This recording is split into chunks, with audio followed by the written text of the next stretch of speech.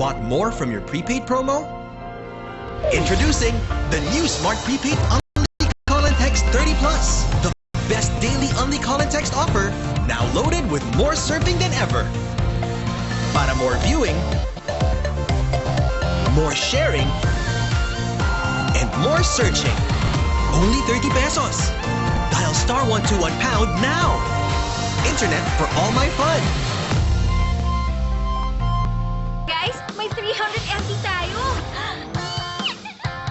Dami pang Facebook at Instagram. Email and videos. Stock up on data with Smart Big Bytes from the country's most advanced network. May apps and sites up to 300 MB. 50 pesos lang for 3 days. Hey guys! May free YouTube pa and more. That's a lot of bytes of internet for all. Text Big 50 to 9999. Smart. Live more.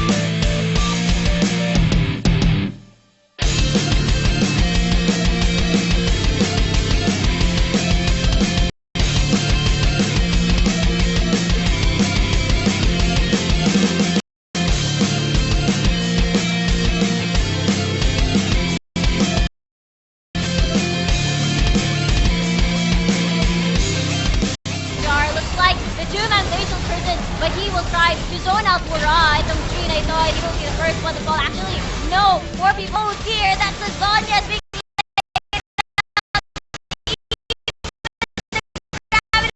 killing spree na si Kenjiu, and the lasers just hurt so much. Double kill na, and that'll be a triple kill as well. Oh, hindi ko alam. Pero initiator, a full fall! That's a full front combo! Pakalaw na! But the slicing measure of the beauty is there. The antagonist is also there para sa side ng University of the East. Now na pinuhos na ito. Xavier University.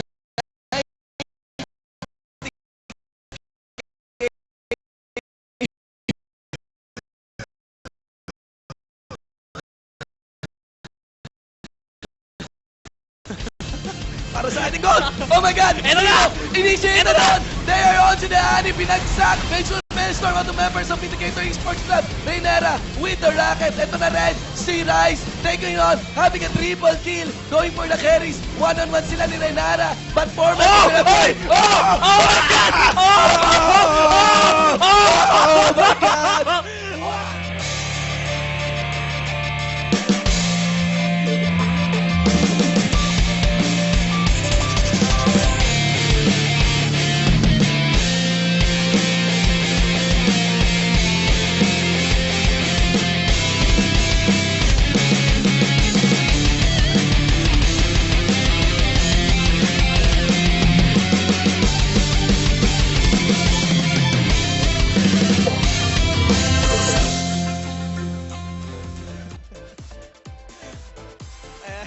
Eto na! Eto na! Grabe guys! Sobrang angas. Oh, eto na! Eto na! Eto na naman tayo, guys! Welcome back! Collegiate League 2015 Summer Term. We are now on to our week 12 and of course kami po ang inyong mga kasama. Ngayong hapon, I am GS Shinpu, rather Debonair Shinpu, and of course, I am Debonair Amplifier. okay, so exciting set matches na nakalaan para sa inyo into our schedule right now. Para sa ating Game 1, you could see here, Tamaros of Far Eastern University will take on Gayok Esports of Technological University of the Philippines. Para naman sa ating Game 2,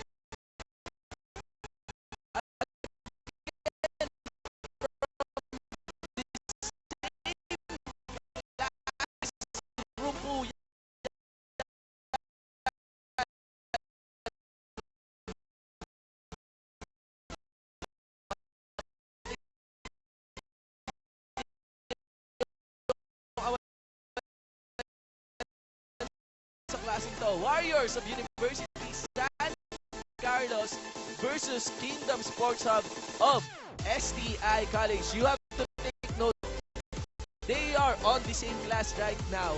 At ang exciting dito sa Game 1 and Game 2 natin, GS Amplifier, is that kung ano yung magiging result natin, kung Game 1 win para sa Tamarors and para sa Warriors, kung parehas din ang result sa Warriors, win din sa kanila, or parehas sila lose, itong FEU at itong San Carlos, magta-tiebreaker sila.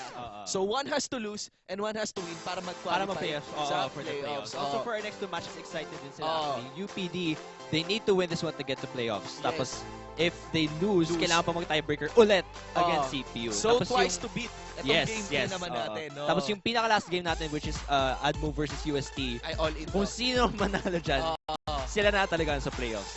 So, ang laki ng weight actually, since this is our final group stage week, ang laki ng weight talaga ng week na to. Dito natin talaga malalaman kung sino yung mga pupunta sa playoffs. Kasi yung Olfu, Our Lady of Batman University, for sure, pasok na yan sa playoffs. Tapos yung GRU, magkakaroon sila ng off-stream match. Kung manalo sila, I think 2 games, they go to playoffs. Papatindi nga ng papatindi habang lumalapit tayo dito sa playoffs. As you could see in the video kanina. Oo, grabe. Nagsisigaw si Cairo doon. Straight from Burrito. No?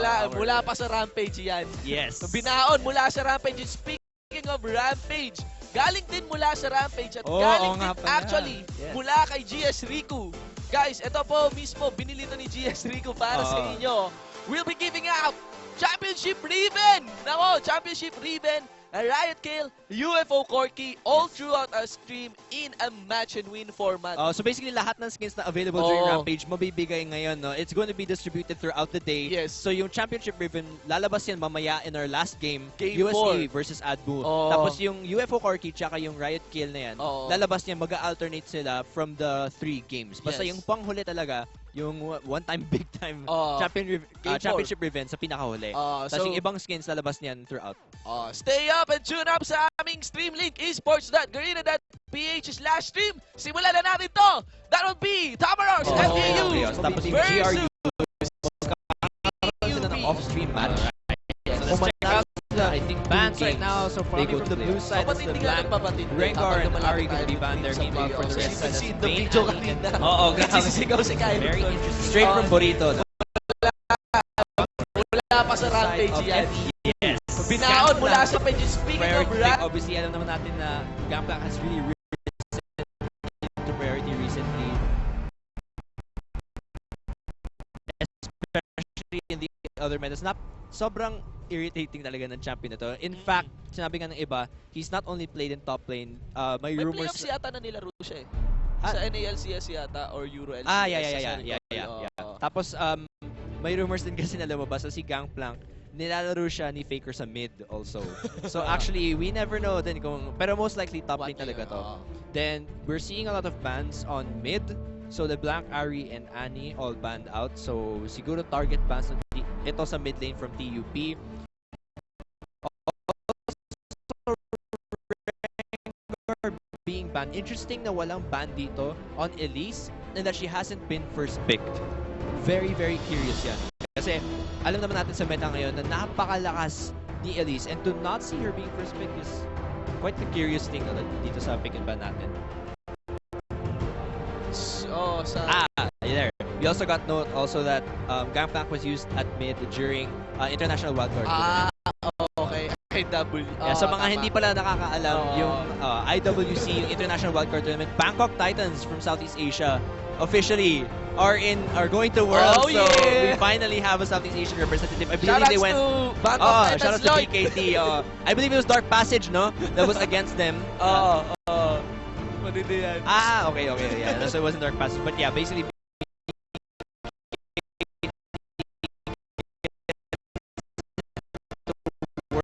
We have a Southeast Asia representative.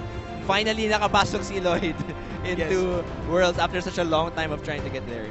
So, worth it there. Okay, so running down sa composition pa rin natin dito. We are still seeing a victor para sa side ng TUP.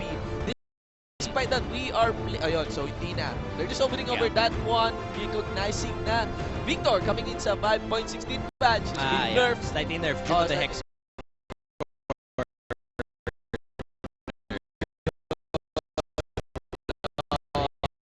Natanggal na yung AP niya. Now he scales a bit better into, I'm not sure if it's better, but basically yung item na yun, yung Hex core na yun, gives you additional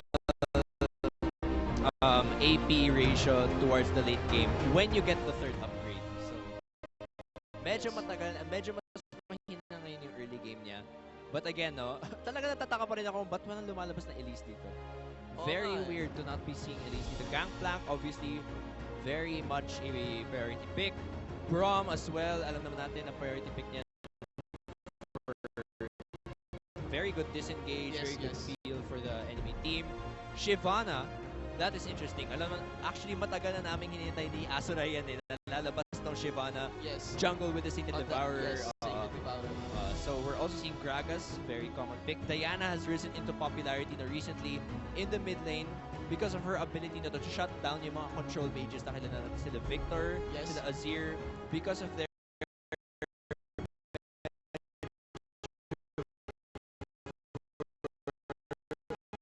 vulnerable na early to mid game. Immobility. Basically mag-enjoy ito si Coheed sa mid if you're fighting someone like a Victor or an Azir kasi yung dive potential talaga naman. Plus, with this Gragas is very, very big. It's quite surprising din na nagkukulang sa range dito ngayon yung composition ng TUP. No? Only relying up on Corki. Ng Spike ay nasa mid game. Okay, so early game is leaning actually on the side of FEU right now with the Gragas. Actually,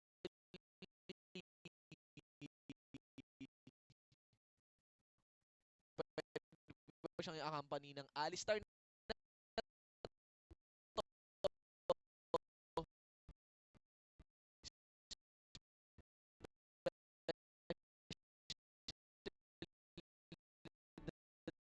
this Alistar is running with a Team Knight. Usually yun nangyayari din kasi with this kind of composition. So tignan natin muna yung team composition. Coming from the side of FEU, they do have late game obviously kasi may Jinx sila, but their early to mid game, actually their mid game is also very strong. Kasi you have the Diana, you have the early pressure from the Gragas. Yung question na lang actually dito is kung sino ba yung ipa-pressure nila na lane. Kasi obviously Gragas is going to provide early pressure in this game. Will it be at mid? Is a snowball ba nila ito si Diana? If that's the case, Fizz has to be very careful kasi if they dive, then it's very careful. Although Fizz naman, actually medyo safe naman siya. Medyo naman siya. Playful trickster, alam naman yung gano'n nakakainis yan. Halos lahat ng skill shot pwede yan i-dodge. So very, very safe. Build. Yeah, so we don't know what lane GT Neil is going to prioritize. But if ever they do, actually wala masyadong pressure coming from TUP. If Shyvana is going to go City Devourer, medyo hindi yan magagank for a long time. Nasa 6 pa, may spike pa, may naantay itong spike, itong TUP. Powerhouse composition with a very good protect. Actually, pati nga yung ADR nila, may safety na nga. Pwede nga sila magdala pa ng mas hyper pa na ADR with this kind of composition. Medyo mas may safety pick pa nga itong Porky na to. With the Braum pa. Oo. Pero ang problema doon, may silang phase ng game. Will they be able to live through that phase? Yun yung tanong actually talaga. Kasi with this Gragas and this Diana going to spike at 6, yung tanong doon is, will Shyvana be able to be there?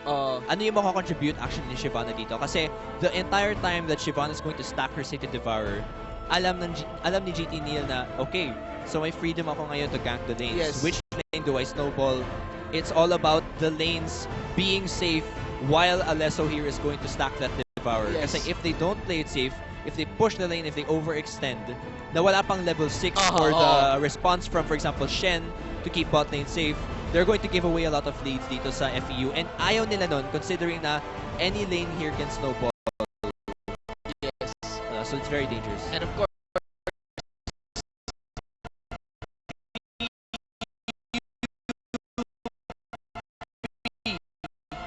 nilalayo nila sa early game. Siyempre, yung power ng composition nila. The problem is, pag nilalayo naman nila sa early game, sino nakaabang pagdating sa kabilang dulo ng game? Gangplank. Yeah. Plus si Jinx also. Yun na, si Jinx pa. So, it's quite leaning now on the side of FEU. Their compositions actually, yung FEU, for their side at least, it's quite balanced. Their early game is quite safe. Kung mag-relieve ng pressure to si GT Neil, it will be a safe early game. Pagdating na mid-game, malakas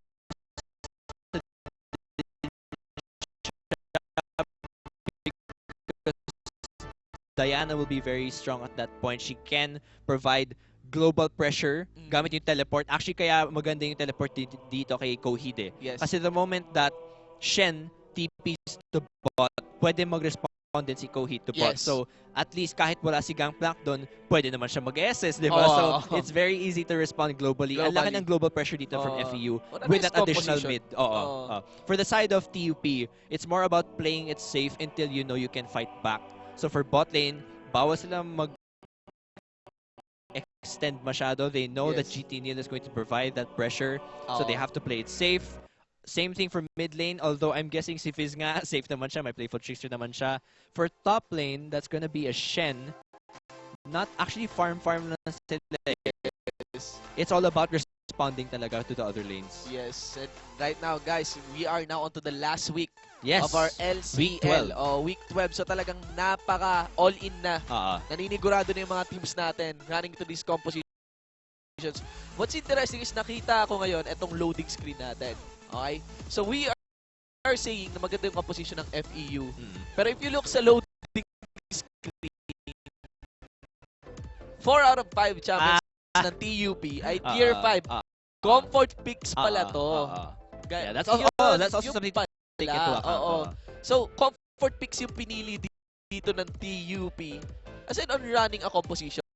Ayun naman yung ni-roll dito ng FEU. Who will prevail ba? Okay, yung comfort pick mo ba? Okay, parang somewhat yung individual mechanics mo ba on a champion? O, eto nga, team play.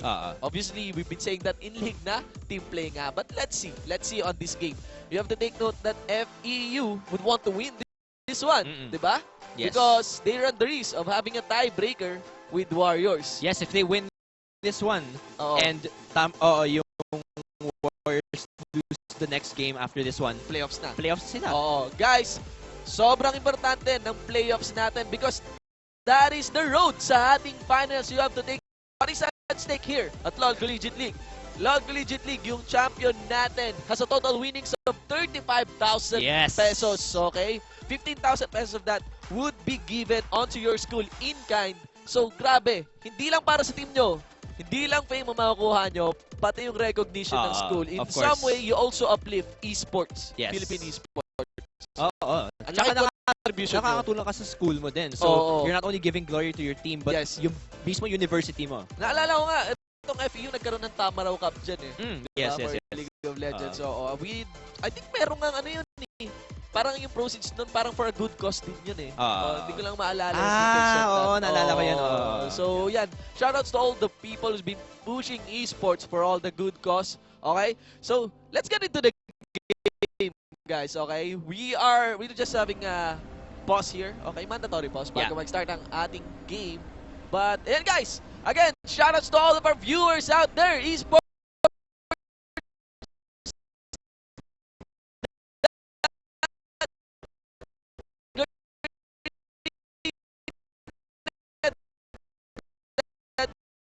PH/stream. Why don't you do us a favor? Okay, magsama-sama tayo magkulitan. Yes. Ngayong hapon dito sa LoL Collegiate League mula sa mga viewers natin from Twitch, from Azubu, from YouTube. Lahat na. Kanina may 6 yatang viewers sa YouTube nung nagsiset up pa lang tayo. Tapos nagulat kasi si Cairo para may ilang viewers na din tayo sa Twitch. 70 plus. Wow. 72 ata yan. Kasama nyo syempre sa aming stream at sa aming sa chats natin. Nandyan po si GG Aika and of course GG Riku moderating up our stream. So, do use the stream chat. Tell us your insights. Sabihin nyo rin yung moyo kayo sa aming game. Again, we are giving awesome prizes here. Yes, don't forget may lalabas na code sa screen mamaya that could possibly be either a Riot Kale or UFO Corky. Just wait. Para match and win lang to. For those who have been watching the LCL for some time now and for your PGS din, may lalabas na code, may isang question mark, i-guess niya lang yung character na yun, whether it be a number or a letter. Pag natama niya siya, UFO Corky or Riot Kale. Ang matindi dito, galing pa yun mismo kay GS Riku. Due to her generosity. Di ko lang alam kung personal niyang ibibigay. Yun. Wow. Okay. Matindi yan. Grabing. So much win. So much win, guys. With the fan sign. May code diba? Sabi ni GS Asiray dito. Guys, welcome to the Summoner's Rift. You are watching the LoL Collegiate League 2015 Summer Term. We are now on to our final week. Week 12. It is the match para sa Game 1. FEU versus TUP. On the blue side, we have FEU in the top lane. It is Mac Rory on the gangplank. For the jungle, it's Neil on the Gragas. For the mid lane, Exco in on the Diana. And for the bottom duo, we have Kido on the Jinx AD carry and Simon on the Alistar support. Meanwhile, that's TUP on the red side. It's gonna be Rhea Cutie with Shen in the top lane. That's gonna be Alesso. Limited. As in talagang rampage mo lang makukuha yun. So, for those who came, swerte na agad, may papakita agad sa Summoner's Rift natin. Patingin nga ulit. Ang galing. Ganda talaga. Bagay na bagay actually kay Corky yung theme ng Burger Corky. Alright, so let's see how things go. Standard lanes coming up. Walang naganap na lane swap. I don't think it's necessary as well. Corky Jinx, that's pretty much... no need for a lane swap, it's not necessary. Right now, we're going to see yung importante dito is yung jungle interaction. and yung lane interaction natin. Again, GT Neil going to provide pressure dito sa early game natin. Paano magre-react ng TUP? They can't overextend because si Alesso, syempre, kailangan niya ng time to stack the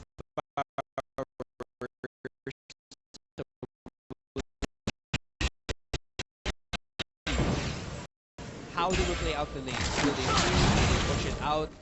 And yung ward coverage then is very important here for TUP to take keep track na kung saan pupunta ng Dragas. But again, sabi na natin kanina, sa drafting coach natin, FEU, Ramarors has to capitalize on their early game power. Yes. Pwede nila, as in yun yung isa sa mga win conditions dito ng FEU. Deny the face na inaantay or install itong TUP. Yes. That's actually very true. Will GT Neil provide pressure via invade? Mag-invade ba siya? Or will she just pressure Shyvana into responding sa lane para ma-delay yung Devourer niya? We'll see how these junglers interact. Removing that from the table naman, wala yung, syempre, yung ganong classic rotation and pressure, magagalit sa jungle. Pero what about the lane space? Well, for the laning phase, actually, oh wow, Cookie getting very low. Actually, magta-touch pa lang ako sa mid lane. Actually, mahihirapan tong phase to Diana. There's long range harass. Whenever Cookie will come in to dive, order siya to deal damage. Really, it's a very hard matchup for the phase. Yeah. So it's actually a very difficult match, specifically for Fizz. Siya yung mahirapan sa match. And because Alesso cannot provide pressure, hindi niya alleviate yung pressure from mid, Cookie has to play it very safe until 6. Or at least until the point na ma-stack na yung Devourer dito di Alesso. It will be hard for Fizz. He has to play it safe. Don't overextend the lane because GT Neil halata naman and he will, gank you if you overextend your lane. Meanwhile, GT Neil is actually counter jungling. And he might gank top. Let's see on this one. Drunken Rage bodies lang mga kaibigan. Ako nandiyan na to Rhea. Cute, but the damage is not there. What is going under there? And with the normal lead. Cute goes for a turnaround. Hindi nakapollow up na maayos dito si Cloud. Sobrang layo. Actually, medyo mismanaged yung wave doon. He should have pushed up yung lane. Or at least, dapat iba yung path ng Cloud kasi dumaan siya sa likod. Sobrang layo ni McFlurry. He was able to follow up any damage. But in any case, again, that's an early gank that TUP has to be careful for. Saka, ang playstyle naman din sa gank. Where is that one kill para sa TUP nang galing? Yeah, so wow, what? I wish I saw the Shyvana gank actually, pero that was actually a really good. The thing is, yung problema dito is you can actually play mind games with someone who uses Sated Devourer. Kasi baka maloko mo sila. It doesn't mean that just because you're going Sated Devourer, hindi ka magagamit. You'll play passive. It also means that you can still provide pressure in the lane. And now, that gave first blood to Shyvana. That will help her to get the take a bit earlier. Plus, we're able to reduce pressure mid. So medyo unfavorable matchup. So that's good coming in from TUP. In exchange though, nakakuha naman ng double kill itong si Kiddo at bot with this Jinx. And that's really not going to help Akilux with the course. Kasi madedelay yung Trinity Force niya. So that was a very... Alam mo nga mag-healing video yung flash na yun But Jinx was able to get the double kill. It's really surprising over that one. Now that will shoot up a 1K gold lead para sa side dito ng FEU. Sabi pa kanina just after yung mind games dito ni Shyvana. Napaka-aggressive siya nung pinili niyang jungling item. Challenging Smite. Yung Skirmisher Saber. So that's really going to help in terms of dueling potential then 1v1. And that doesn't mean na yes, pang late game. Ito ang purpose din naman talaga ng Challenging Smite. But still, you can still use on an early game. That's true. So Fiendish Codex now for both mid laners. Nakikita natin actually na medyo even naman yung trade na dito. Although in terms of CS, sobrang behind si itong si Cookie. Nakabawi-bawi dito si Fizz niya. Confident talaga si Diana. Akala niya talaga hindi agad si Alesso. You can play the mind game. Meanwhile, Simon actually ganking mid but not gonna get a kill. Still putting pressure sa mid, so lumalaki itong, or rather consistent yung CX gap dito for Diana, which is good. You don't want the Fizz to snowball into mid-game. Plus, na-delay din yung mid-game spike nitong si Corky because of that double kill. Yes. So, vastly hihina yung mid-game strength nito coming in from TUP because of your advantage at mid. And that bot. The question is, kailangan ngayon gumawa ng plays nitong TUP with the Shen para makakuha ulit kayo ng lead. Need to get... Flash. Okay, so there's a displays on the Rationel. Winter's Bite. It's the defeat. Wala kay Kino. Kino, Aki looks getting the beat up to Kino. Kino going solo. Tingnan, walang flash mga kaibigan. And that is Simon doing his work over the Corky. At teleport magagaling mula sa side ng FEU. Rhea Cute is in the house. Man, unless with the front line. Macaroni getting left out. no! This is a very squishy GP. Managed to escape. Help of Simon. The battle is there. I think nobody will re-engage on this one. Tingnan natin kung ano kukunin nila after 2 teleports or after 2 roams over the bottom lane has been laid down mula sa top lane. Grabe, no kills. So, walang nangyari. Lahat sila pumunta sa bot. So, pretty much even lang siya. Walang tumotodo. Walang nag-dolly ng investment nila. Meron Yes. pang mga splash itong mga ano to, summoners na to. Yeah, if you cannot play throwy in this game, kasi always keep in mind, malaki din yung pressure ng FEU here. If they lose...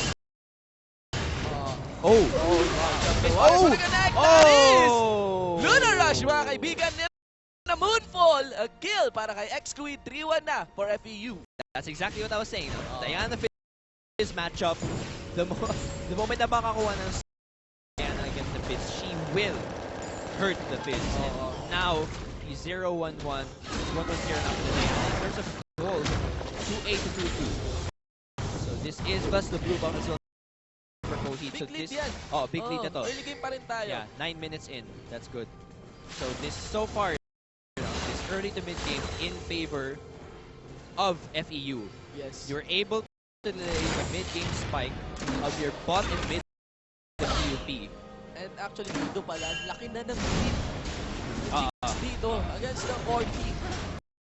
3,200 to 2,000. Yeah. 1,000 gold lead. Almost 1,000 gold lead. So winner rage. Lado to switcheroo. Pwede lang i-zone out. Ito si Akilo. Delaying more and more than 3. Of course, there's a flash in. The SS. There's the rocket. Super mega rocket. Gets sidestep on. Simon target the target up. And that will jump Akilux below 200 health. Ito lang talaga yung problema kapag gumamit ka ng jungler na nagsistack ng Safety Devourer. Kasi may pressure siya to stack ng Safety Devourer. Alam niya hindi siya makakakang sa bot. At alam din yun ng kabilang team. So, yung bot lane ng FEU knows na pwede din sila mag-aggressive dito sa bot lane. Kasi wala masyado magiging pressure sa bot. And bully lane talaga. Itong bottom lane. Alistar and Six. Of course, lalo pa yung Alistar na alam na nila kung ano mangyari. Pick out an exhaust. Alam nila na hindi, kahit may piece pa, napaka-tanky ng composition talaga dito ng TUP para maka-play ng isang assassin style piece. So, hindi mo kailangan yung exhaust. So, Winters, concussive blows, there's explosive cast mula kay Chicken, and that is the mustache of the Braum going down para naman sa FEU taking kills methodically on this one. Grabe, ang lalaki na ng gap. Level 9 to level 7 at mid lane right now. Oh wait, okay, so naging level 8 na siya, but still, the CS difference, the gold difference, everything is going in favor right now of FEU. The gold lead is getting bigger, 3,000 already at 11 minutes in the game. That's a very big deal for FEU. Sobrang malas actually. Oh no!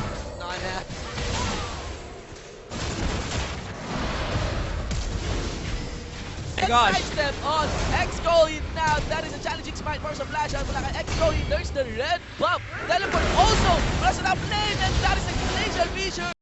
That's a classic blow finally, and X-Coin will get. I think there's a shutdown. Yeah. Or I don't. No shutdown. 2 kills pala para kills kay pala X-Coin. Still, the second kill para sa side ng TUP. And they're aiming to take this dragon. Yeah, this dragon is very important kasi 5 stacks dito sa Devour. This is a very important objective for Alesso. Will they get it? There might be a steal. Ooh. Oh! Okay, so she got it. TUP got it. So no Rampage, Super Mega that bracket.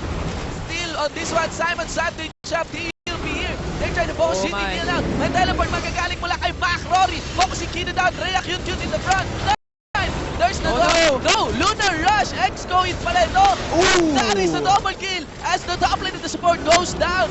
That is Alesso in the front line and wow, Cookie! Oh my god! Tricks turn in. What was that? A zap! Will the kill be? No! Oh! Wow!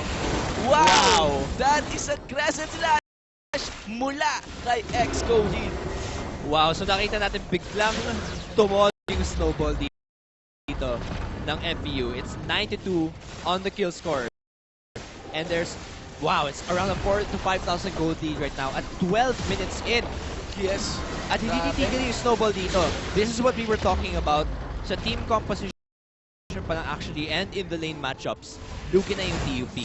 In the mid lane, Diana over Fizz. Yes. At the bot lane, of course, actually, Jinx's range will definitely outrange Corki. Until level 6 and Trinity Force, hindi niya kaya makipag-duel. And actually, if you think about it, Corki plus Braum does not really synergize well kasi hindi auto-attack reliant si Corki. So you won't really be landing the stun from the passive. Hindi mo ma-optimize yung kill ni Braum. Yeah. Mas may mga champions na mas nagsisynergize pa sa Braum. Yes. And yun, so they didn't take the Sivir, they didn't take the Kalista or anything like that.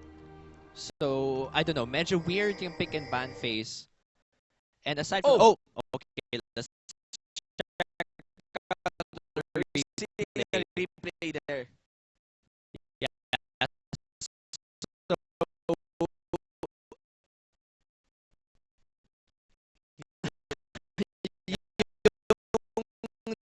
FEU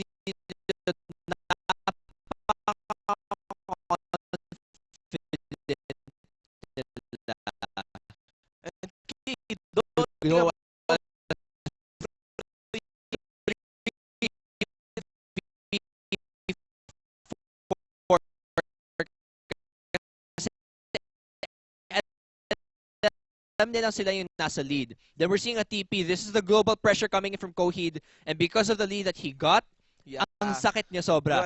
Everyone's forced to back out. Double kill from that one crescent slash. And Alesso still not the stated devourer. So medyo kulang pa rin yung output niya dito in terms of damage. Zap lands the R crescent slash to snipe.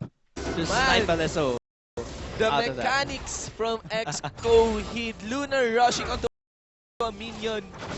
Para lang may connect yung crescent slash. Yes. Wow.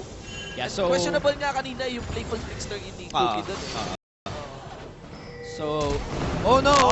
For fun! Pulverize there mga kaibigan! Hitting in from the side! The snipers of the Epic goes down! That bracket, no kills yet!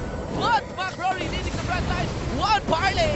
No! That is Simon getting the kill after a nerf or rather slowed down headbutt 11-3-0 for the side of FEU. Yeah, so FEU just keeps pushing their lead at this point in the game. Always pushing forward. There's going to be a replay there. Flash 4-man pulverize. And then GT Neil comes. Actually, medyo hindi niya natansya yung SS niya. So actually not so efficient. It was only able to push in Braum. But in any case, they try to disengage. Medyo may na-block naman the damage. But the Mega Death Rocket hits 3 people there. And chum the waters on Alistar, man. So at this point, they just fully commit to si Rachel dito.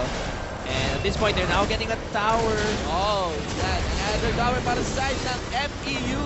Will TUP compete to another fight? They know walang objective. But they know that FEU has low health.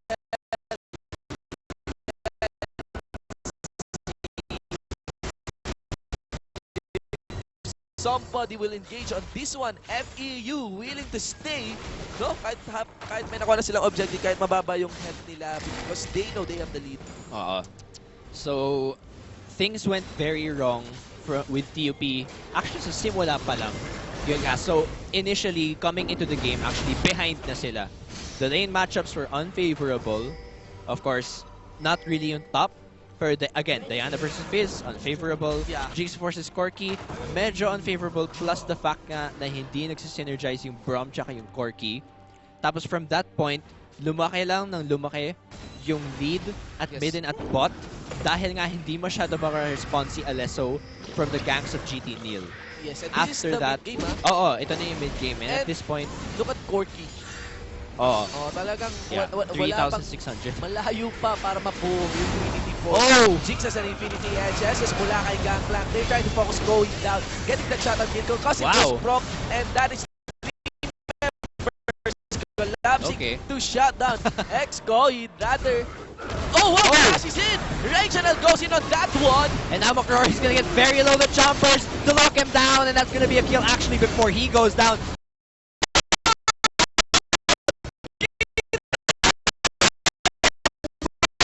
He goes down as a shutdown kill, coming in for Shen and GT Neil trying to escape.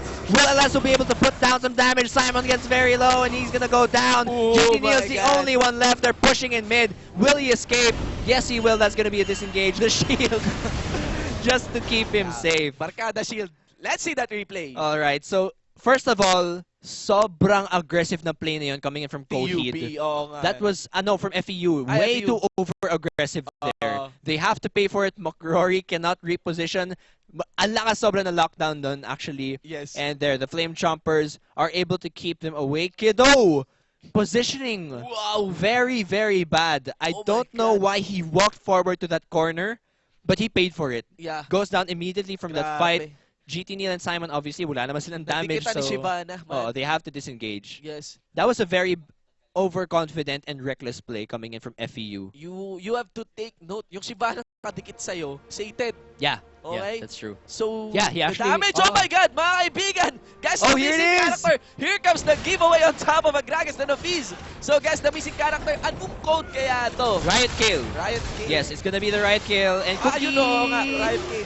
Nakita natin sa side. So, 6RUPJA4, question mark, 3YQHLJFI. Nako, sorry, hindi namin kayo na-remind i-open yung clients nyo. So, Riot Kill, guys. Of From course. GS Riku. To input the code, nasa shop po natin yan, okay? Promo code, yan na po. From GS Riku, Riot Kill, una para sa mga set of giveaways natin dito ngayon at the LOL Collegiate League. Yes. Alright, so anyway. Wow, going back to the game. Again, grabe yung sobrang na play na yun coming in from FEU. It was a very reckless play. 2 versus 3. Wala kayong wards doon. Only one vision. Ward! Yeah, is that true? Will you focus Shyvana? Seryoso kayo dyan? That's Corky getting the free hit. Simon in the front line. Concussive blows. And whoops. We are having a problem over this one. Alright, so having some technical difficulties right now, guys. Sorry about that. We are gonna hang for just a bit. We'll try to get this one fixed as soon as possible. Anyway, yun. So nakita natin na. So FEU being a bit overconfident with their plays right now, and yeah, so they're just being really overconfident with their plays. We don't know how they're going to respond. Actually, hindi naman sobrang throwy ng play na yun coming in from FEU. It wasn't like hindi naman nila totally binigay yung game. Pero still, no,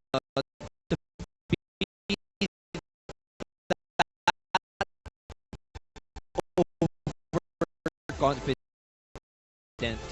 with their plays. It's yun yung dent Yun yung dent sa lamang ngayon ng FEU. Malaki yung lamang ng FEU. Well, Corky naman sa Trinity Force. Kanina talaga wala. Ang laking spike ngayon to para sa Corky. Yes. Pero, ayun, if you focus, mawala mo si Excoheed, mawala mo si Jinx, sinong nandun? I don't think Gangplank is there to carry the game. He still needs to farm up. Kailangan ng konting tankiness. May damage na siya, pero yung tankiness yung tanong. Yun din actually. They need to be able to set up din yung barrels eh. Yun yung isa sa mga pinaka-important na mechanics coming in for Gangplank. Kung marunong kang mag-set up ng barrels. Kasi keep in mind, 60% armor penetration, hindi biro yun, yung damage na yun. If you can pull that off during a team fight and set up properly, then you will win, actually. So actually, pinaka-importante lang talaga dun is to be able to spread around vision and deal damage with your barrels. Kasi otherwise, you won't be able to win the team fight. FEU, even if they're in the lead, they have to play it smart pa rin. Hindi yung tipo mag-OOM lang kayo lahat. Nakita nga natin yung play na yun sa top lane. Very reckless. Just 2v3ing without a lot of vision. That's a very reckless play coming in from FEU. They have to play it smart. Set up vision. Buti na lang bago tayo nagkaroon ng technical problem. Lumabas yung Riot Kill. Nako. So, shout out to the winner of the Riot Kill. Okay? Yeah, so... Yeah, we're still having a couple of technical difficulties right now. We will... Yeah.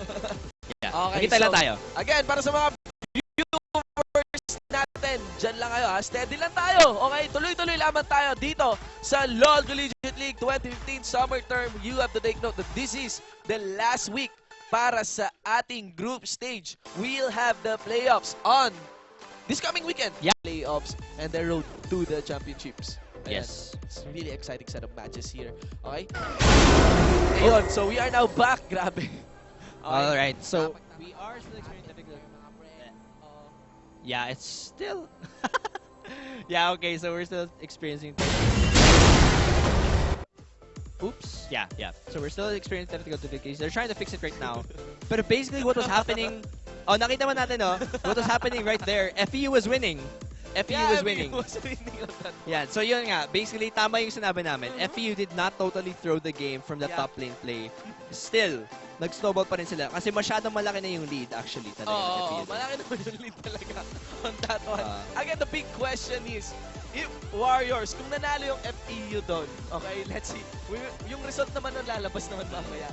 Kung nanalo yung Warriors ngayon, sa game 2 natin, ayan, they will proceed for a tiebreak. Yes, okay? yes. That depends, no? Kasi, again, we have to keep in mind, yun. So, FEU and USC, sila actually magta-tiebreaker if USC wins their next game, no? So, if FEU wins this game and USC loses, then that's going to mean FEU playoffs. Oh, no, Alesso! It seems FEU, okay, by the time nawala tayo sa game, nanigurado na 14,000 gold lead. Yes, look in the battle for the French. With 7 turrets against 1 para sa FEU. Look at those up. Going down. Those are going down. It is just beautiful for the cleanup. Even the unbreakable seems not to stop. The Jinx AD carry, they will destroy this inhibitor. Second inhibitor for the base of PUB. And yeah, I think PUB is just waiting out how... Actually, my bad, no? He doesn't have that. So actually, very reactive lang yung team nila. And siguro, Bursty Assassin man lang. Sana. Kasi may good advent ang Bursty Assassin ngayon. Yan, nagkaroon tayo ng Juggernaut patch itong 5.16. Ay, nga pala, we forgot to mention, since this is patch 5.16, Juggernaut patch na nga siya. But, we have a rule for LCL and PGS na kapag kakalabas lang actually ng major changes, we don't allow them to be played for around the first 1 or 2 weeks. So we won't be seeing... We won't be seeing Garen. How to Train Your Dragon, Mordekaiser. Mordekaiser, si Skarner, tsaka si Darius. Yeah, so we won't be seeing them, pero everything else that came with patch 5.16 is available for LCL today. And you have to take note, hindi friendly yung patch 5.16 sa armor. Kaya yung kanina, running down dun sa analysis ng kanina, ng isang assassin. Actually, you could say Fizz is assassin, diba? Pero si Fizz is not a bursty assassin. Nawala na yung burst Fizz ngayon. DOT! Fizz ngayon. Bruiser ang Fizz ngayon. Depends on how you build him. Kasi if you build him for example, Trinity Force and things like that, tapos nilagay mo siya sa top, for example, DOT talaga siya. Kung todo yung lamang. Pero di ba yung bagong update nga dun sa Chop the Waters is that habang may debuff ka nung Chop the Waters, habang may slow ka, amplified yung damage ng Stone Trident. Wait, actually amplified sa lahat ng skills. Yeah, so actually you have to chain lahat ng skills mo immediately after your ult para maging bursty ka. Okay. So we're gonna take a short break right now. FEU. We'll go. Okay. So FEU and TUP. The game is over. Sino nanalo? And FEU. FEU obviously. Surprising! Obviously, nakita natin na panalo sila. Naman natin talaga.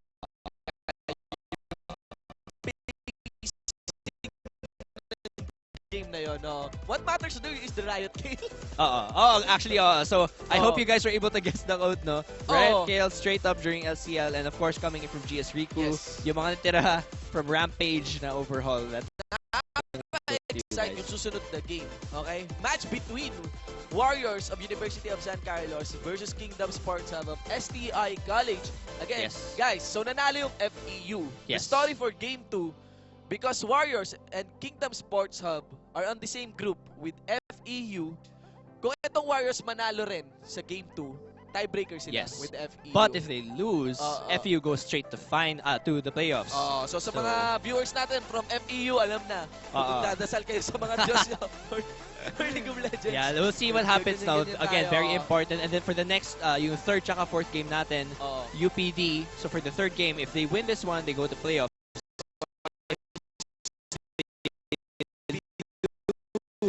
They have to fight CPU again for a tiebreaker. Tapos for Admo and UST, kung sino man manalo, diretso playoffs. And a championship ribbon code. For Game 4. Don't forget about that, guys. Championship ribbon, match and win din siya. Just wait for Game 4 and we'll see who wins this one. Okay, so this is the Lcl Collegiate League 2015 Summer Term. We are now on to our final week. Sa mga viewers natin dyan, YouTube, Twitch, and Ajubu, dyan lamang po kayo. esports.garena.ph, wag nyo na i-close yan. Hence, i-share nyo pa. Okay? Dahil tuloy-tuloy lamang po tayo here at LCL. We are your shotcasters. I am Debonair Shin, GS Shinbong with the 1 for a 9. And I am Debonair Amplifier. Okay? So, we'll be right back for Game 2.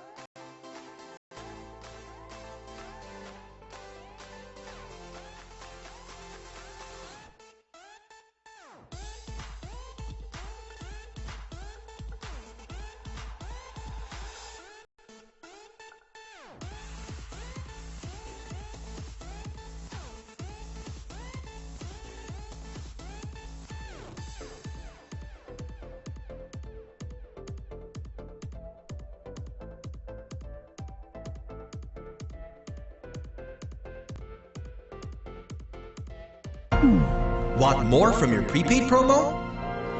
Introducing the new Smart Prepaid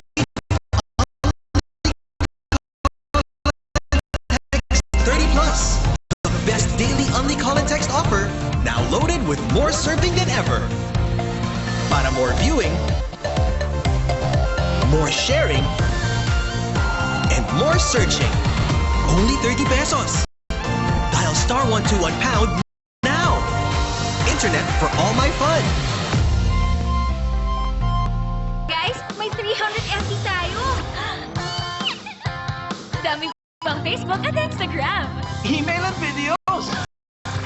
Stock up on data with Smart Big Bites from the country's most advanced network. May apps and sites up to 300 MB. 50 pesos lang for 3 days.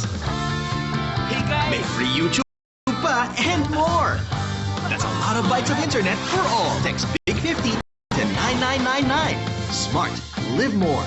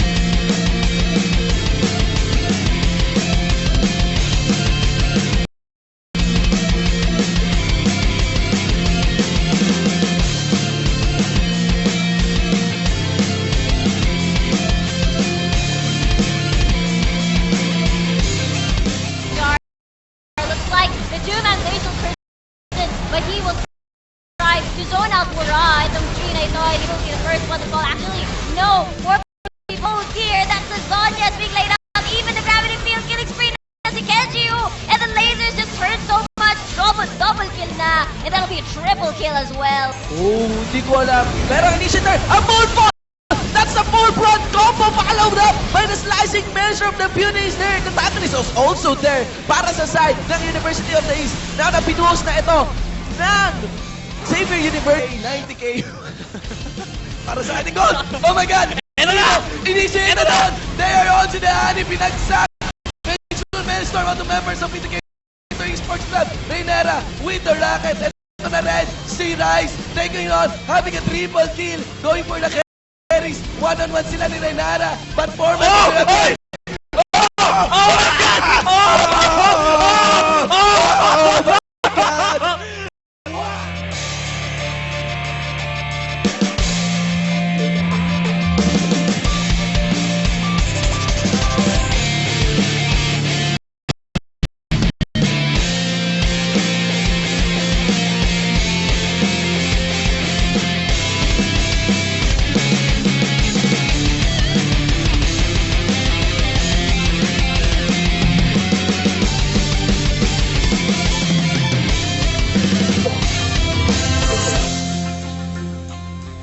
Good afternoon, ladies and gentlemen, and welcome back to the Lcl Collegiate League 2015 Summer Term. This is the final week of the group stage. And again, just to introduce ourselves, I am Debonair Amplifier. Of course, I am Debonair Asarai. Yes, parang good boy.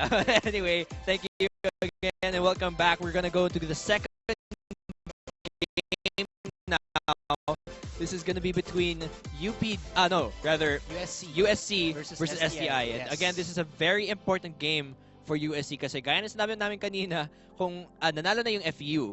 So if USC wins this one, magta-tiebreaker sila. Pero kung matalo yung USC, diretso na agad yung FEU finals. To playoffs rather. So, ang laki ng pressure dito ng USC. Kung matalo sila dito, say goodbye to playoffs. But if they win, prepare for a tiebreaker against FEU. So, it's really gonna be a parang round clincher for thirst quencher from USC and STI. Gutom ka na ba agad? Wala pa. 5:20 something pa lang Pero anyway, naisip lang ako don't forget guys, meron pa ring Rampage overhaul. Yes. We're gonna have a couple of skins being given away today. Kanina, may nanalo na agad Riot Gale. Yeah, it So was a we're- PGS Rifter. Yeah, so, yun pa.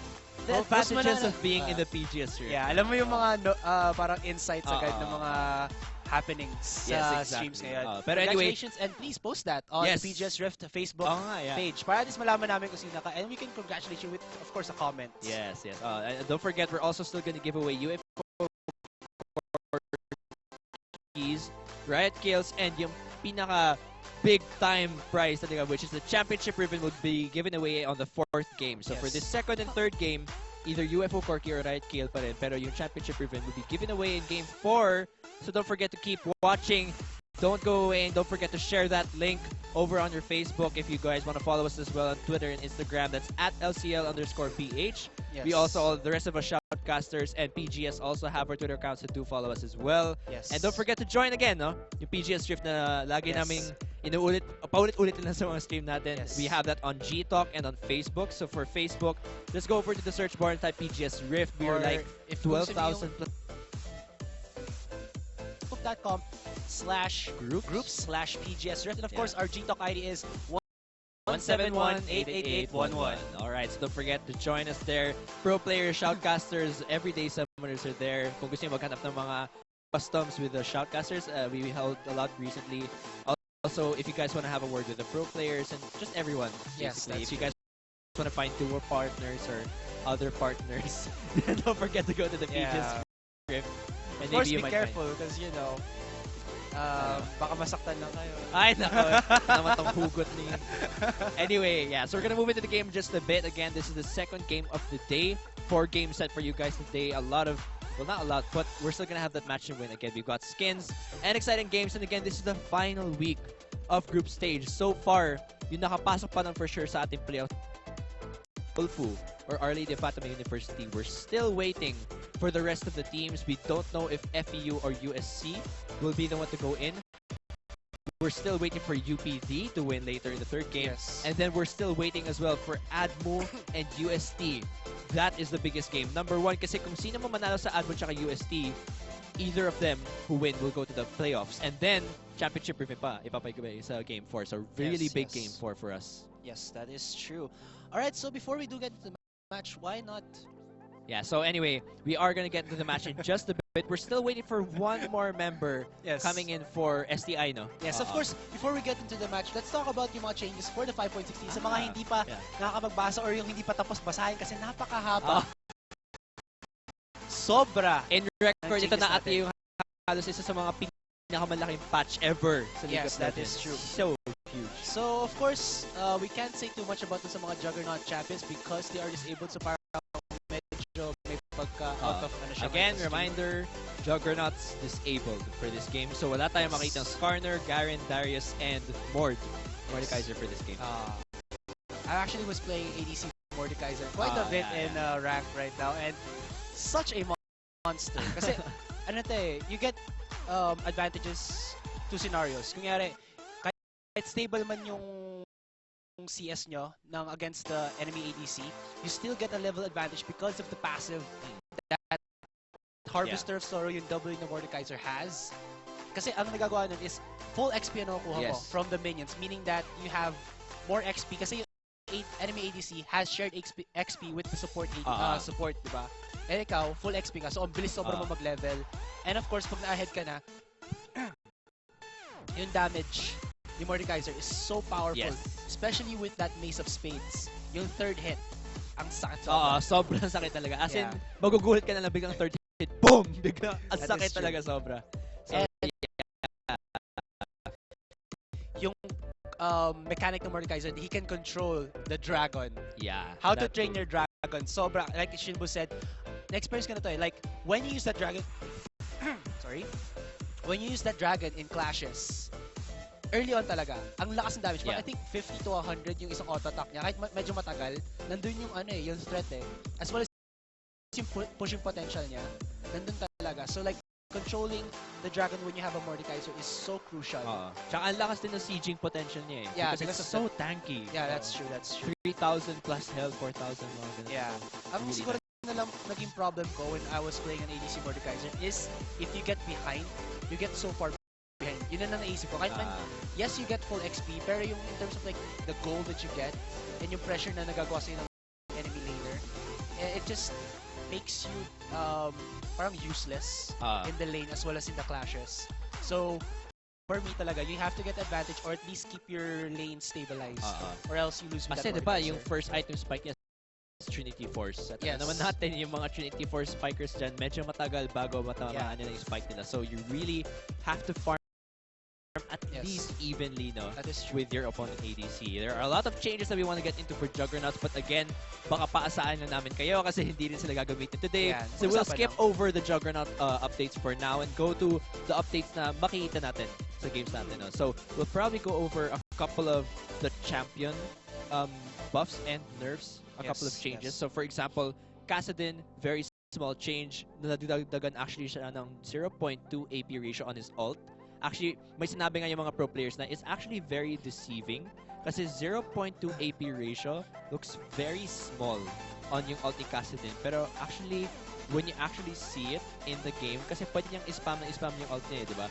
So the more that it lands on you, with that 0.2 AP ratio, even if it's very small, masakit pa rin actually siya. So that is quite a change. Also, a very interesting buff on Lee Sin. That is true. For the Lee Sin players, may additional, ano ba to? Parang may additional blessings na kayo with your ult. Yeah. Actually. Yung feeling natin na when Lee Sin actually came out, yung trip na talagang gusto na sisipa natin yung target dun sa kanyang kakampi. Para at least manakap sila. Yeah. Ngayon, may benefits na yung pag ginawa nyo. Yeah. Especially when you hit, I believe, a tank. Yeah. So you go, yung changes na nangyari kay Lee Sin, there's actually two. So yung una, for those Lee Sin mains, you know how when you just use a skill, you get 15 energy for the first hit and then 15 energy for the next one. Ngayon, 20 energy is the first hit as 10 use the next. So that does help a lot for trades kasi you can't really land your auto attacks all the time. So additional 20 on the first is a very big help. Yung second change na sinasabi ni Asari kanina is on his ult. So yung nangyayari ngayon actually is when you kick a champion into the enemy, or for example, when you kick a certain champion into his allies, the damage that you deal, may bonus damage siya from the bonus health that champion has. So for example, you have a tank, and Lee Sin kicks that tank into his allies, yung bonus health ng tanky champion na yun will be converted into physical damage on all of his allies. So basically, parang bowling siya. Yeah. Isipin mo na lang, ito si Lee Sin, ito yung bowling ball.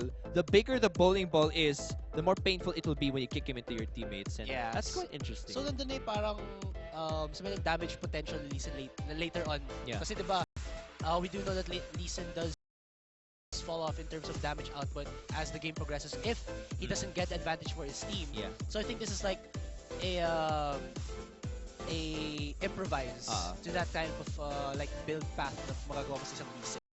Yeah, it's actually very interesting kasi nga, sabi nga ni Meteor, I believe, of Cloud9, medyo nawawala yung spotlight kay Lee Sin ever since his nerfs. So, I think Rise was trying to give him a little bit of love para mag-appear siya ulit sa meta. And yeah, I think the pick and ban phase is starting. We'll get into the other 5.6 updates later.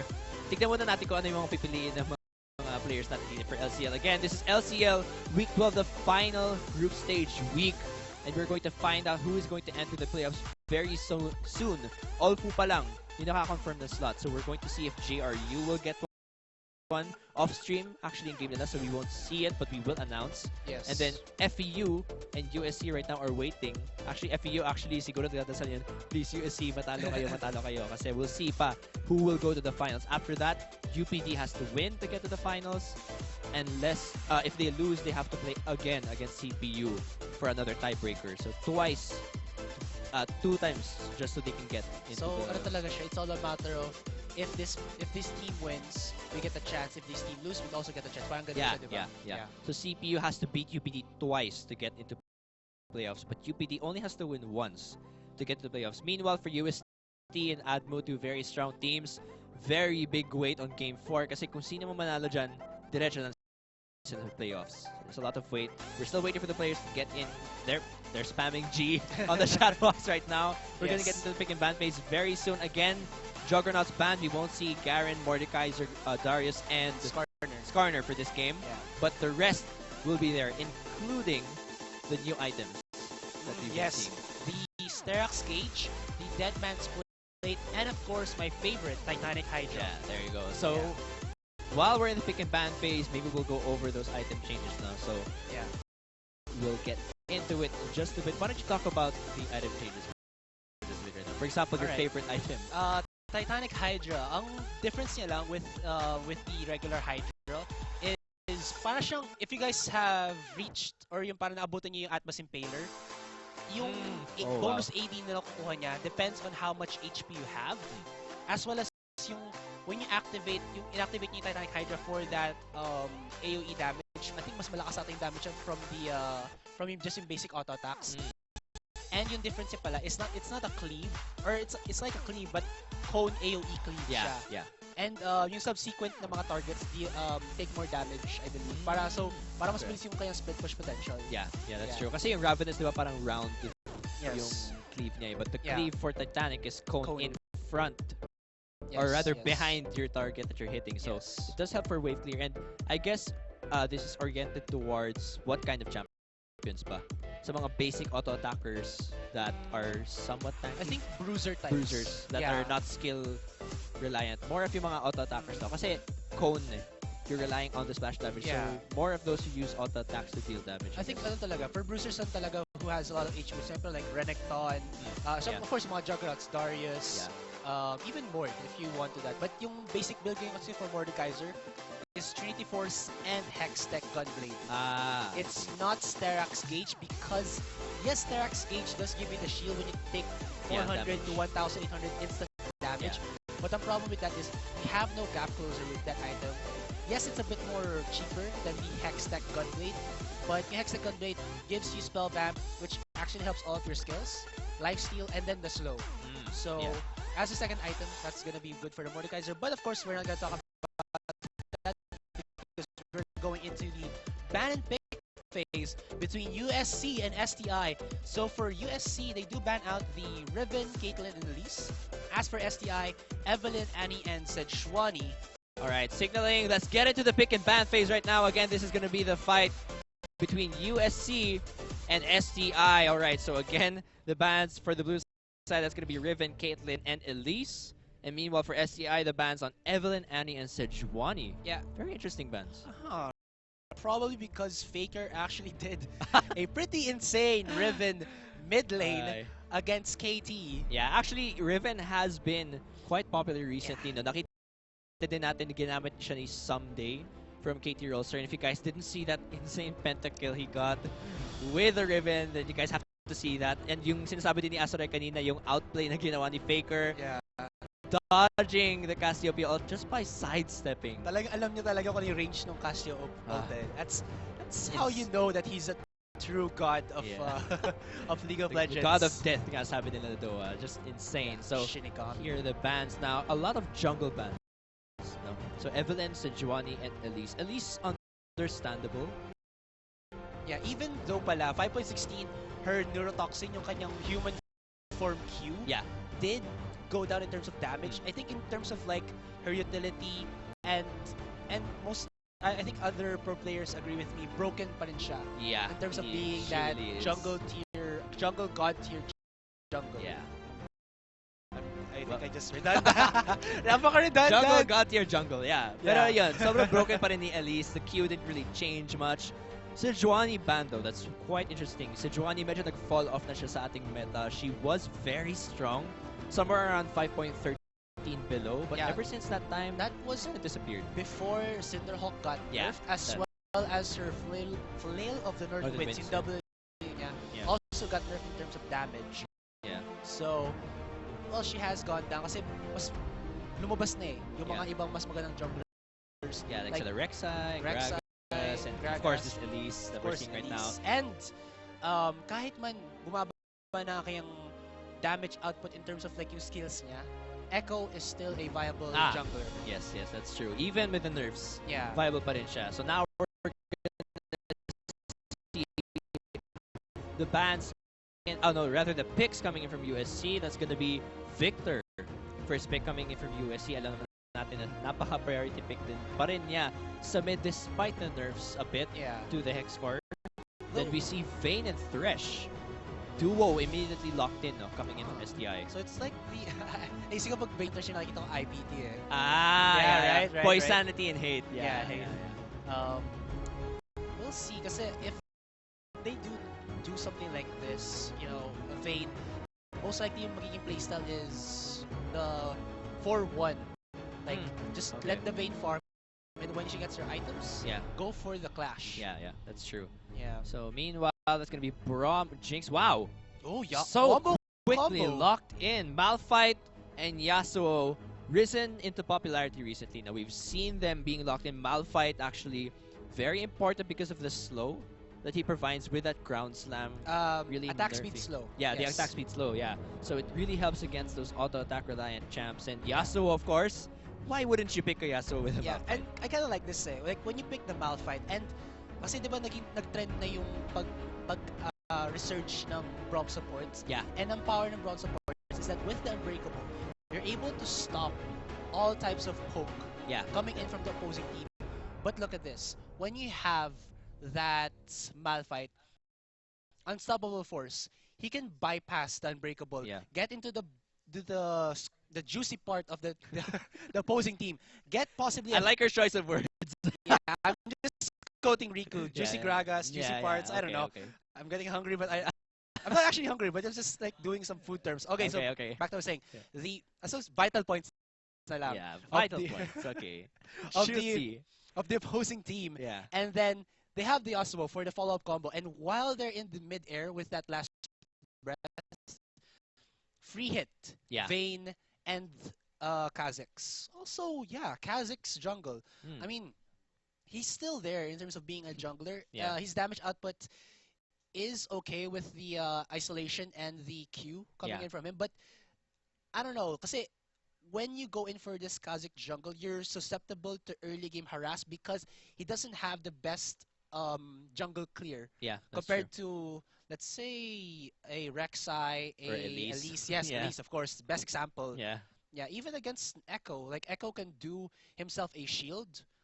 And yung kanyang passive does kill jungle camps very fast. But then for Kha'Zix, you only have the W for the sustain. Yeah, that's true. Yeah, so we'll see.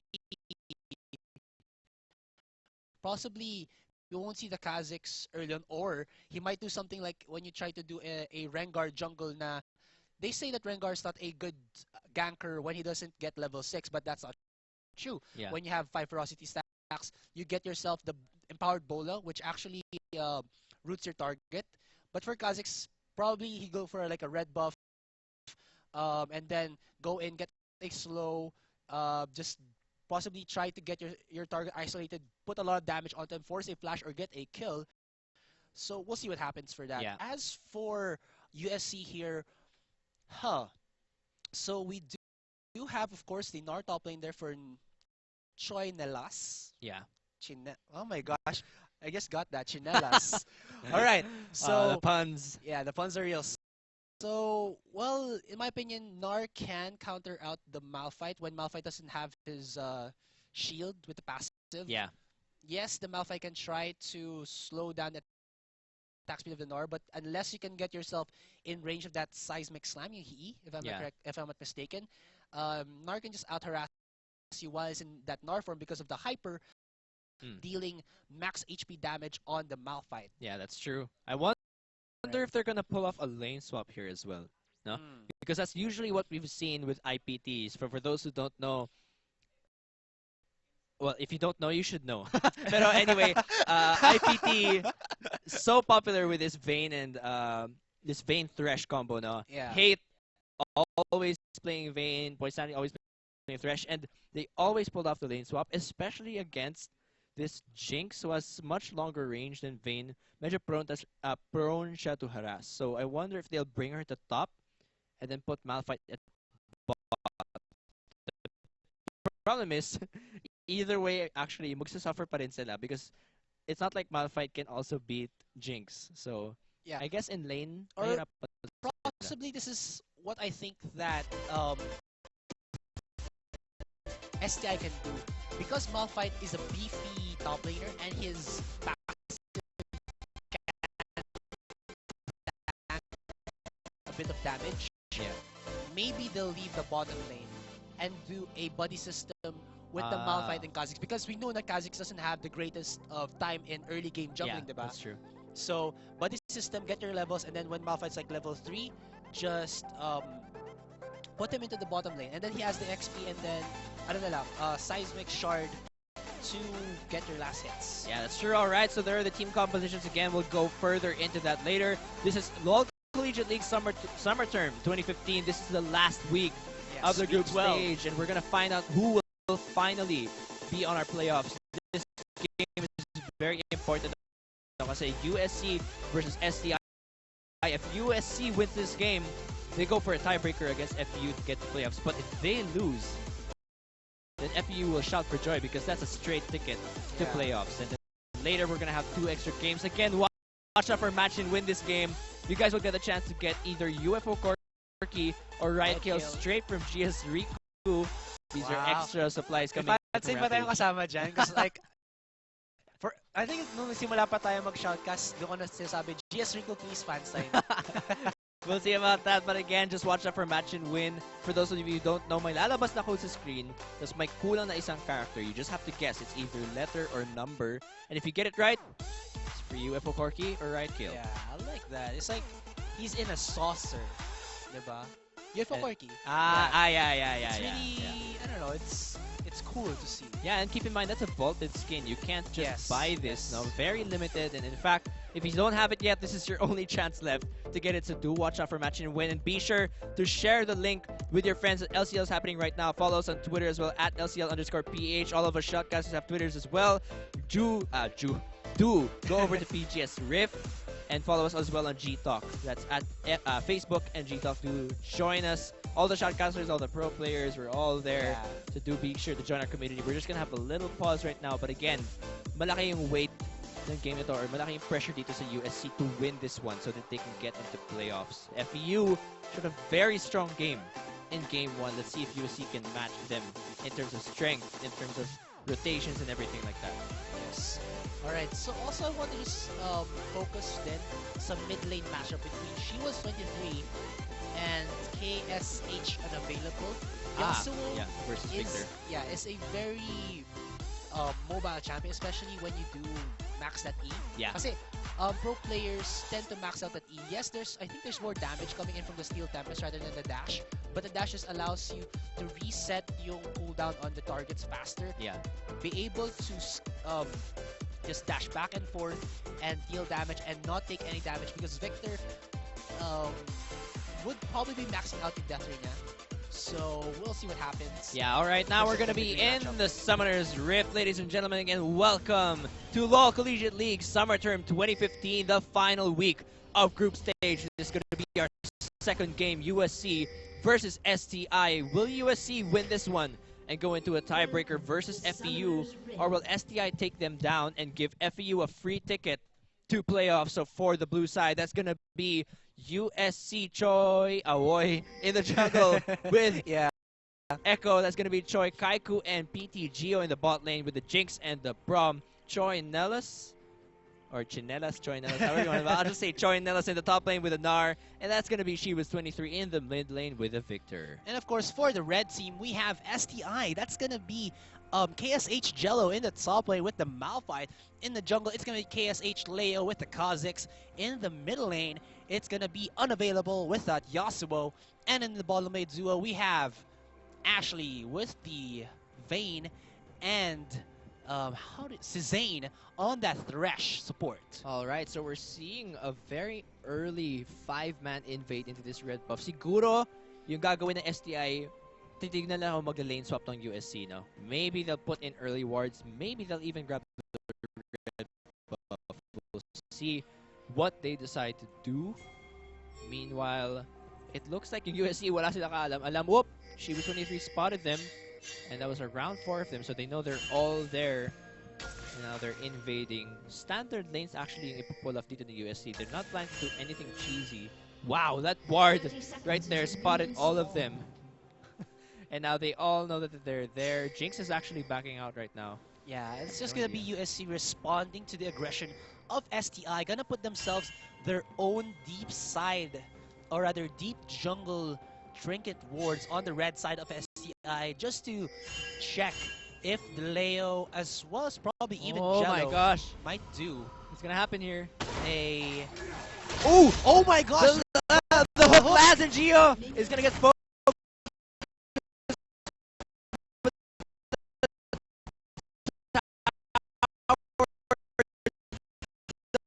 Damage. This is insane. He's gonna have to back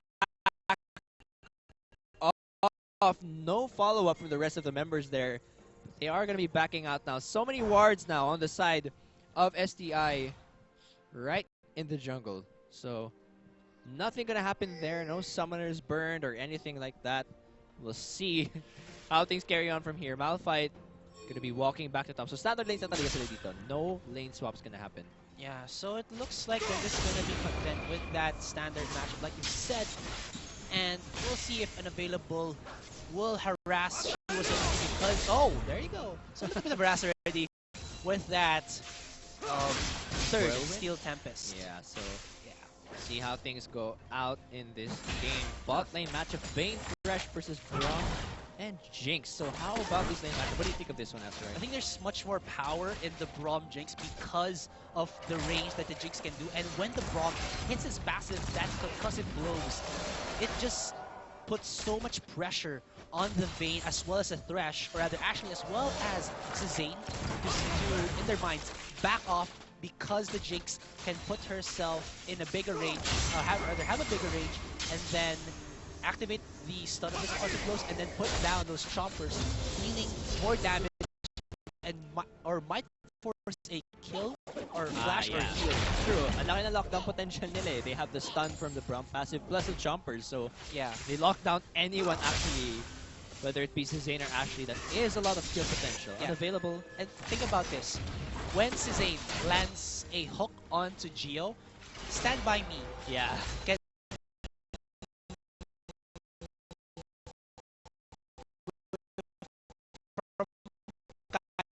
And then an Unbreakable will counter out all of Ashley's damage because Stand By Me does give you extra armor and MR, as well as the Unbreakable, of course, can't be surpassed by range attacks. That's true. So look at that, damage already and the range coming in from USC just puts so much pressure on the STI. Oh my gosh, but now there's gonna be a response coming in from Leo, who's gonna get the first blood. The heal is gonna be popped, and Gio is gonna pop his as well. They're able to disengage, and Gio trying to land the hit. The zap connects, and he might want to back off, but actually Joy Ahoy is going to come in with the clash as well. Wow, the camera's going all places. Sorry about that, but they are going to disengage, and Leo actually just going to wait in this bush, but he will recall. So I was kind of correct in the sense that the Kazakhs will be trying to go in more as aggressive early. Oh, but it's a second to be a jump in, and Leo gets very low. Haiku is going to step back, and the auto attack first blood actually goes over to Suzanne. That's going to be another clash as well at top, but Gio's trying to deal the damage that he can. It's a 2-for-1, and that's going to be in favor of USC. Yeah, so the last thing of the night does give Suzanne the first blood. The problem is, it's the support getting that first blood. Yeah. So yes, he might be able to get himself an early Targon's Brace or an early Sightstone. It can give you the advantage in terms of the vision, but the problem is, it's a 2-for-1 trade. And the ones who got the kill is the Echo and the Jinx. So Jinx will get her items a little bit more faster, and the Echo, of course, will get to that tank Echo portion of his game a little bit faster as well, making STI's, let's say mid-game, a little bit more difficult. Yeah, when that Echo is like super tanky and he can just like chrono break to do a reset and says, oh, I'm tanky again, try to kill me. Yeah, exactly. And Gio as well. Oh, rather, Choi Aoi really giving the top lane a hard time here. That's Jello and Nellis.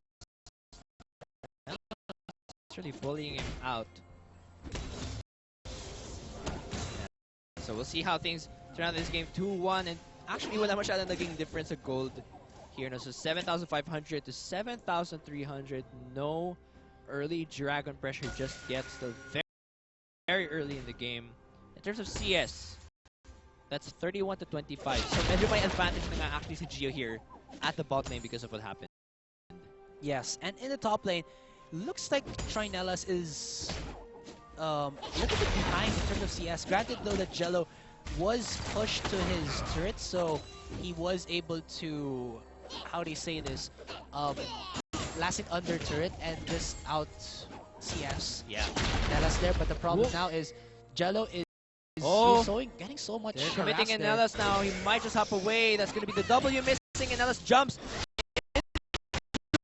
the wall actually. He's going to be forced to flash. The burn won't be enough to shut him down, but that's some good pressure coming in from Kazakh. So I like this. They know already where the weakness of their team is coming in from STI.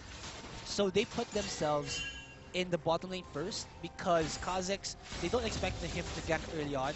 They do force a flash, but granted, Aoi or Choi Aoi was there for the counter engage, but in the top lane, nicely done. So Jello will be able to get himself a little bit more farm, as well as that level 6 earlier than Trinellas. And actually, look at this.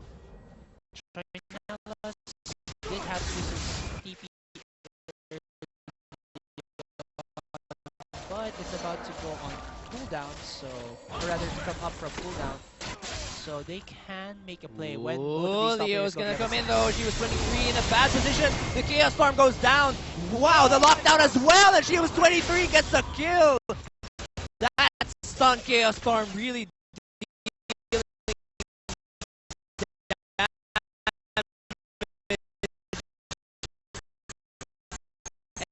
and now that's going to be Chorowoy trying to get revenge. I don't know if he'll make it. He does dash in. There's a lot of damage. He's going to force the flash. The whirlwind won't hit, and that's going to be 1-0 in favor of USC again. Yeah, wow, that gravity field coming in from Shiwas 23. Perfect position. Stop the tracks of Leo as well as unavailable, and it just allowed for the counter kill. That was a 2v1 situation. Didn't even need Cho Ai there for the 2v2. Yeah, so perfect gravity field there coming in from Shiwas 23. And actually, medyo na-bully na siya eh. Di unavailable sa mid lane. Sinabi nga natin kanina na sobrang mobile. Kung si Yasuo in the mid lane. He's able to dodge skill shots, but in that moment, in that trap, so sobrang gusto nilang makakill kay Shiwas 23. Didn't keep in mind that amazing combo. 1-0. Yeah, because like, Kazakhs doesn't have that great of a gap closer. Yes, you have your lead, but after that lead, you have nothing. Yeah. And wala silang hard type of CC like when you have Annalise Cocoon or a Rek'Sai knockup. Yeah. He only has the slow coming in from his W, as well as yung auto attack niya from the passive. Yeah. But other than that, nothing. So that when I believe he just puts down the gravity field, he can time himself within a slowing gravity field, and then he has the shield to tank up a little bit of damage, and then may clock down yung STI. They have to get the knockup on the Yasuo to lock that person down, or else he's gonna be able to get away, possibly get a counter blade, and that's what happens from STI, or rather USC. Yeah. So at this point now, 8 we're seeing STI a bit behind. Ano ba yung mga win conditions ng team composition dito from STI? What do they have to do to make sure they win this game? Honestly, they have to try to force something out with that Malphite Yasuo combo. Because hindi natin nakita ngayon yung typical na IPT strategy that they just let the Vayne farm up in a solo lane and then try to pressure the other lanes with a 4-man group. Yeah. So we're not going to see any late game Vaynes. And the problem is as well that Jinx has an early game advantage against that Vayne. Look at the CS. Almost 40. The Wombo comes in and Leo gets the kill. Able to put himself a little bit back in the game. Alright, so Wow. back to what I was saying. So, yun nga, they have to make the plays with the Malphite because that's a sure or almost sure kill with the follow-up chain combo from that Yasuo last breath. And napakadaling ibagsak ng Malphite ultimate na yan from the shadows. Yeah, that's true. Like, wow. Sobrang nagulat ako biglang nag-SSC Malphite. Ah! Pati natin sila eh. Nagulat din eh. Oh, wow, but here comes the match and win promo, guys. This is going to be for UFO Corky this time, straight as a gift from GS Riku. Again, that's going to be the code F2K381HHEUO !YPEM. Make sure to open your LOL clients and guess that one again. Again, guys, that is F2K381HHEUO !YPEM. Yeah, so fill in that with a letter or a number, and if you get it right, free UFO Corky vaulted skin. You can't just buy this one, so be sure to open your own clients and guess that one right now. Meanwhile, there's gonna be a guy coming in from Joy Awoy, the sun lands, and there's gonna be the parallel convergence. The shield is up, and the rocket almost finishes him off, but that is gonna be a disengage. Yeah, lots of damage coming in from the Echo there, just because Echo does deal mainly magic damage and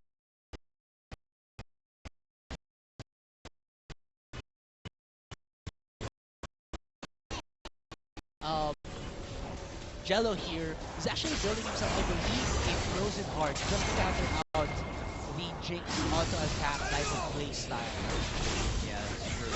Dragon being taken here by STI and no contest whatsoever. They get it for free. First Dragon going over to STI in exchange for that top because Malphite left him. Yeah, basically that was Choi Aoi getting himself, trying to make a play rather for Choinelas there, and just had to trade an advantage for an objective for an objective. Yeah. Top tier 1 for the first Dragon is an okay trade for me. You don't have to try to counter out the top lane. Just get yourselves an equal amount of an objective and you're okay to go. Yeah, that's true. Yun lang yung problema dito. Hindi na pwede mag-overextend ito si Jello because if Joy Awoy and Nellas go gank him, that's a dead rock. Yeah, but actually it opens up a little bit for Jello because if there's a wave forming in the top lane, he can farm it pretty quickly. And oh my god! Wow, the hook coming in from his game, but the flay actually gonna miss there, and they will not go in. That's 108 to 81 CS difference. So talagang in the lead na talaga si Gio. Yes. All right. So back to what I was saying. Yes, pag nagkaroon ng wave in the top lane for Jello, he can just clear it out pretty quickly with his skill set, and then he has his ultimate up for the duration of that. Actually, there's a teleport coming in from him. So it's gonna be a gank in the bottom lane. From top, and we'll see what's gonna happen here. Victor as well to respond. The rocket comes in, and Jello here is in the middle of 4 members. What are they gonna do? Yasuo's not here yet. The gravity field goes down. He's practically a useless rock in the middle of the entire team. The heal comes off. Hussein puts down the shield, and they're gonna try and disengage. No more rockets left. The hook lands, and the tower damage goes down. He resets. He ults and he gets away. Will they still go down? Wow, Choi actually takes him out. I believe in the burn, and that's going to be the ult coming in. Unavailable, might have regretted that. He flashes out, and Leo has to pop his ult. Where is this team fight going to go? The rest of USC is trying to back out, and I believe that's going to be a disengage. Wow, what a long fight. Wow, that was a pretty messy fight coming in from these two teams. Hindi nila alam kung kailan sila papasok. And I think Jello should have ultimated early on when he had the target, which was, I believe it was Gio as well as his support, which is Kaiku. They were grouped up together. If they got the knock, I think he was just waiting for an available they could do the combo. Yeah, I think he was waiting for Yasuo definitely. Yeah, and sobrang uncoordinated. Yeah, granted they were full HP. So parang maybe they were a bit afraid na kulang pa yung damage nila just because Braum still had the Glacial Fissure for the disengage. And then the Unbreakable can counter out yung auto-attack potential.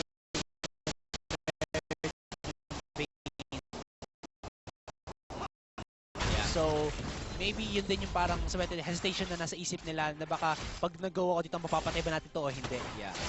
Pero yun, medyo uncoordinated yung team fight na yun. Yun nga, useless rock. Literally, team out fight in that case. He just died. All the lockdown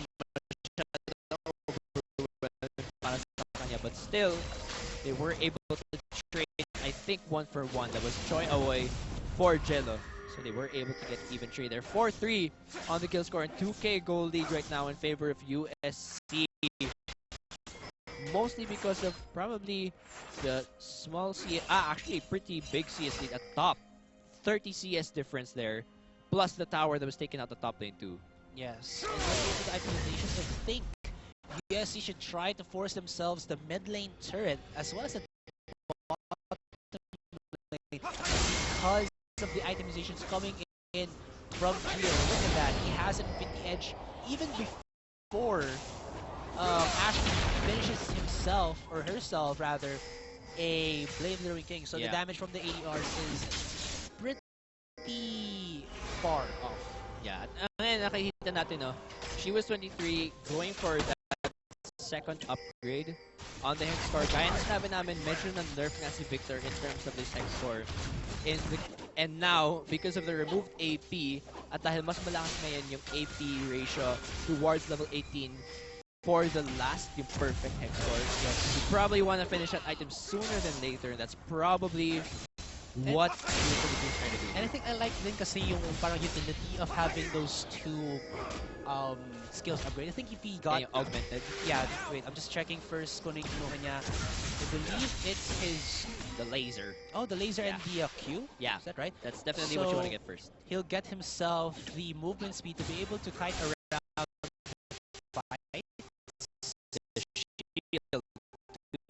the shield 2, as well as of course that death ray being able to help themselves clear the wave a little bit faster to stop if ever STI does go for a siege in any lane that they might try to, well, siege. Yeah, so we'll see what the movement is right now. Malphite, kailangan niya bumalik sa top kasi naiwan niya. The wave is gonna build up. Vayne, meanwhile, it's gonna be split pushing at bot with Suzanne, and there's going to be a response there coming in for USC.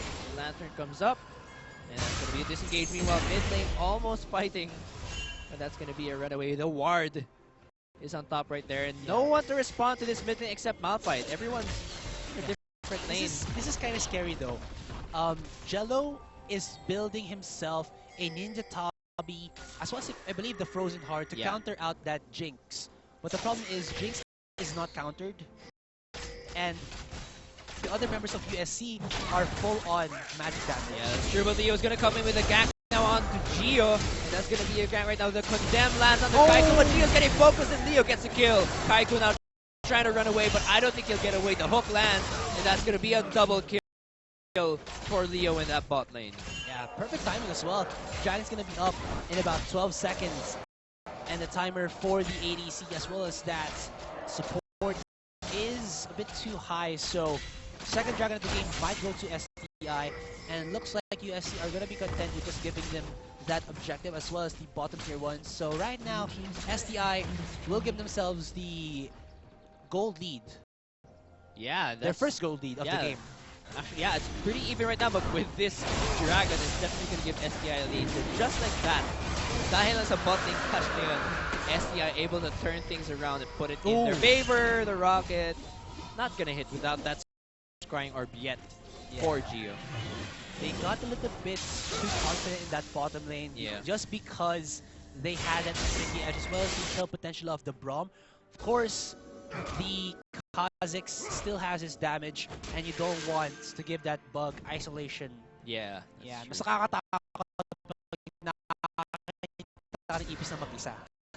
Di ba? Yeah, that's true. That's true. Huhugot talaga ako kasi naramdaman ko na yan eh. May nakita ako ipis na mag-isa, nakakatakot talaga eh. You need company. Yeah, that's You true. need company. That is so true. So we'll see how things turn out. So far, things looking much more even than they were in the early game. No, una nakita natin in lead actually in bot lane ng USC, but because of that bot lane gank from Leo, he actually swings to 3-2-1 now. On his able to get the Tiamat, speeding up that clear, and he did get the Warrior enchantment, I believe. No? So Yeah. it's gonna be a bit more painful now.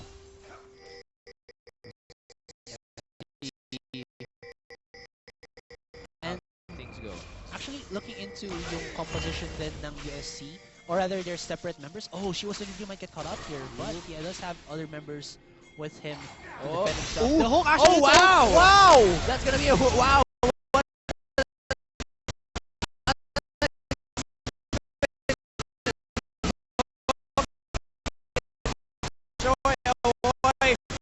Gonna be the focus.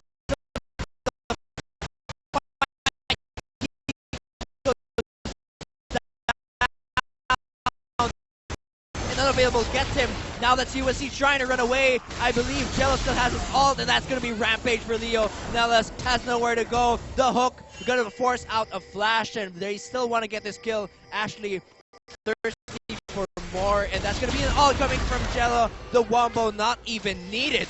And that's going to be a 3-for-0 in favor of STI. Wow! Did he see?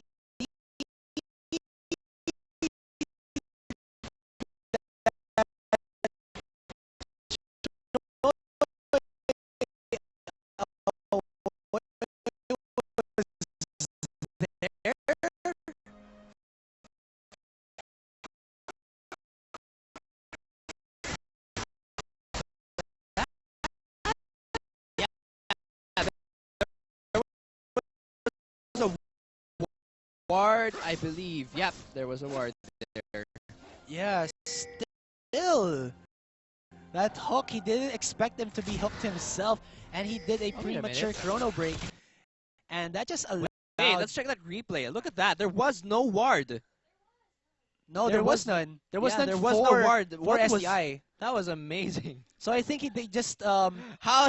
How did that happen? How did he... Alright, so just looking into it, hackers, hackers, pre. So Choi Hackers, did have to prematurely use his chrono break, and because they don't have that initiate potential, or rather, kasi yung composition in the USC is more of the initiate, they had to disengage with the ultimate of the Nord and the Braum ultimate, but they were so disarranged in that clash that anyway, they just got picked off one by one with STI, and STI has the perfect composition to get themselves pickoffs because the Kazakhs, again, with the isolate damage, just deals so much bonus damage, and in the vein, with the passive, allows her to just chase down any opponents who try to run away from her. So guys, be careful of a girl who you can run away from.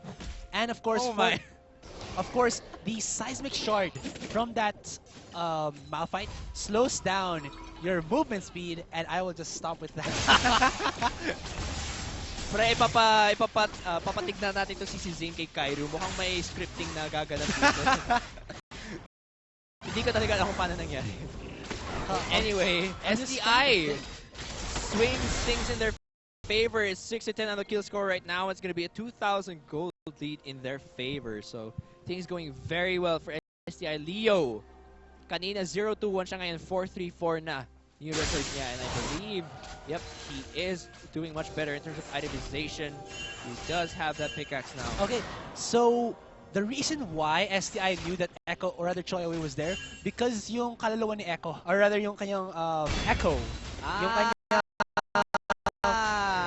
the image that he follows him through. Behind, nakita nila that it was going into the brush, and si Zane just did an immediate hook to try and do something with that. Yeah, so wow, great read on their movement. Now STI really pushing bot lane hard. TP is up.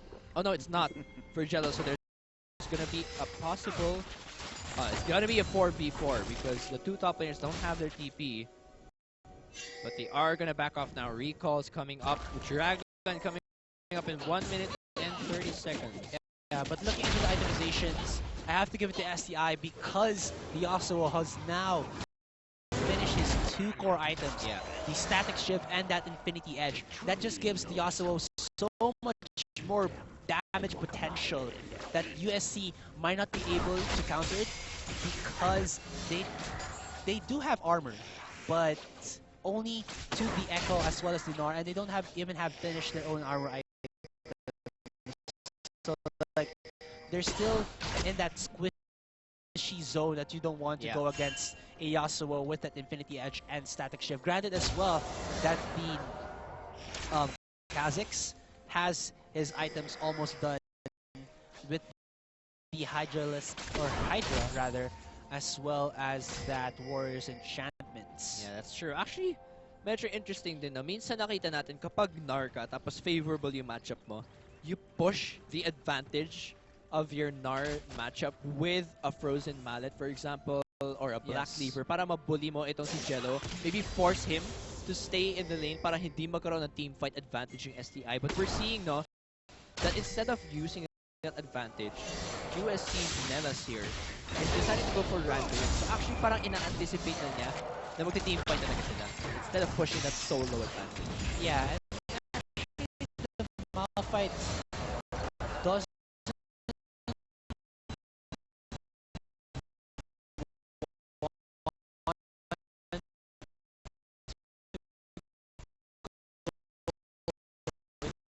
for the solo lanes talaga eh. Like his ultimate is ready and prepped for... We're gonna hold that thought. That's right. They're gonna go in again, and now Kaiku, the victim once again of the hook, and Aoi runs in and then runs back out. And that's gonna be a 1-for-0 exchange and possibly an uncontested bot tower 5v4. And the TP of Nelas is almost up. We'll see what happens here. They are gonna push quite heavily. Wind wall is up. Hook gonna miss. But this tower is definitely gonna go down. No TP still. So this is a free turret for STI. They don't have the Braum Unbreakable to stop that siege coming in from STI.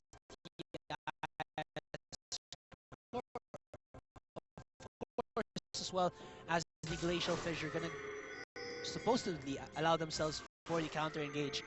So they're just gonna leave Choinelas in the top lane, possibly get themselves a top tier 1. But the problem is he is not a split pusher. He doesn't clear waves as fast as he can when he's not on that Meganor form, and even when he's on that Meganor form. Oh, wow, the ultimate stop, and it's a free kill coming in for Leo. The Dragon, who gets it? That's going to be the steal from Aoi, and he's going to try and reset and run away. The flash comes up, but unavailable, is going to try and take him down. The play lands. He won't even need the ult. The Steel Tempest is enough, and Nelas now with a response, but I don't think it's going to help. Will the Hop be enough to disengage? The Chaos Storm goes down, and now that's going to be a full-on engage from STI.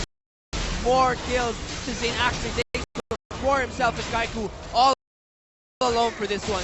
He is not going to be able... Oh wait, he will get away, and that's still going to be a 4-for-0 exchange in favor of STI. Such a fast turn of events for STI. I think it all started when Zane did that God Hook. Yeah. Onto... Close.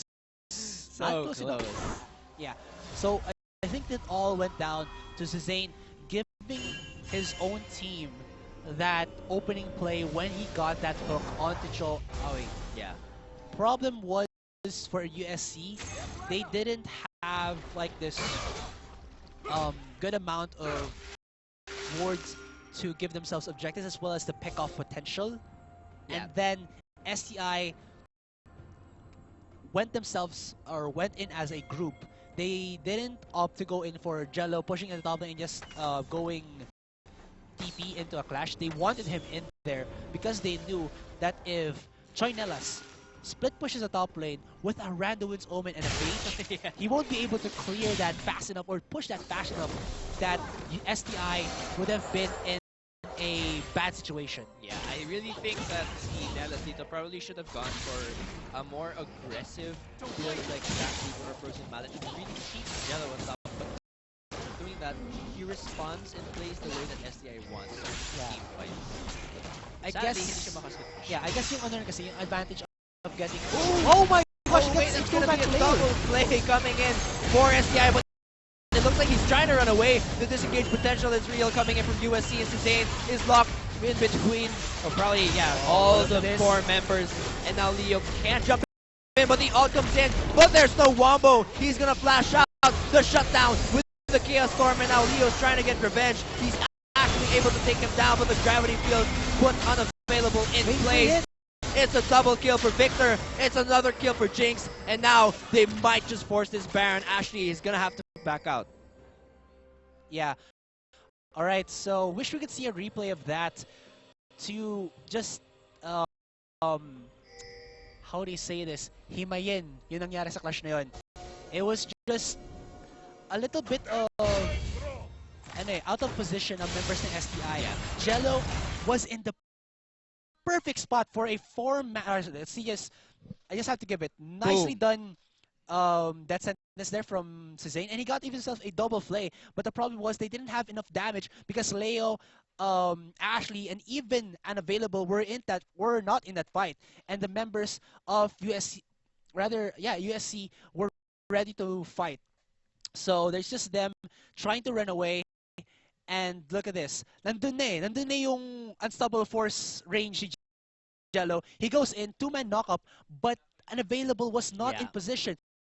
If only he was, I think, 2 seconds earlier to that fight, a four-man unstoppable force was possible with the four-man last breath. But it was just not enough. Ashley was actually getting himself a lot of free hits, but the Unbreakable stops him for a little bit, and he was not able to go over the wall, because if he goes over that, he's in an awkward position to get concussive blowed by the Brob and then follow-up killed by the other teammates or the other members of USC. Yeah. So STI... Jello should have saved this ult there. Yeah, honestly. Pero I think sasabi nila, pasukin mo na yun, baka may magawa pa tayo. Something like that. And STI, in my opinion, did a misplay there. Yeah, really aggressive play in the enemy jungle. Yeah. And you didn't have a lot of vision either, so na-outnumbered bigla sila. Nagulat na lang sila. They were taken down. That's now going to be a 4,000 gold lead coming in from STI, looking to take away USC's only chance of getting into the playoffs here. And now, Dragons coming up in 1 minute and 14. STI really looking much better at this point in the game. Oh, perfect hex score. Created already, or rather made already for Shiwa 23. So the Chaos Storm will be giving a bit more for his team. Nakita natin naka-double kill. I think kanina si Shiwa 23. So really painful now. Yeah, there's a lot of damage potential. Sorcerer Shoes instead of the Aeonian. So and raw MR there. And you have to think of this as well. How do you say this?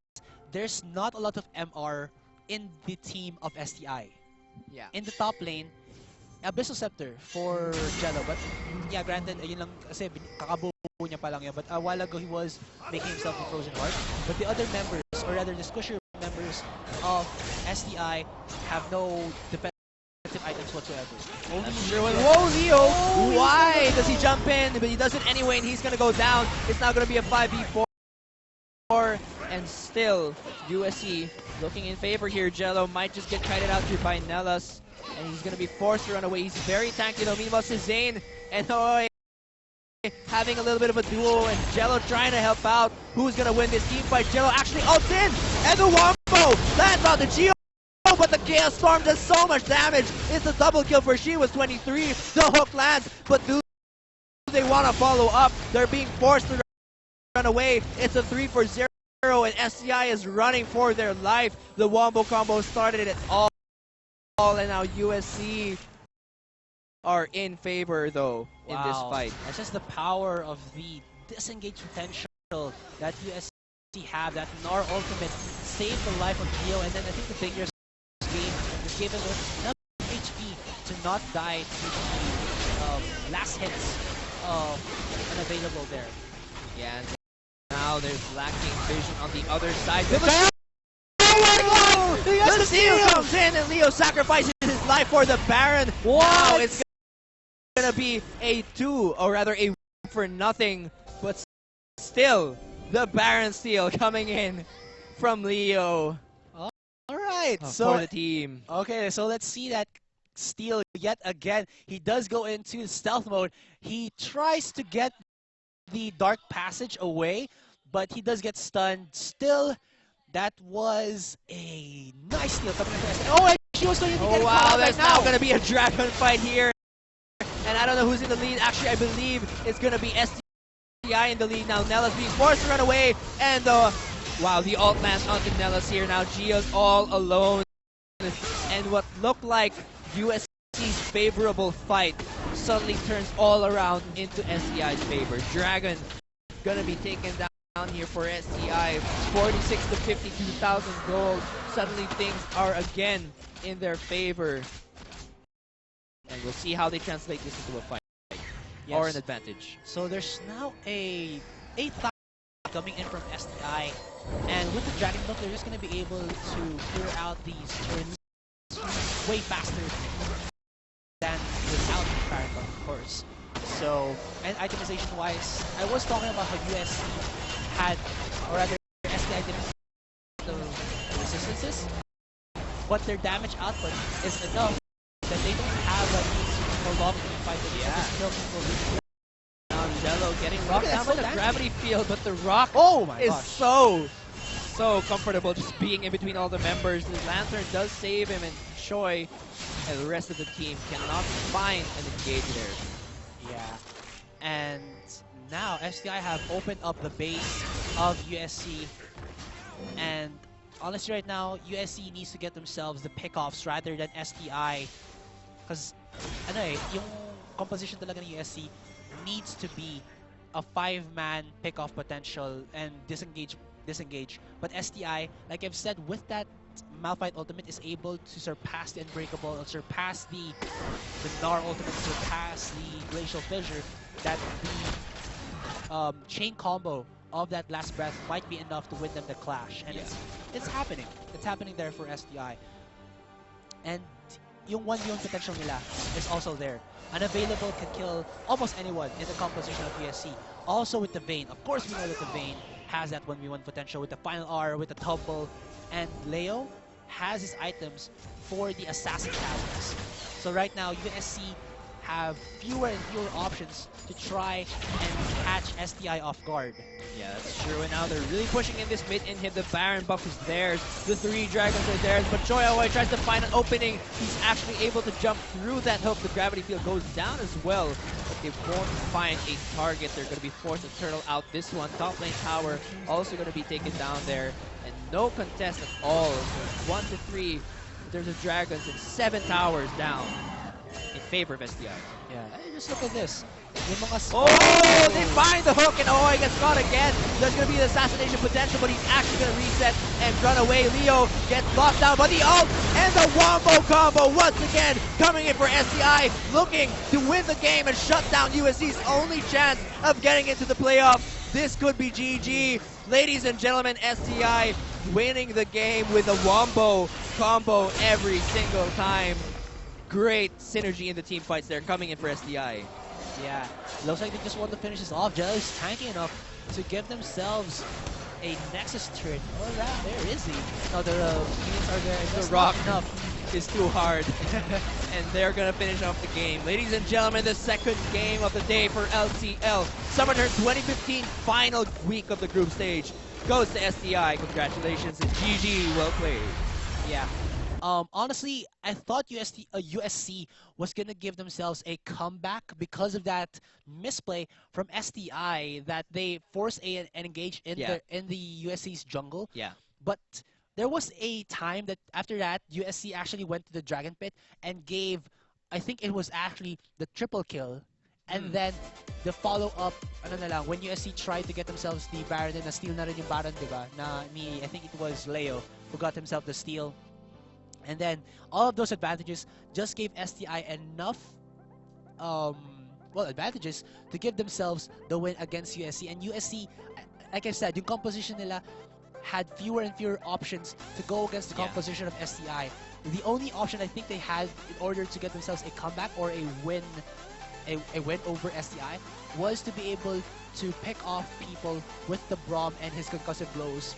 Ang problema kasi, if they do like a 1v1 scenario, STI, 3 members can do the 1v1 situation. Unavailable with the Yasuo, Ashley with the Vayne, and Leo with the Kazakhs. Yeah, And then so- Jello was just so tanky that Yeah. 5v1, di pa siya namamatay. Oo nga. 1/4 pa lang, Dark Passage away. Oh, nag-lantern out lang siya, grabe. Yeah. The Rock was really too hard this game and they couldn't take Jello down. What an insane match between USC and SCI. And again, this means that FEU, ladies and gentlemen, is going straight to the playoffs. But before we get into the third game, we want to show you guys a replay right now of the clash right here. So break this one down for us, Asarai. All right, so it does look like USC want to engage. The Nor ultimate doesn't stun anyone except for Leo, but Leo Boom. actually does go into that invisible area. And the 3-man knock up and then the follow-up last breath just shuts down USC's chance at getting themselves into the playoffs. Yeah, just a beautiful flash out there coming Wow. in from Jello. Wow. The synergy in team fights was just really great there. And SDI, great job of shutting down USC. FEU probably should thank SDI for this game, for giving them a ticket into the playoffs. We'll be right back for Game 3. It's going to be Ablation Esports from UPD versus CPU. So we're going to be right back again. Ladies and gentlemen, I am GS Amplifier, or Debonair Amplifier. And I am Debonair Asarai. And we'll be right back for third game.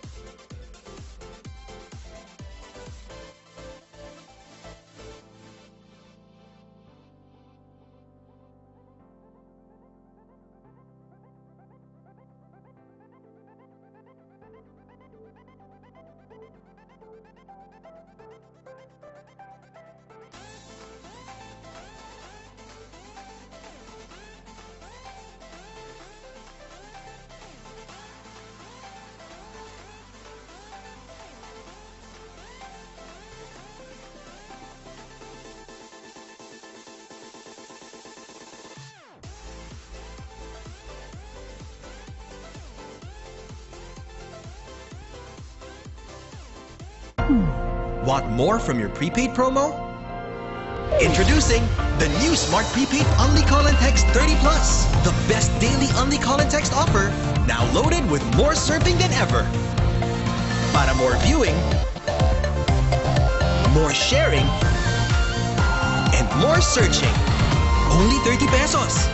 Dial *121# now. Internet for all my fun. Guys, may 300 MB tayo! Daming pang Facebook at Instagram. Email and videos. Stock up on data with Smart Big Bites from the country's most advanced network. May apps and sites up to 300 MB. 50 pesos lang for 3 days. Hey guys! May free YouTube pa and more. That's a lot of bytes of internet for all. Text Big 50 to 9999. Smart. Live more.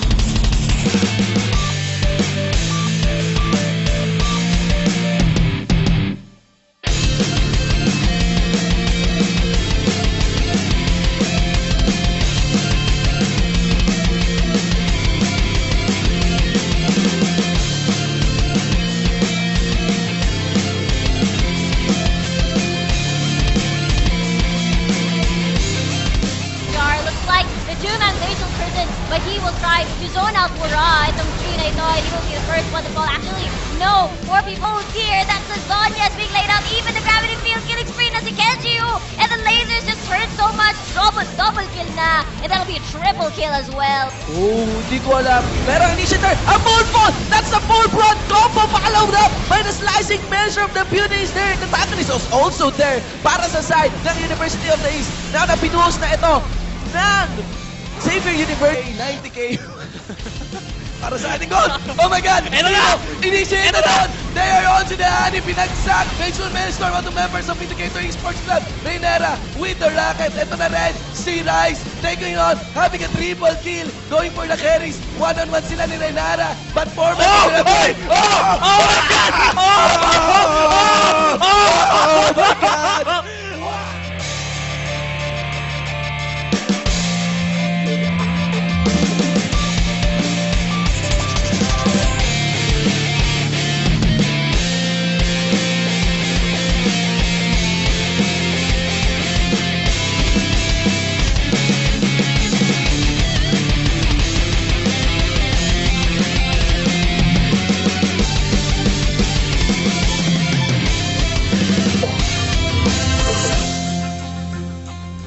Grabe talaga yung last play na yun. Talagang lost for words tayo. Alright guys, so welcome back to the Lcl Collegiate League 2015 Summer Term Group Stage. We are on our final week and now Game 3 between UP Diliman, that is Oblation Esports versus Victims of Love, which is the Central Philippine University. Of course, kami po ang inyong shoutcasters for this match. Ako po si Debonair Giashifu with a 1 for an eye. Ako naman si Debonair Gias Asurai with an eye. Oo, nagaling tayo kanina sa sobrang exciting na laban, no? Yes. Warriors of USC versus Kingdom Sports Club of STI. What happened in that game, man? The combo, no? Yeah. Shoot! That is true. Ano lang talaga, kasi meron ng may backup, ay parang resurgence potential na eh. yung UST eh. Kasi nagkaroon na sila ng magandang clash sa kanilang jungle when STI tried to overcommit to the clash and Jello going in with that unstoppable force wasn't followed up by unavailable with the last breath. Pero nung pinorse na ng USC and Dragon, nagkaroon bigla ng instant triple kill si Ashley on the Bane and then na seal off na. Tsaka kitang-kita ko naman eh, walang terrain lock yung yung Jigs talaga kanina. Meron ka lang CC mula sa team mo para to protect the Jigs. Pero hindi yun enough eh. As in, unstoppable force. Talagang flash in, dive in yung Malphite. Mapapasok yung combo talaga. And this Jigs without any form of mobility. Pag na-shootan, ayun nga, laking win para sa side ng STI din kanina. So, ayan, congratulations for STI on winning that one. So, meaning yung Warriors losing that game kanina, that will shoot up FEU to the playoffs now. Wala nang tiebreaker between FEU and Warriors. For this match, makikita nyo sa ating drafting stage, Oblation Esports versus the Victims of Love. Ang mga nakikibaka sa bahan from UP Diliman. Of course, Victims of Love. Mga biniktima ng forever. Mula naman sa Central Philippine University. Looking here sa mga bands natin from UPD, it will be a Lulu and Rek'Sai. Then from CPU naman, it is an Annie and Azir. The double A bands coming out of CPU. Annie, popular band, no? Sa solo queue naman natin. Yes, of course, hindi nawawala talaga si Annie. That Flash Tibbers ultimate is so powerful pa rin. Look at this, though. CPU with a 3-man mage band. Mid-focus, no? No band. Now, what they're removing here is a range. Mataas na range cover. Hindi nila tinatanggal yung mechanically powerful na mga mid lanes like Ari. So, ayun yung ayaw nila ngayon. Hindi nila gusto na nasa-shove sila sa lane. Kasi ayun yung power ng isang Azir, Victor, and Annie. Although noting that Victor is actually nerf sa patch na to. Yes. And also knowing that sa mid lane ng Oblation Esports, ang power kasi ng Oblation Esports ay nanggagaling not in the mid lane, but the top lane. So lahat ng mga champions dito ni Toki Toki ng Oblation Esports is free like the Fizz, di ba? Yes. The interesting part here is also Oblation Esports na banning Arengar against CPU. So let's look sa CPU. Hindi ako makarecall eh ng popular Rengar player para sa side ng CPU if this is a target Honestly, ban. kasi pag LCL, naisip ko Rengar, I always go to Alesso. But I think, Oo nga eh, Alesso din eh. Alesso on LCL. Pero probably, that open up some squishy picks para sa UPT na heavily countered ng isang Rengar. Granted though, na wala nag-ban sa God tier jungle mo. Oh, yeah. So open ngayon si Elise for Oo, picking. Sabi nga ni Meteos kanina, di ba? Even with the nerf, 50%, nakalahati. No, 50% reduction mula dun sa scaling damage ng neurotoxin niya. Eh, ano pa rin, insanely, sabi nga ni Meteos, insanely broken champion pa rin daw si Elise. Yes. Okay? Ayun. Yes. So we just have some technical difficulty there. Mukhang may na disconnect, no? Actually, did you see yung pick ng CPU? It was a Shen support and a jungle kill. Okay, so Shen support, jungle kill. Yes. May pinoprotect sila dito. Sigurado yon. Okay, Yes. probably an investment on the mid lane or ADR. They are removing the set from Annie. They are removing the set mula sa Azir. They are aiming to protect their backline. Kasi si Azir, kahit pa meron kang tanky frontline, nakaka-bypass yung soldier niya. Hindi mo naman nasisisi or napipigilan yung soldier niya. Plus, actually, yung soldier itself, may shred din kung gagawa ka ng isang composition na may heavy wall in the front. As well as yung Emperor's Divide, just splitting the enemy composition if you're able to make the Shurima shuffle play. Yes. And also, even though, may intervention din ng jungle kill, when she gets into the late game, napakasakit ng Righteous Fury niya. Because of the changes that Riot have actually done onto that. I think yung auto-attack passive is dealing base magic damage na, diba? So that means that even though you don't activate Scales it, really well with the Satan Devourer. Yeah, that's true. That's true. Itong kill na to. And kanina guys, sa video nga natin, pinagkisigaw namin, eto na. Okay? We are just one game away mula sa Championship Ribbon Code. Kanina anong pinamigay? Yes. Anong pinamigay kanina? I believe it lumabas? was Corki? a UFO Corki. UFO Corki. Yes, So, mula sa space, okay, bumaba na.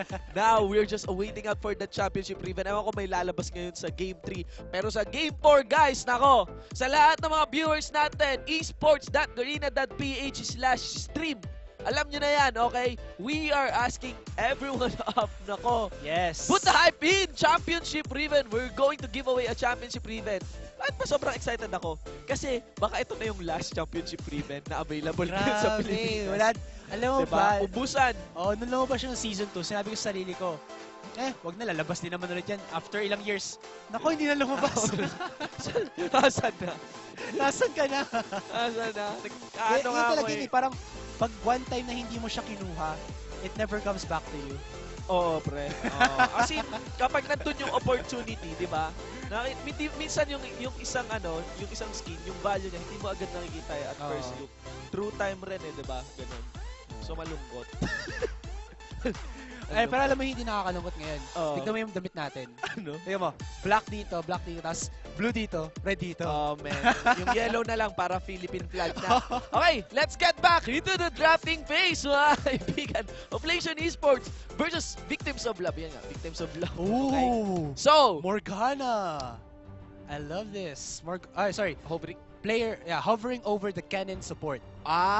Yes. So, cannon support. So, range and control tapos CC mula sa slicing maelstrom. Kaya konting process kasi medyo cheesy yung pick kung maging cannon itong support. We also have to take note na powerful din naman. Okay, so that's just over sa cannon support.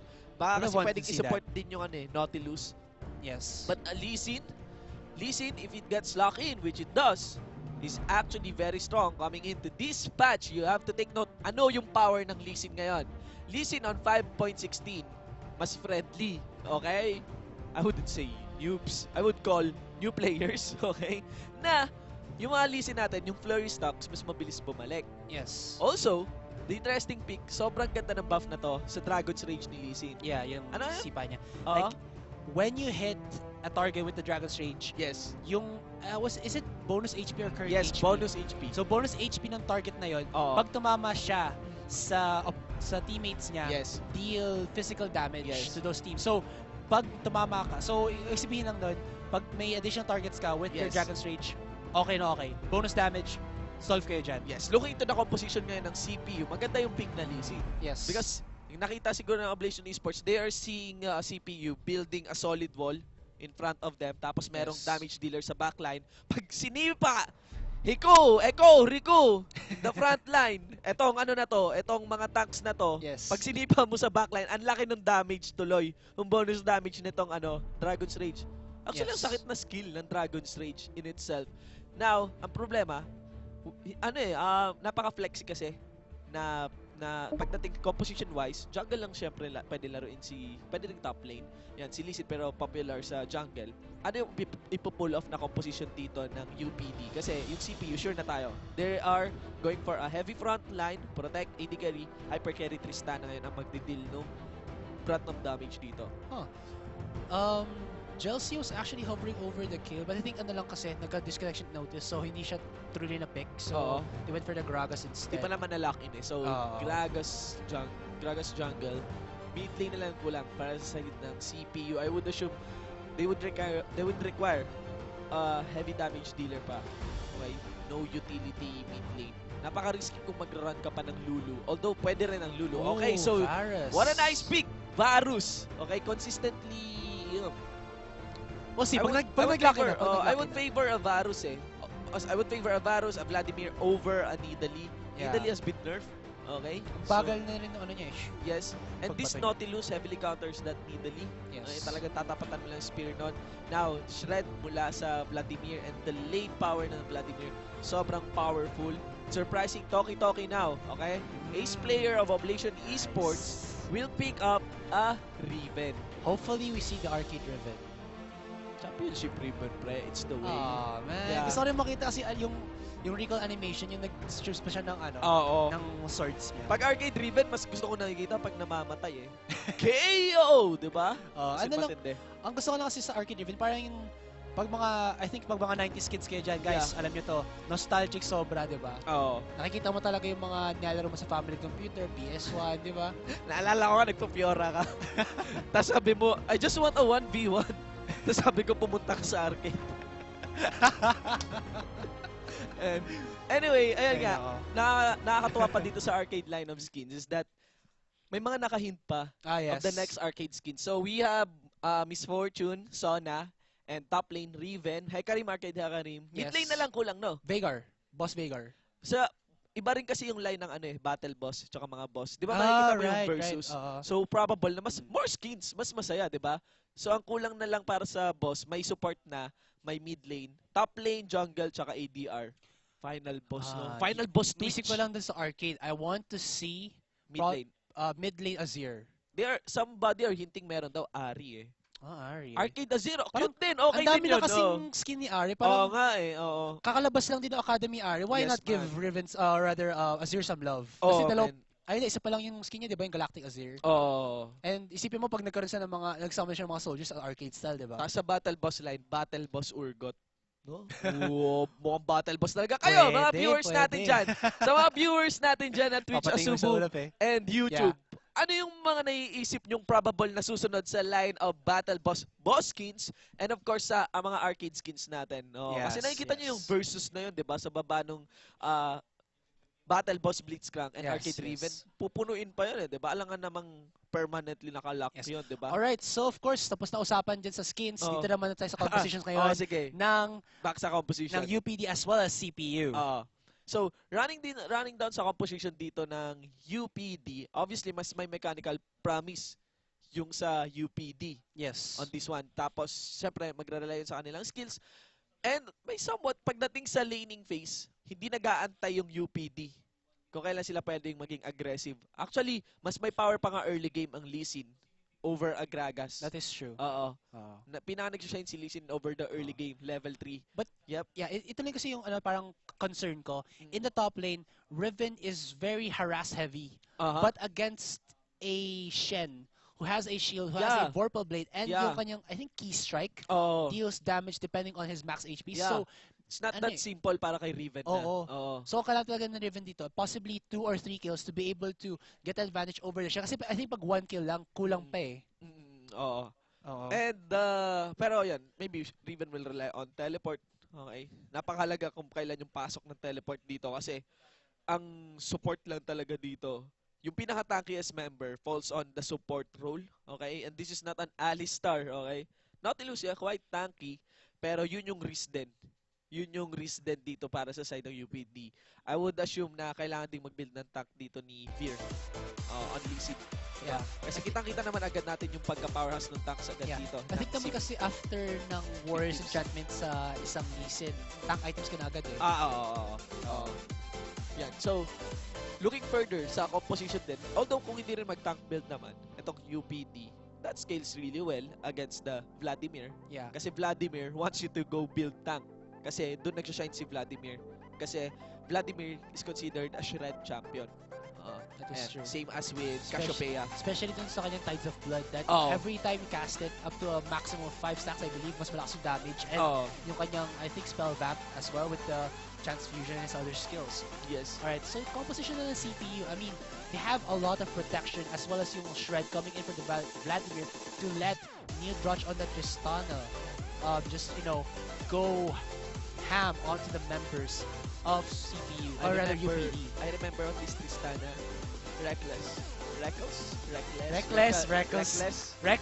Reckless yung ginawa niya. Okay. Palusot. Reckless jumping on 4 members of Origin. Yes. On that finals, grabe na ako. Kasi pang heart attack yung mga plays nung new Fnatic over that one. Grabe. Nakakatawa itong mga past finals, playoffs finals na natagpuan natin. Classic matchups mula sa Euro LCS, it's Fnatic versus old Fnatic. Diba? Pagdating naman sa NA, TSM versus CLG. Jupiter ako din 3SM. Kasi long time TSM supporter na ako eh. Team ko lang yata nanalo sa ating tatlo nila. Speaking of Europe LCS, bumalik na si Pinoy sa Gambit Gaming. Talaga? Yes. So, si Forgiven yung step down. Malis na. And now, para naman sa LCK, grabe, kahapon, SKT and KT Roster Bullets. You have to take note na sa mga nakakaalala dati, ang pinaka-unang big rival ng SKT is ito, KT Roster Bullets. Nung advent nila coming in sa Season 3 Worlds. Yeah, Season 3 Worlds. Ang nakalaban rin nila sa finals is yun nga, KT Roster Bullets, and everyone was vouching for KT Roster Bullets kasi bagong team lang yung SKT. But yun, Ryu versus Faker happened, and the rest is history with Faker sidestepping petrifying gaze. Yeah. Grabe. Yeah. Alright guys, so now we're going into the Summoner's Rift. This is Game 3 in a best-of-1 series between Oblation Esports and Victims of Love. So let's get into the Rift right now.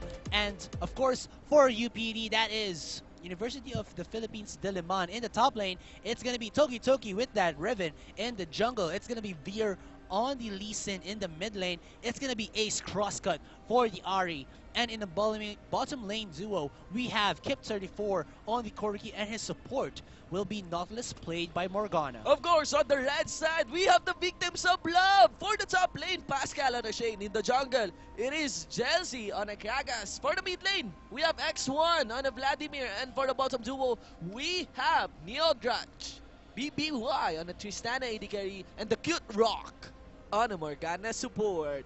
So, sino kaya sa palagay nyo ang magwawagi? Shoutouts to all the supporters of these two teams. Okay, tuloy-tuloy lamang po tayo here at the Lcl Collegiate League 2015 Summer Term. We are now on to our 12th week. Okay, next week, September 5 and 6, we will have our playoffs. Wow. And from there, we will pick up sino ang maglalaban para sa ating finals. Nako, 35,000 pesos ang nakaantabay. Okay? What awaits the champion of this LOL Collegiate League? 15,000 of which will go to the respective schools, okay, colleges and universities as in kind, okay? So, laking honor, hindi lang para sa team, kundi para rin sa school. Oh, you're giving back something to your own alma mater. Mala PGS level ang peg, no? Ikaw na yung representative, represent. Ayan. So, alright. We're just waiting out first items getting picked up. Toki. Yes. Naka-default skin lang siya. The expectations, man. Oh, man. Nag-sale na nga yung ating arcade Riven. Meron na nga tayong championship Riven sa Rampage. Ang dami niya pwedeng maging skin. Meron pa yung Dragon Blade Riven pa. It's the faker blood. Yeah, purest no mode. skin, only the defaults. Alright, so it looks like UPD gonna go in. They do see out Khan, or rather Juan, putting down that early trinket ward in the river, so they know that he's there. They know that he already used it up, and this is gonna be a line of defense for these two teams. Let's see, will the Dark Binding connect? Last jump mula sa Broken Wings will fall down. And now it is UPD being very aggressive to lay down those wards. Yes, Look at here. Toki does get caught out with that Dark Binding. Oh! Oh, there's the two-man Shadow Dash from Pascal, but they will just disengage. No summoner spells burn as well as potions. Yeah. But still, the hot blood from these two teams are showing off right now. Oblation Esports pulling off that very aggressive stance on entering the red side jungle para talaga maglagay ng wards. So, wala namang cost doon, right? Even for the delay. Nobody from CPU will risk out on further invading the jungle of UPD. Yeah, because there's a really big threat when they do that counter jungle, which is the Dark Binding of the Morgana. Yes. When they get into Dark Binding, pag nahuli sila nun, and buhay pa yung maintenance ng jungle camp, extra damage din yun that you're taking, diba? Damage dealer lang actually yung kailangan kanina eh. Nabagsak lahat ng CCs in the most optimal manner na pwede. Yes. Dalawang tao mula dun sa Shadow Dash. Yes. And looks like Toki will actually get himself the Raptors immediate level 2. He's gonna teleport into top lane. Granted, early game top lane is not as detrimental considered to the late game, or rather, sorry, mid game kung level 6 ka na. Yeah. Just because you just want to get that level 2 early on. So basic play, or rather default play coming in from the top laner of UPD. It's okay if you miss out that initial wave. Kasi I think level 2 comes in sa second wave. Second wave pa. Kahit pa perfect CS ka. Yeah. Right? Alright, so that is Toki up with Pascal. And Pascal, with that Shadow Dash, actually puts the damage onto Toki Toki as well. But Toki Toki, with the passive as well as those HP potions, is just harassing Pascal so much. There's the third hit on the Broken Wings, and Pascal is in a bad spot right now. He needs to get the help from Chelsea if he wants to stabilize this lane. Otherwise, he's either gonna have to recall and teleport or die. Nakita mo yung cancel animation na yun. Oo, grabe. Lupit. Combo sa combo talaga. Ang layo sa ano ko, ang Praktisado na eh. hanggang skin lang yun.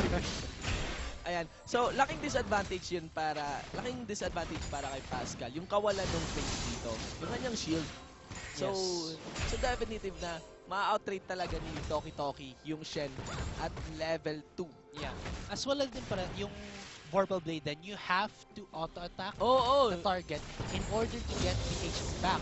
But Hindi siya nag-i-scale pag hindi ka willing makitrade. Oo, ang problem ngayon, Toki Toki is not giving him the advantage because there is the lock-up potential with the Broken Wings as well as yung stun yung W niya. Right. So, over here, matchup in the bottom lane. So we could see Corki.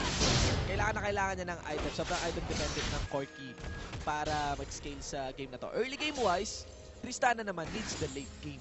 Yes. And So- Corki just scales way faster than Tristana. Especially Triforce ang requirement ni Corki. Lead game lang kailangan ni Corki. Oo. Tristana wants for the late game. So, now that is Dredge Line onto the Tristana. Yes, Phosphorus Bomb does hit Neil Josh. There's the Ignite actually coming out of Morgana. And a Dark Bind hits Kips there, but there's not going to be follow-up. There's the Valkyrie, will force the flash out of Cute Rock, and the heal does get burned out of Neil Josh. And one more hit!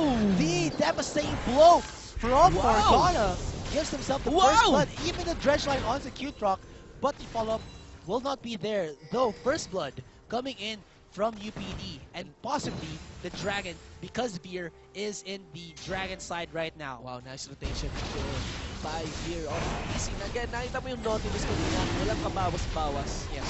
Even if for some second there, na-focus din siya ng Morgana and Tristana. So, yung problema sa lane na to, it's leaning on the side of UPD. So, 2 lanes now on the side of UPD. Definitely, CPU has to prove up much earlier as planned. Wow, body slam. That's just a flash body slam by Ooh! and Charge! one wants to go in for the kill, but they don't have themselves any ignites right now. But Veer does get caught out with the Dark Binding. Will he survive? No, he goes down to Chelsea. So that will be a Dragon for the jungler of UPD. The kill does go into Chelsea. Toki is just waiting out for the Vorpal Blade. Ayun. Right, and he will get stunned, or rather taunted there by Pascal. And Pascal's super low right now. Yeah, I think na-receive niya pa yata yung key burst. Yes. Grabe. So, yun lang kailangan eh. Pabawasan mo lang ng isang klase ng playstyle to win your lane is bago ka mag-engage, kunyari a-ambush ka from a side rush, just wait out for, bawasan mo lang yung skill. Just wait out for your opponent to have a use of one skill at least, ganon, before you engage. Yes. Now, let's hit this one. And now the Dark Binding does miss, and Cute Rock taking a lot of damage. Oh, that Phosphorus will only hit, but I think Cute Rock will go down. And Kips, will he survive? Here's Morgana with the devastating blow. There's the Riptide, and Kips, so close! He will not go down. Almost, the Dredge Line is not there from Morgana, so that will be a 1-for-1 trade for the ADRs. Wait, just good si Tristana. He could have killed that Corki earlier, no? Parang hindi siya nakaka-hit ng maayos. Parang nawawala yata yung vision niya on the Corki. We don't know. But if you look into the gold here, it's actually pretty even. 9.5k gold mark. One Dragon on the side of UPD. Yun lang yung tangi nilang laman as the kills also closes in to 2-2. Oh, this is kind of bad since Neodroch goes back to his base with only 700 gold. So he can't buy himself a pickaxe. Not especially, look at that. So he's thinking about what he should buy. So he's gonna go back into lane with only 2 Doran's Blade compared to Kip who has a Sheen. You know that feeling yung mamimili ka ng regalo tapos kulang yung pera mo. Oh, wala ka pa di utangan.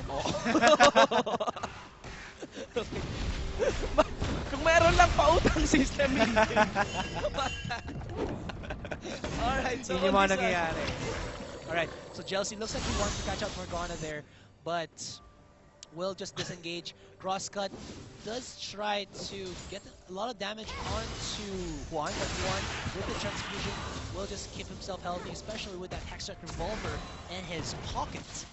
And look at this, CS advantage going into Juan, and yeah, CPU with advantage in the lane for the mid lane. Sama, I think the next set of action na magaganap dito would be on level 6. We are now onto the level 5.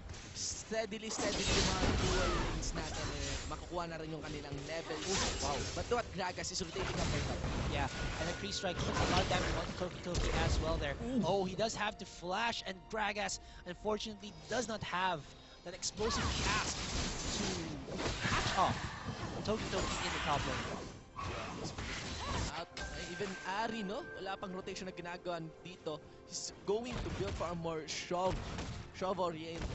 itemization. Morello Nomicon, instead of rushing that Luden's Echo. Yeah, and plus I think it's the best item to go with the Ari, especially against a Vladimir. Yeah, because of that previous game. There's actually a gank, or rather a Sturgeon with Buggy, as Cute Rock takes so much damage, and the burst from that Phosphorus Bomb Sheen will give the ADR of UPD his second kill. Parang nuke na yung Phosphorus Bomb doon. May amplifying effect ba yung Phosphorus Bomb? No, it's just really damage heavy talaga. Yeah, especially kasama na dun sa Sheen proc, and then the true damage from the passive of the Corki talaga. Yes. Interestingly, nanggagaling sa background action on respective lanes lang. Hindi mula kay Lee Sin. Because we're expecting early gameplays mula sa Lee Sin. But no, wala. I think he's just waiting to get himself that Dragon's Rage. Yung mga insect style kicks talaga, yun ang habol ng isang Lee Sin player. Especially when medyo mahirap mag-gank sa lanes. Yes. And I understand yung sinasabi mo kanina na it's a good pick yung Morello Nomicon against sa Vladimir. Yes. Kasi walang mana si Vladimir. Yeah. So isa sa mga power ni Vladimir is really outlane you by clearing up the as well, yeah, as well as sustaining yourself without having the mana mechanic. So, kung gusto mo tapatan yun, kailangan may pang wave clear ka rin na mabilis with the mana, and that is Morello Nomicon. Yes, may wave clear din ang Luden's Echo.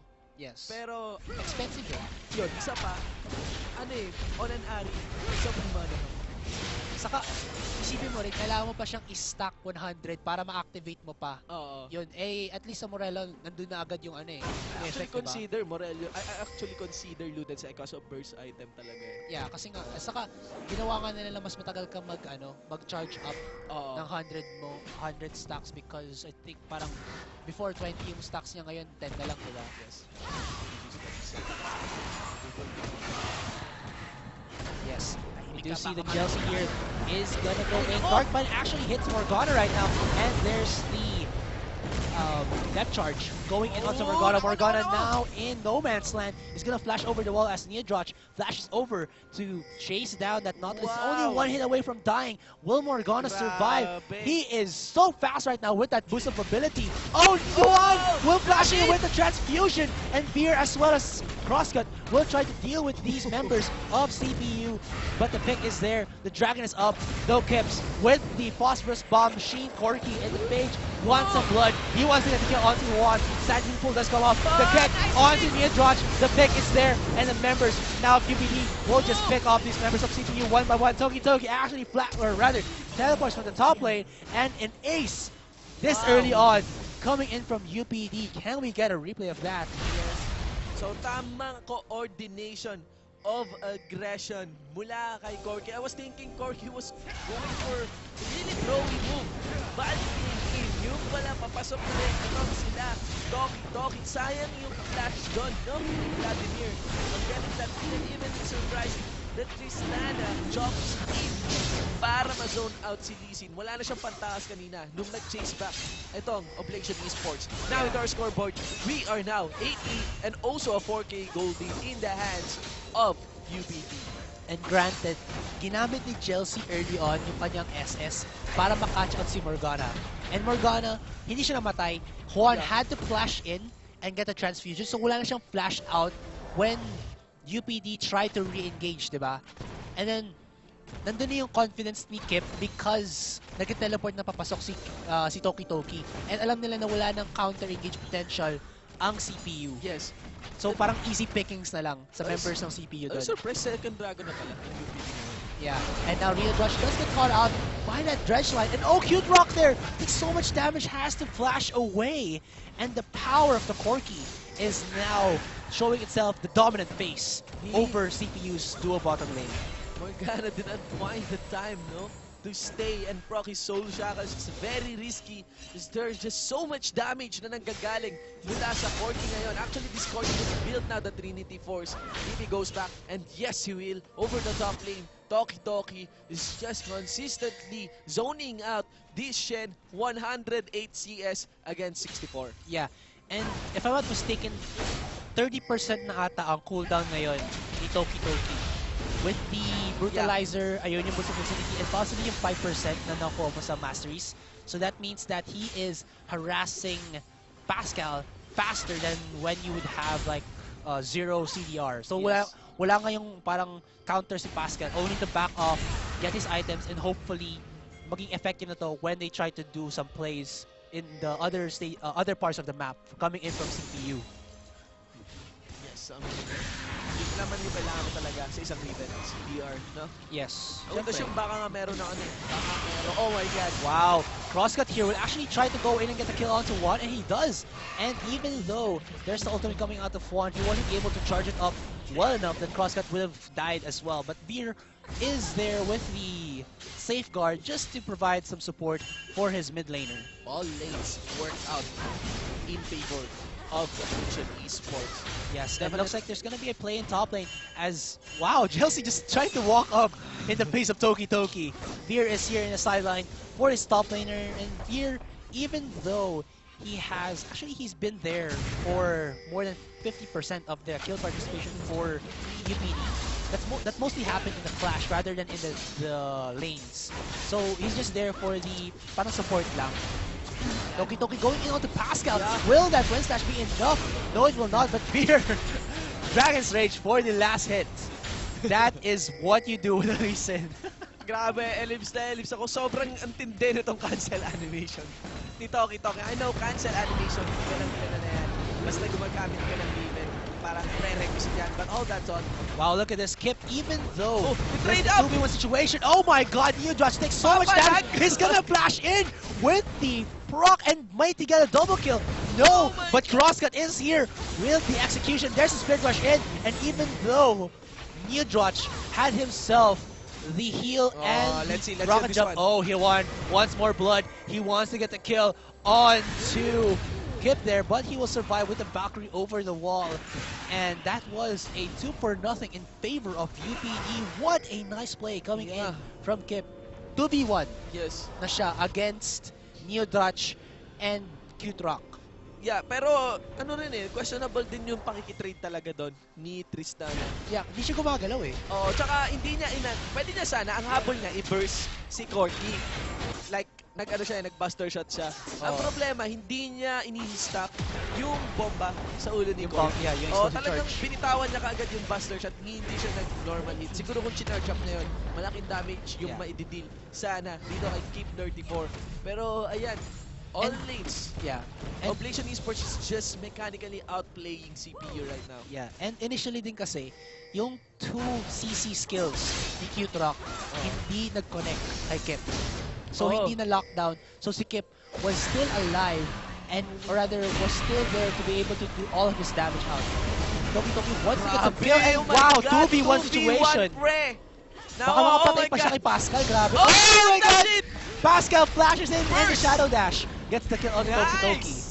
Still though, ang dami nilang ginamit na skills just to kill Toki Toki there. Finally, a shutdown onto Toki Toki. Toki Toki being overly confident in that lane, no? Kaya talaga yung 2v1. Still, hindi na kailangan na mag-stay down. Oh, Neodrosh gets caught with the charm and it goes down to Crosscut in the blink of an eye. And it looks like UPD with 9,000 gold lead are wanting to shut this game off before the 20-minute mark hits. Yeah. Morgana does get caught out by a Shadow Dash. There's a Dark Binding. We'll have forced to flash him away. Oh, Morgana flashes away from the Morgana Dark Binding. Okay. Vladimir Tristana, CPU has their power over the late game. Yeah, and UPD doesn't want that. yeah, also I have to give it to Crosscut. On point charms there. Allowing the members of UPD to get themselves either a follow-up Dragon's Rage from the Lee Sin, Yes. or the Dredge line from the Nautilus. And even this Morgana on Nautilus, okay, yung Morgana on Nautilus. Oh. Ano, ang ganda rin ng mga dredge lines niya.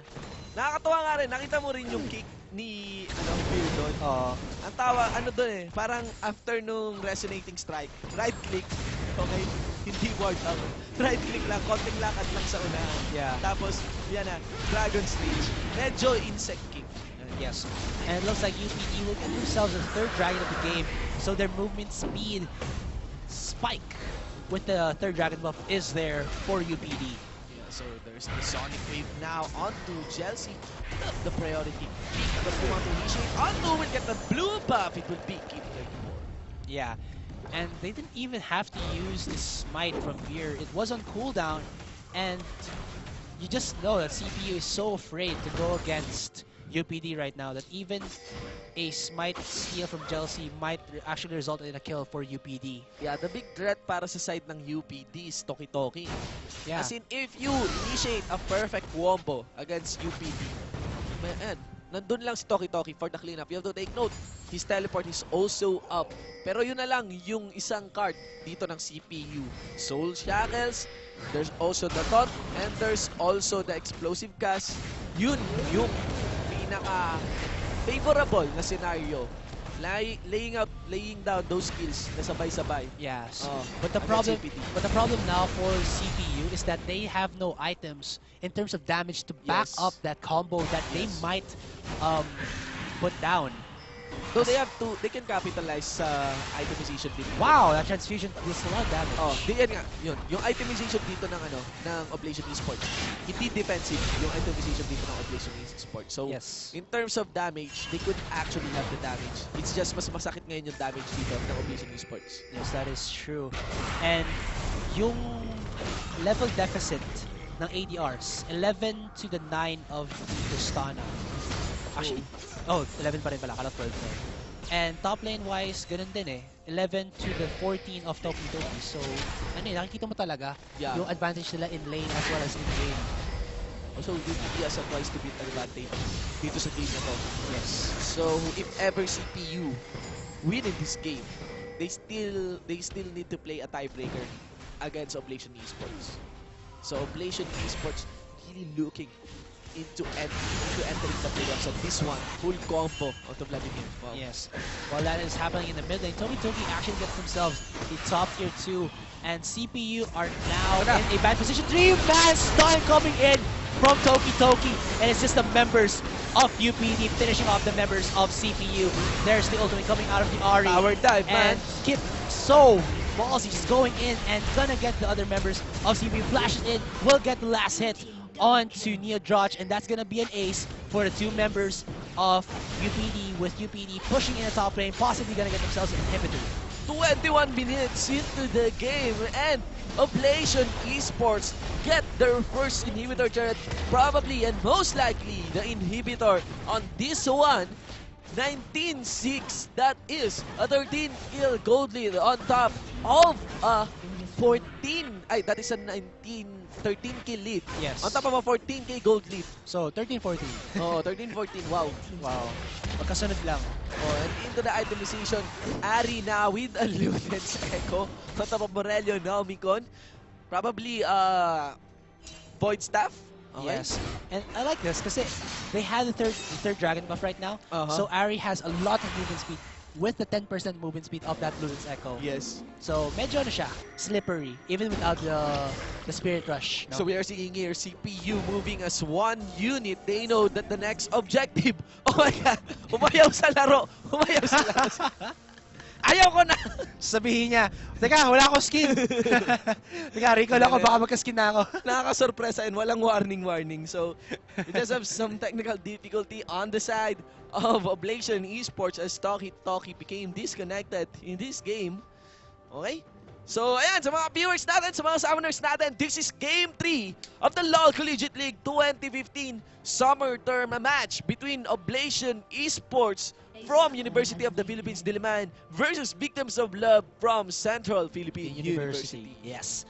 Now it is 22 minutes into the game, 19-6, and CPU are just in a very, very bad spot right now. Look at that. That is a 15,000 gold lead. Iron So early on. Solari. Iron Solari, Cinderhug para sa side na para kay Veer. So he plans on building this Lee Sin tank all in all. Kung ano rin talaga yung kulang para sa team niya. Because all the carries has their damage to them. Yes. As well as him not actually worrying about the Testana because New Dutch has only finished his Infinity Edge recently. And their own Corki is now one item up with the Trinity Force and the Blade of the Ruin game. Now, we are seeing Oblation Esports sieging up this mid lane. Take note that the top lane. Wow! Top lane side is now open para sa side ng CPU. Sabi nga ng mga taga-UPD, kung hindi ngayon, kailan they should initiate on this one that will force out Oblation Esports. Yes. Alam mo yun? Alam mo yung kasabihan na yun? Hindi. Ano, na lang ako. kung hindi tayo, sino? Kung hindi ngayon, kailan? Pascal actually getting caught out with a charm. Oh! Here going in. He's Isolate! standing up. The members of CPU actually safeguards to Kip there and survives the damage. Oh, one will get caught out, but he does have a Zonia's gold post. Even with the Sanguine Pool, he'll try to go away, but he goes down to Toki Toki. And the damage coming in from here actually uses that insect kick. Kip themselves a 2-for-1 trade. Crosscut does go down, but it looks like UPD just want to get themselves Kills na to eh. Medyo. even dodges that Shadow Dash from Pascal. Misses the Rocket Barrage, but with all said and done, the members or the inhibitors of CPU is open and the code is now up. May police pre! Riot kill mga kaibigan! Guess the missing character! Open up your clients and type in this code SUD for a PB37CCBCX6. Okay? So shoutouts na lang sa summoners na mananalo niyan as we are seeing UPD closing this game up! Yes, and guys, they're just gonna finish off this Nexus turret as fast as they can. But the members of CPU are now responding though. There's so much of an advantage coming in from UPD. Yeah, sobrang tangi ni Veer.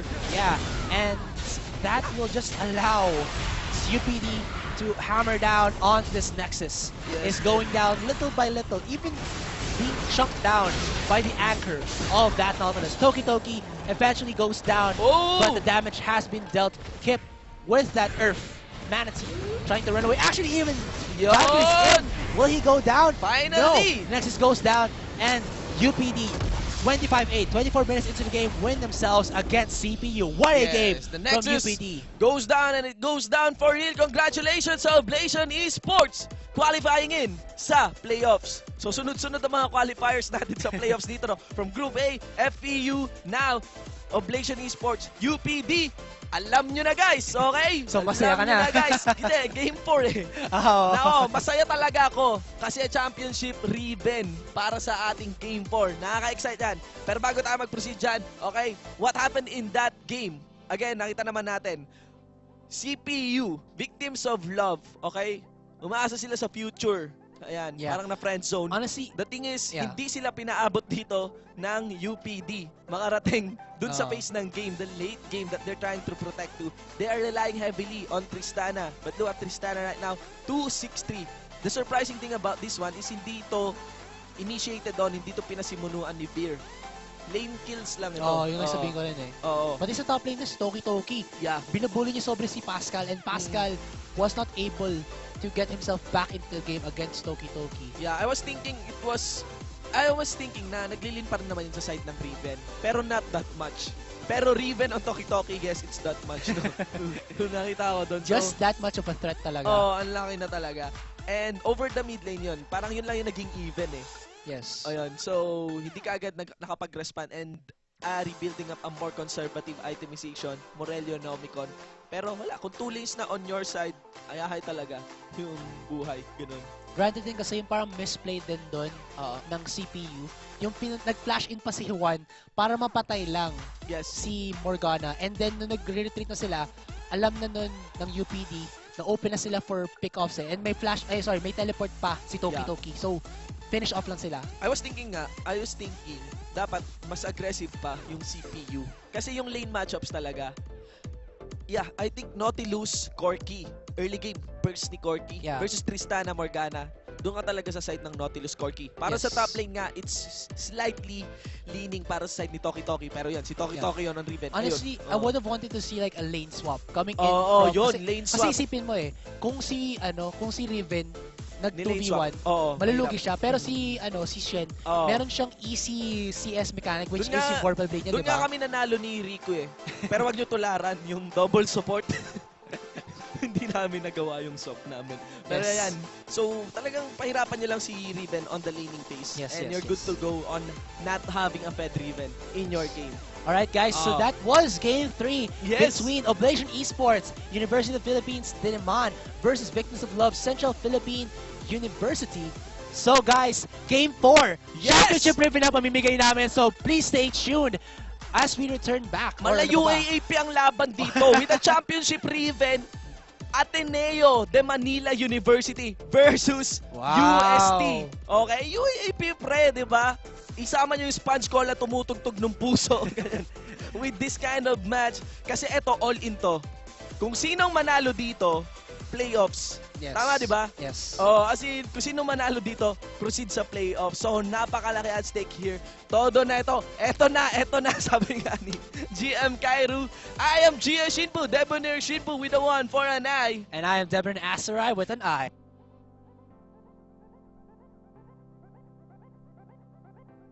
Right back for Game 4.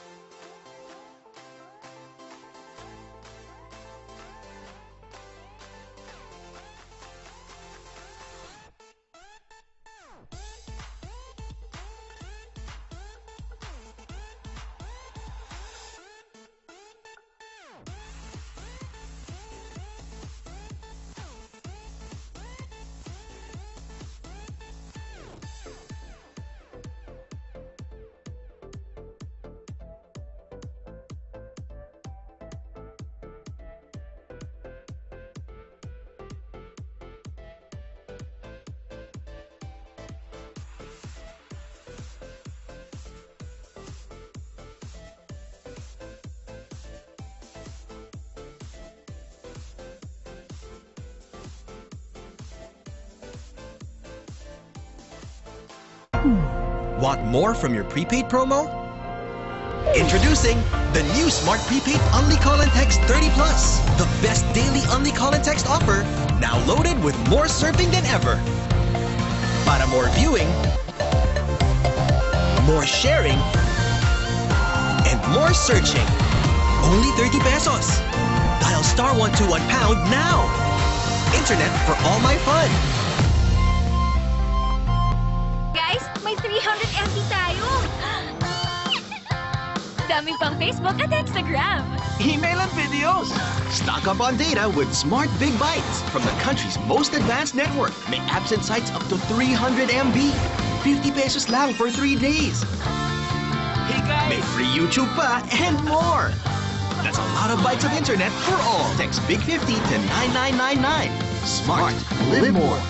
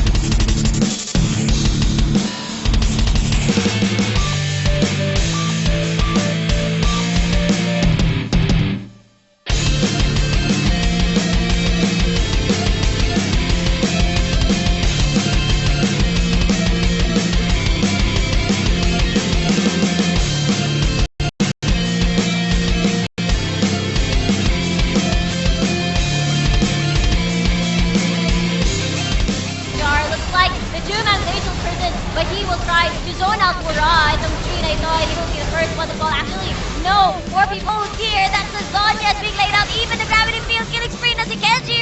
And the lasers just hurt so much. Double kill na. And that'll be a triple kill as well. Oh, hindi ko alam. Pero initiator, a full fall! That's a full broad combo followed up by the slicing measure of the Punis there. The antagonist is also there para sa side ng University of the East. Now na pinuhos na ito ng Xavier University. 90k. para sa ating goal. Oh my God! Ito na! Initiate na doon! They are on to the Ani, pinagsak! Major Maelstrom at the members of Mitigator Esports Club. Reynera with the racket. Ito na rin, si Rice taking on, having a triple kill, going for the carries. One-on-one sila ni Reynera. But format Oh my God! Oh my God!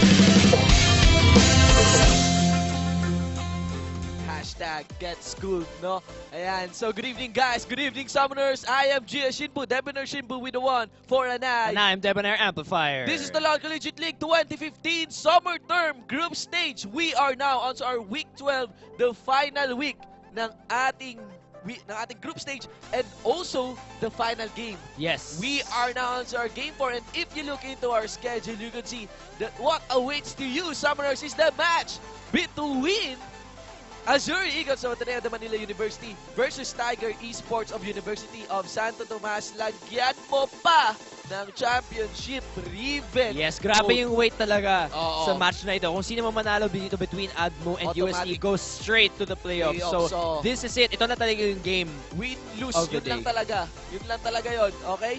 Again, this Lcl Collegiate League is brought to you by Smart Prepaid, Live More, and GameX. Game for good. Let's get into the drafting phase, mga kapatid. esports.garena.ph/stream sa mga viewers natin dyan. This is it.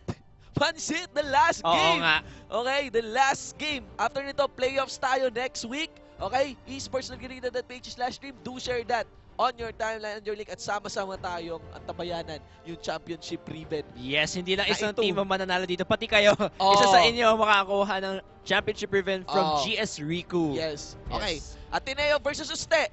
Your insights, your breakdown on this. GS Alright, so Amplifier. band champions na for blue side. Tama-tama, Admo on the blue side. That's gonna be Annie, Gangplank, and Elise. Meanwhile, for the side of UST on the red side, that's a ban on Evelyn and Soraka. Wow, that's interesting. Oo So yung nga. Evelyn ban, hindi natin masyado nakikita. Although, surprisingly today, I think 2 beses na ban ito si Evelyn. So actually, not a lot of teams know how to play around yung Evelyn. Kasi, syempre, malaki yung emphasis on pink wards, Yes. on vision, which is basta, ang laki talaga na priority na kailangan mo on vision when you have an Evelyn in the game. So maybe UST wants to get rid of that. Baka comfort pick din siya. For the side of Admo, yung bans dito ng Admo are very standard. Annie and Elise, syempre, super priority bans pa rin yan. Yung Gangplank actually also, gaya na sinabi natin kanina, priority pick pa rin siya. Ngayon, nakakairita talaga tong champion na to. Yes, power pick pa rin siya. Coming in mula sa update sa kanya, mula sa build swatter. Yes. Grabe, pinatay lang siya ni Miss Fortune. Oo. Balik niya, mas malakas na. Mas matindi Meanwhile, na, with barrels. Soraka and Rek'Sai. So Rek'Sai, understandable na naman yung ban dyan. Soraka though, definitely target ban Okay. to eh. Kasi, Yes, Oo. correct ka dyan. The Oo. target ban is on Celestial Mikos. Now, Oo. Team Celestial is actually the top 1 ng Challenger circuit natin Mm. right now. And Celestial Mikos, the support has been playing that Soraka ever since. Celestial Mikos is Kaide. Okay? Yung support okay. para sa Azure Eagles. Yeah. Okay? Nung last season. yeah. So, ayan, ito yung power pick niya and comfort pick niya. Actually, banning Soraka right now, I don't know, kasi Soraka, ang core items niya is Warmog's Armor. Pero with the update on Warmog's Armor, requiring you to have 3,000 health bago ma-activate yung insanely Grabbing health powerful regen. regeneration na yon. I'm not sure kung Unideal viable. siya for may Soraka. pagka-nerf yun. May nerf effect yun on On Soraka. yung mga hindi juggernaut. Kasi yung Warmogs kasi, gagamitin mo na siya ngayon ha. Assuming na parang tank talaga yung talaga, role. Si Soraka naman hindi naman talaga tank. So, kaya tama. wina-warmog si Soraka kasi may health health, regen. may health cost yung kanyang mga skills o yung kanyang skills, ayan, rather. So, on the picks. Alright, so Gragas obviously, since naban yung Rek'Sai, naban yung Elise, mag-rise in priority yung Gragas. Very metal jungle pick pa rin siya, of course. Meanwhile, wow, Ezreal. Not something that... Oh, never mind. Oh my God, okay. Lucian. So, goes over to Lucian. Thresh, very understandable pick. very much meta support. Yung Lucian was actually buffed this Yeah, patch on yeah. 5.16. Mas Oh. maganda yung scaling niya a bit into late game. Medyo Yeah. in-up yung ratios ng passive niya. Yeah. Plus may boost din sa Ardent Blaze kung saan pag tinamaan nyo yung allies mo, gamit yung W niya, which is yung Ardent Blaze, may speed boost pa Pag rin siya. tinamaan yung minions. Ah, Tapos, oo. yung allies mo, pag hinihit yung minions, may speed boost din. Ayun, Yeah. oo. So there was a slight buff to Lucian. Okay. Yung pinapanood natin kanina yung LoL class, diba? Yeah, Sabi ni there are Wild better Turtle, options daw eh. it makes Lucian slightly stronger, Oo. pero hindi pa rin siya... There are better options daw. There are still better AD carries right now. Pero, in effect, sobrang lakas pa rin ng early game nito with the Thresh and the Lucian. So that's Nakayang something... sumabay sa Corki. That's something to watch out for. Meanwhile, hover over Morgana and Corki. I wouldn't pick a Corki against the Lucian. Actually, marami na tayong nakitang matchup kung saan laging panalo yung Lucian against the Corki. Pero, that's taking into account the nerfs now on Lucian. So, Lucian might not be as painful as he was before. So, baka kayang manalo ni Corki at bot. But still, yung level 1 to 3, I think ni Lucian will still really hurt compared to yung early levels ng Pagka Corki. even to, it's leaning a bit on the side of Lucian. Thresh and Lucian. Yeah. So maybe the Morgana pick was a counter kay Thresh. Just put your black shield down and no hook effect, no flay effect, no nothing like that. So maybe they're purposely putting this bot lane to counter out na yung aggression dito sa bot lane ng UST. Yes. Riven, again. Baka makita na naman natin to for this game. Nasaan na yung mga championship Riven? Oo Yung nga, mga oo. page. Nakita na natin yung UFO Corki. Nandito daw, ipamimigay nga. Ah, my God. I see. Take note guys ha, yung championship Riven na yon. Okay, plano ko na nga Yes. sana kunin sa Oo kanya nga, yun. oo nga. Kay GS Rico po galing yun. Yes. Okay, as in, mismo sa kanya. Pera niya yun. As in, imagine that. Oo. So, may buffs. The buffs is real. The Riku buffs. Meanwhile, Echo being locked in. So another jungler na kahit na nerf siya ng konti, yung tanky stats niya, viable pa rin talaga siya na jungler. So apparently yung nerfs are not enough to keep him away from the jungle pick. We're gonna see him again for this game. So this is actually a very, very heavy early game advantage so far in terms of sa lanes dito sa bot tsaka top. Oo. Meanwhile, Fiora, yeah. another very interesting pick. Yun yung problema pinapaasa ka eh. Anyway, so yung Maokai apparently gonna be locked in here, I think, from Fupi. And let's see if he locks this in. Okay. Yeah, Irelia is also still a strong pick pa naman. Never naman siya ata nawala sa meta actually, natin. yung Fiora nga, it's actually a good pick against Riven. Yeah, actually pwede siya eh. You're able to stop the stun with your W. And yun nga lang, medyo mahirap siyang i-timing kasi instantaneous yung stun ni Riven. So talagang i-anticipate mo siya. Wow! But biglang they change, it's gonna be a Shen. At nakita natin yung result of putting a Shen against a Riven in the previous game kung saan sobrang nabully yung Shen against a Riven na tipong 30 CS difference na yung laki doon sa top lane. So I'm not sure why Fupi is going for a Shen kung alam niyang ang hirap nito sa laning phase. But we'll see how they adapted that.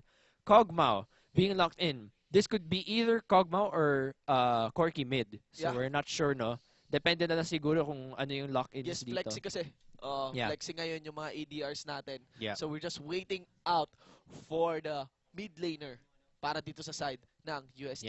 Unless mag-mid Riven. Diba? But we're not so sure. Actually, in any case, if Riven does go mid, kung si Corki o si Kog'Maw ang mapunta sa mid, I think either of them will probably lose against this Riven kasi masyadong malakas yung early game tsaka yung mobility nitong Riven in the laning phase. Wow, past 10 seconds na bago mag-lock in yung champ.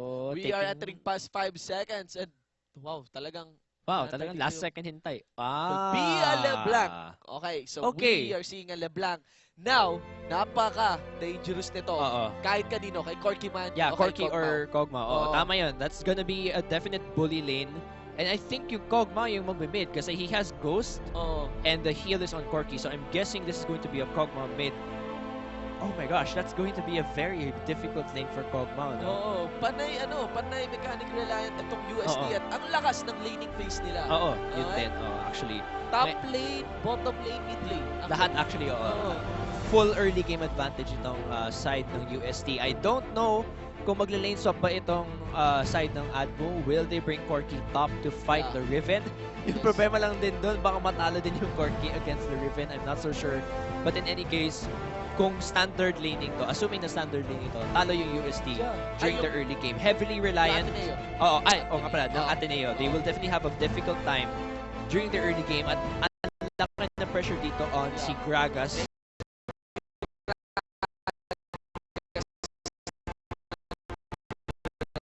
To relieve pressure in the lane. Si problema nga lang, pag lahat ng lane mo talo, di ba saan ka pupunta? Jungler, nako, di ba? Keep calm and blame the jungler nga, sabi nila eh. Oo nga eh. So, until level 6, doon nang makaka-assist itong si Shen sa bot lane. And in that case, kung iwanan niya yung bot lane, makakasplit push ito si Riven at top eh. So, I'm not sure. Things are looking very scary for Adbu sa early game. Yung bot lane siguro not extremely kasi kaya namang tumapat yung Morgana Corki against the Lucian Thresh. Yung pinaka nakakatakot na talaga is yung mid tsaka yung top. May requirement dito, yung UST. They are required to play aggressively. They're definitely required to play aggressively. Gusto nila makakapitalize yung power ng composition nila dito. Pero, merong counter engage potential. Ito, sobrang obvious yung side. Ng Adbu. That's very true. Gragas, Definitely, yung importante dito is to really try to stay even during the laning phase. Para sa Adbu, they have to stay even during the laning phase. Kung saang lane natatalo, they have to call for lane priority dito kay Gragas. Otherwise, ayaw niyong lumaki masyado yung gap in the lanes. Ward skills so well against West. Yeah, that's true. They really have to keep in mind kung saan itong Echo din dito.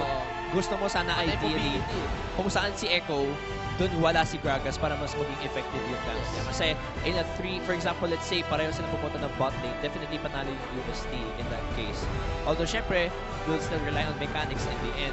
But ideally, Gragas always wants to be in a lane kung saan nag-outnumber yung Admu sa UST. Kasi in terms of the laning phase, grabe.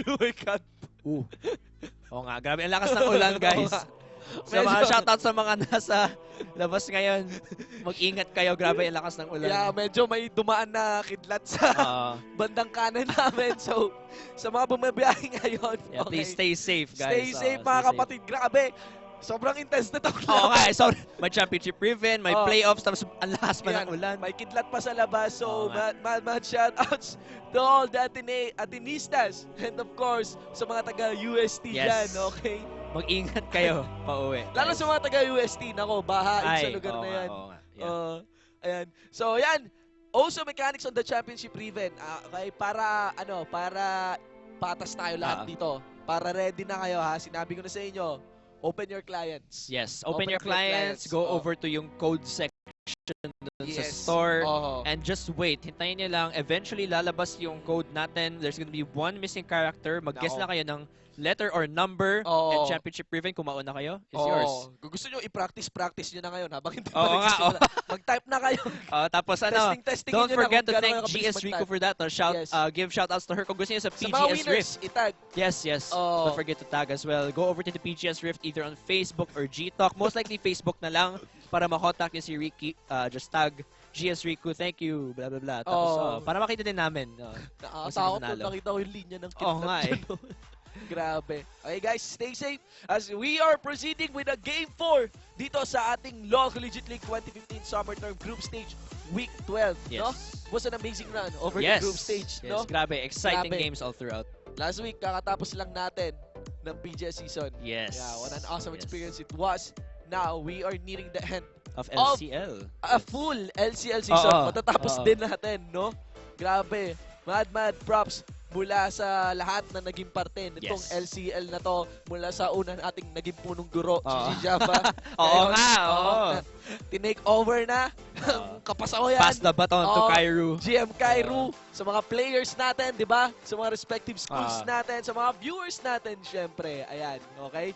Brought to you by Smart Prepaid, Live More, and GameX, Gaming for Good. Alright, so we're gonna get into the Summoner's Rift in just a bit. Again, malaki ang pressure dito sa dalawang teams natin because whoever wins this game goes to playoffs and joins the rest of the teams. UPD, pasok na.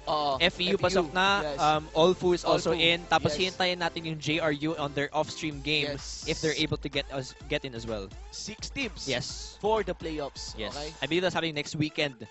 Sino kaya ang susunod sa yapak ng Bridus Arcus ng De La Salle? Yes. Okay? on becoming the champion dito sa summer term ng ating LCL 2015. This is our second split and second season as well. Laki ng price, 35,000. Yes, 15,000 15K for your school. In guide. Ayan. So ayan guys, let's get into the Summoner's Rift. Okay, the match between Ateneo de Manila University Azure Eagles versus University of Santo Tomas Tiger Esports. On the blue side, we have Admu in the top lane. It's Fupi on a Shen. For the jungle, it's Yoni on a Gragas. In the mid lane, it's probably Tenno, okay? It's most likely Tenno on a Kog'Maw. And for the bottom duo, we will have Kyle Wu on a Corki AD carry and Celestial Migos on a Morgana support. Meanwhile, on the red side, that's going to be UST Zyken in the top lane with Riven. That's going to be Raze in the jungle with Echo. And then James Meister in the mid lane with the Blanc. And for the duo lane, that's Schnitzel and Mephige in the bot lane with Lucian and Thresh. Kung merong sa pula, kung merong sa puti, dito tayo sa Azul o sa Dilaw. Ateneo de Manila versus UST. Sino kaya sa palagay nyo ang magwawagi sa lahat ng mga viewers natin dyan at YouTube at Twitch and at Ajubu? Okay, tell us your insights. Kasama nyo dyan si GS Riku and Gigi Aika. Yes. Okay, sama-sama po tayo ngayong gabi on our last match. Also, shoutouts to BGS Rift, okay? Ang ating Garena Talk platform, grabe, ang dami daw nating viewers right now. Okay, so sa mga hindi pa parte ng ating BGS Rift, ano nga yung ano natin para sa Facebook? Yes, for Facebook, just make sure to go to www.facebook.com/group/PGSRift. And for GTalk, the ID number is 171-888-11. Again, sa mga hindi pa nakakaalam ng ating GTalk platform, nasa client lang po yan, yung blue side, yung may nakalagay na talk. Pindutin nyo po yan, okay? Ang dami nyong pwedeng magawa with that. Ang dami nyong makukuha, matatagpo ang mga kaibigan. Mamaya, bakit di tayo maglaro ng custom games, diba? Ayan. Also, again, do check out the Facebook fan pages of LoL Collegiate League. Okay? Facebook.com/LCL. Also, the website, esports.garena.ph/LCL. And also for our pro gaming series. Yes. Ayan. Alright. So we're in the rift right now. Nakita natin nag-ping agad sila actually dito.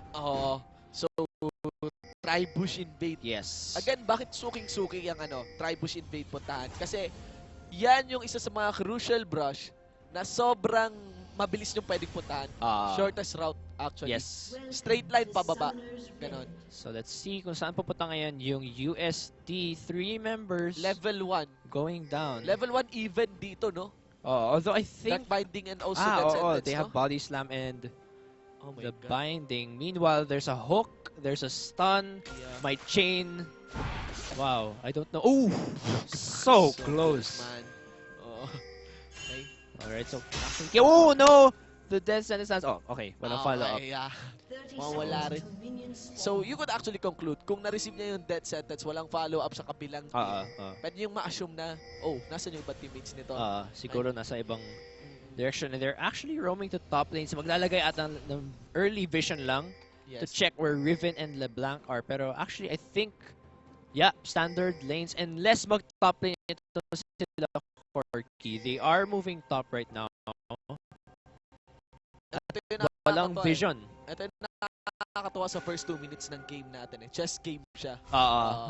The mind games. The level 1 mind games. Except di siya applicable kay Faker. Kasi got si Faker. Pero dodging! That petrifying gaze. Grabe, di tayo makaget over talaga sa play na yan. Parang yung hook ni Trash kanina.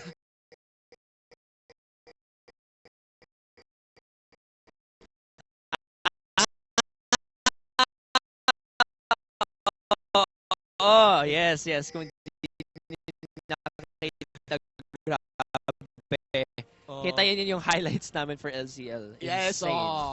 Brought to you by Burrito. Yes.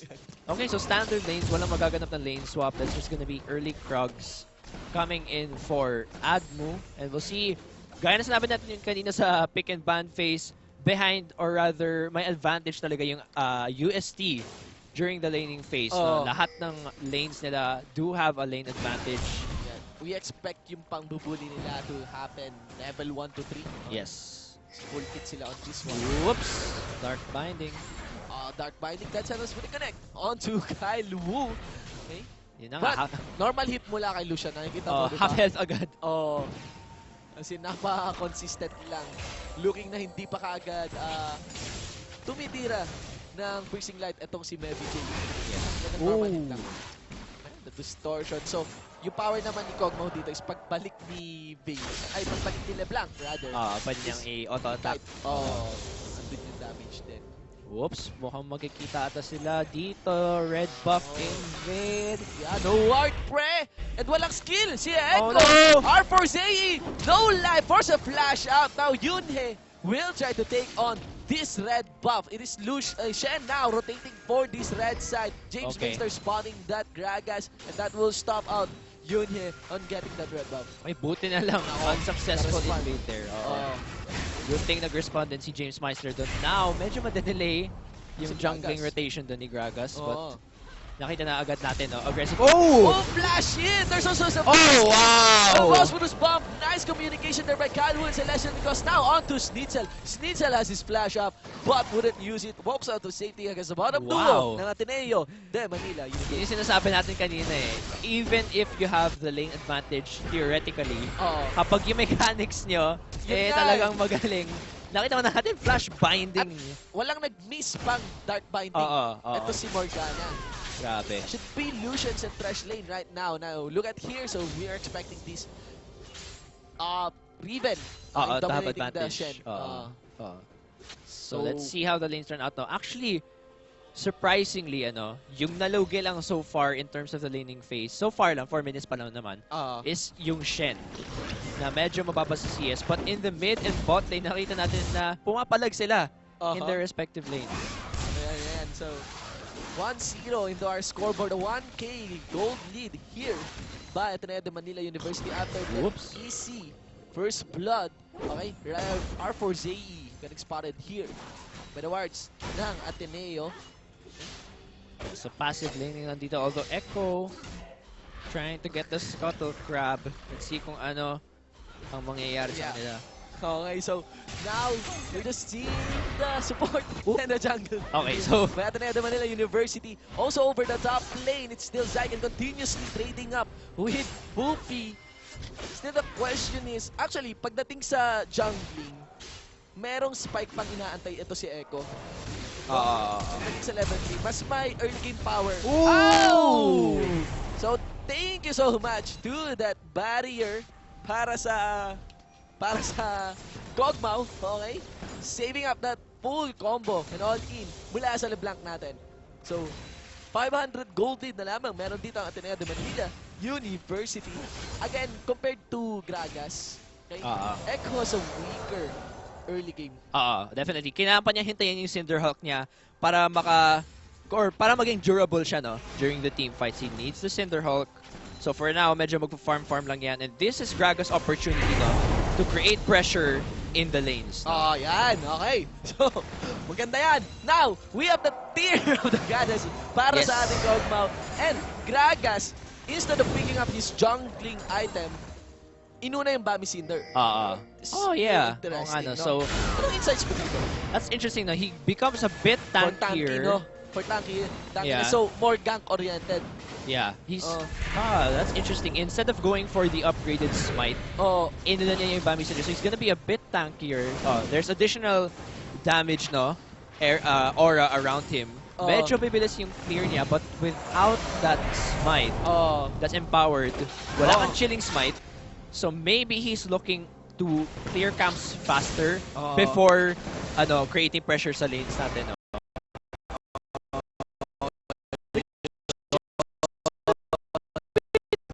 Weird. So, nice says there by Jess Amler. Rinig ko na itong game na to. Napakaganda. So, we are seeing Teno receiving the chains mula kay James Meister. Teleport or other. Stand united by Fubi on the Teno. Acoustic speed getting laid down. Also the SS. And that is LeBlanc entering his red side jungle. Will fall back. No kills yet over the mid lane. Yes, so, wow.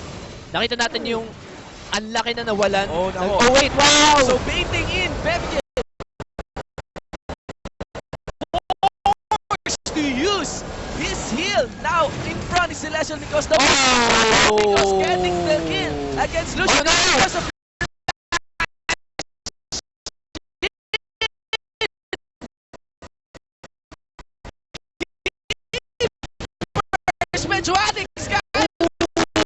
and that is the Blade of the Exile. 1 Onto the corky down and squeeze the water. And that will be a double kill para sa ating Riven.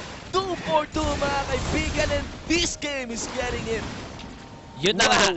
Ito yung sinasabi natin sa early game ng UST. Oo. The moment na nag-fully commit yung Admo sa bot lane engage niyan, alam na agad na Riven, okay guys, this is it. I'm gonna fully engage in Tenno. Oh no. Yan. So, 3 members collapse onto this Cog now. Squishing target. Oh no, Raze. Ah, okay.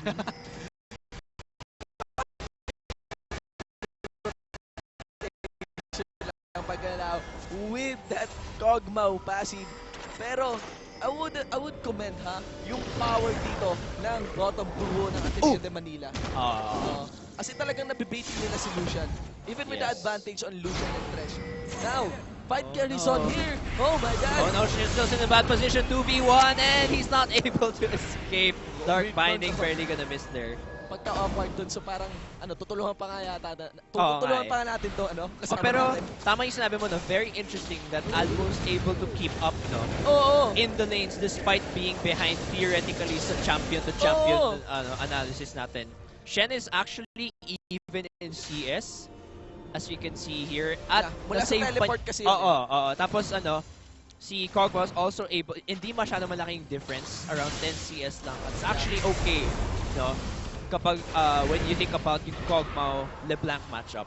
So gaya na sabi natin kanina, pwede siya mag-kite, pwede siya gumawa ng long-range damage. So that's very good on the side of Kog'Maw. Just needs to stack the tier. Hintayin lang niya yung Luden's Echo niya and he'll be able to burst down a lot of champions. Yes, the only visible lead here is actually para sa side ng mga support after those plays na siniset up nitong bottom duo ng Ateneo de Manila University. Yes, but ayan, 9 minutes into the game, everyone has their ultimate now, except for the bottom nyon. Okay, level 6 na rin. So, kailangan maging aggressive itong UST. Alright, that sentence followed up by a play for some flash out mula kay Mikos. Oh no! Willing to trade up with Lucian. What is that? There's a flash in. Normally it's mula sa my gosh! Oh, the play misses and that sentence rather able to kill Kyle Wu, but that is a supporting trade by AD Carry. That is because killing the Thresh. Grabe. That was such a very, very aggressive play from Thresh. Aggressive nga! Yung play yung panira actually dun eh. If he auto-attack twice and left, baka naging 1 for 0 pa yun eh. Pero nag-auto-attack siya, nag-fishing play niya, it made it a 1 for 1. That was a very aggressive play. And the play wasn't even near. Malayo nga. Sa ibang dimension talaga. Play na yun. Now, over the mid lane. Oh, no! Also nakabow! Edge of the parallel convergence. Still, thank you so much, Stand United. And Barrier. So much shield para dito kay Tenno Kog'Maw. Yun lang yung problema, no? Like we were saying kanina, every time that Shen leaves the lane, binibigyan niya ng split push pressure to si Zyken eh. Zyken's able to push the lane, he's able to put down tower damage. At the moment,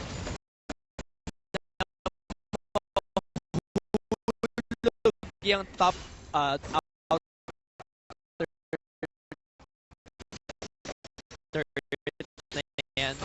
it's going to give Zyken so much rope potential. The map opens up for the leader. Tsaka yun yung ayaw ng ng Admo eh. The moment na mabigyan ng early pressure itong UST yung Admo, that spells bad things for Admo. So far naman, Admo's able to keep up with the pressure. Yun yung sinasabi natin eh. Kasi in terms of late game, mukhang talo dito yung UST eh. They don't have a very good front line other than si Echo. Tapos medyo nagpo-fall off na din yung late game damage nila compared to the Corki and the Kog'Maw. Kung magkakadikit itong Ateneo, hindi pwedeng basta-basta lang mag-distortion in si LeBlanc. Sobrang risky. Kasi maganda din yung lockdown potential nila eh. They have the body slam, the dark binding. Pag may isang nahuli dyan during the late game, wala, pretty sure patay na agad yan. But the question is the itemization. Kailangan may righteous glory. Itong Ateneo de Manila University. Any form of initiate kasi ang daming pill din netong or mobility kit netong side ng UST. So, That's true. Actually, even if wala silang Righteous Glory, basta meron silang vision, tsaka matanggal nila yung wards ng Admo para makagawa sila ng mga TP plays to catch them off guard. Yun yung talagang gusto nilang gawin this game actually. Always catch Admo off guard. Take advantage of yung early to mid-game advantage nila. Kasi the moment na mawala na yung early to mid-game advantage dito, at naging sobrang tanky na nitong si Shen tsaka si Gragas, wala na masyadong shred yung UST to get past the front line. Walang shred. Yung pa. Although, yeah, walang shred kasi I'm not seeing Lucian here building a Blade of the Ruined King. Rushing maybe that Infinity Edge. We are now on a 12-minute, entering 12-minute 30 seconds dito sa ating game. Nobody's rotating up for the Dragon. If you look at the ward coverage here, it's actually UST. Controlling so much of the map right. And that's really what they need to do. Gaya na sinabi natin, yun yung priority nila. Remove the ward from Admo, put in all of your wards in the enemy jungle so you can make the picks and snowball. Yun yung word for UST dito, snowball. The moment na hindi kayo maka-snowball,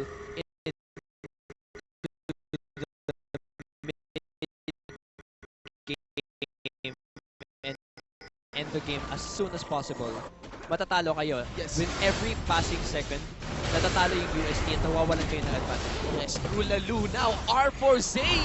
Oh The Scuttler, he gets collapse on! Ramdam yung nerf mula dun sa Chronos. Konti yung binigay na hit. And this looks bad. That is a UST. Two members gets fish out over the river. It is Andrea de Manila looking and aiming to take on this Dragon. Yes, so yung advantage kapag may vision talaga kayo. You're able to make the picks. And that's so sad kapag inisip mo na yung UST actually is the one who should be making picks! Oh! Beach receiving the dark Oh binding! my gosh. Oh yeah, normal Grabe. hit. Nakita ko. Akala ko may forever na sa binding na yun eh. Sobrang tagal. Grabe, hinabol. Napatay pa. Actually, normal duration naman yung dark binding. Pero alam mo yung feeling, yung kapag feeling. mamamatay ka na, tapos nag-slow down yung time. Tapos nakita mo na yung projectile ng auto-attack niya sumusunod na sa'yo. Kaya, at alam mo na wala ka na magagawa. So yung duration ng CC, akala mo sobrang tagal. Pero yun yung feeling ng katapusan mo na. So, yan, may applicable din in real life, di ba? Buti nga hindi nagpa-flash yung screen mo. Lahat ng kapasawayan mo sa tapos nagiging black and white yung screen, nagsislow mo siya. Although, ang ganda ng mga lumalabas na animation after that. Yung KO mula sa Arcade Driven, available now for 200 RP. Okay, over the mid lane, double dash in, distortion, and Tenno. Paulit-ulit lang to. Hindi ko alam paano nasusustain si Tenno dito sa mid lane. Oo nga Lagi na nare-receive naman yung skill niya. Interesting no, bumili siya ng Chalice of Harmony to give him that MR para lang makatrade siya evenly against LeBlanc. I'm not sure if that's the most efficient way to build a Kog'Maw. Mabe-behind yung power spike mo with the Ludens, with everything. Pero at least, in this case, you don't really mind. Parang hindi mo kailangan masyado mag-rush with the Kog'Maw. Yun lang, nagiging halata na defensive talaga yung play dito ni Kog'Maw. AP Kog'Maw to, okay? So, we're looking to an AP Kog'Maw, relying heavily mula dun sa wave. Oh my god, hold that thought. Now, Jace only not the Whoopi. Now, Rise, and he's giving the kill mula sa LeBlanc. Shen is having a hard time right now, and UST is going to take up that top lane outer tower. Yes, so naman yun, Shen was really going to have a hard time. Alam naman natin yun yung pick and ban phase na actually nung game 3 pa lang, alam na agad natin na mahirap pa talaga yung Shen. So may 1.3k naman si Kog'Maw, no? Able to buy at that needlessly large rod, okay? Pero na-delay na siya, okay, with this kind of itemization. Again, there is a very disadvantageous matchup against LeBlanc. I think mas beneficial yung Abyssal Scepter for this case for the side of Admo. Kasi kung isipin mo, ang daming AP damage nito side ng Admo. You have the Gragas dealing AP, the Corki, hybrid din siya, yung Morgana actually even. And with the Abyssal, nabibigyan yung buong team mo ng aura. Force a flash out mula kay Lucian. TP! There's a TP! Force a flash out! And drop na dito yung bottom duo! There's the statue! No time para makarating yung Tres. Zyker receiving the dark binding. Willie broken wings and falling para maabutan dito sila siya because no, he won't. And that's one pick over the ADR. Good response here by Yeah, so there's the early game advantage na showing. Planado, they baited that bot lane, no? Yeah. Just so that Zyken could get the kills there. Going back That was a dun good sa play. Kog'Maw itemization, it's very unlikely na gagawin tong Unholy Grail. Mas optimal na i-rush mo muna I'm yung... hoping na hindi siya maging Unholy Grail. Mas optimal na i-rush mo muna talaga yung yung Archangels Or yung Ludens. Ludens. Talagang parang wala mapagagamitan. Masyado. Sa Too laning much. phase na talaga siya. Yeah. In terms of general itemization, Yeah. hindi siya efficient. Mas maganda na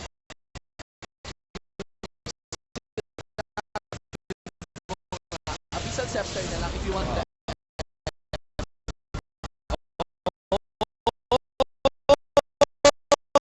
Okay. So there's a timer magaling mula kay Boombeat. Also Shadow Dash and Zyken will get pick up. Oh no! He won't!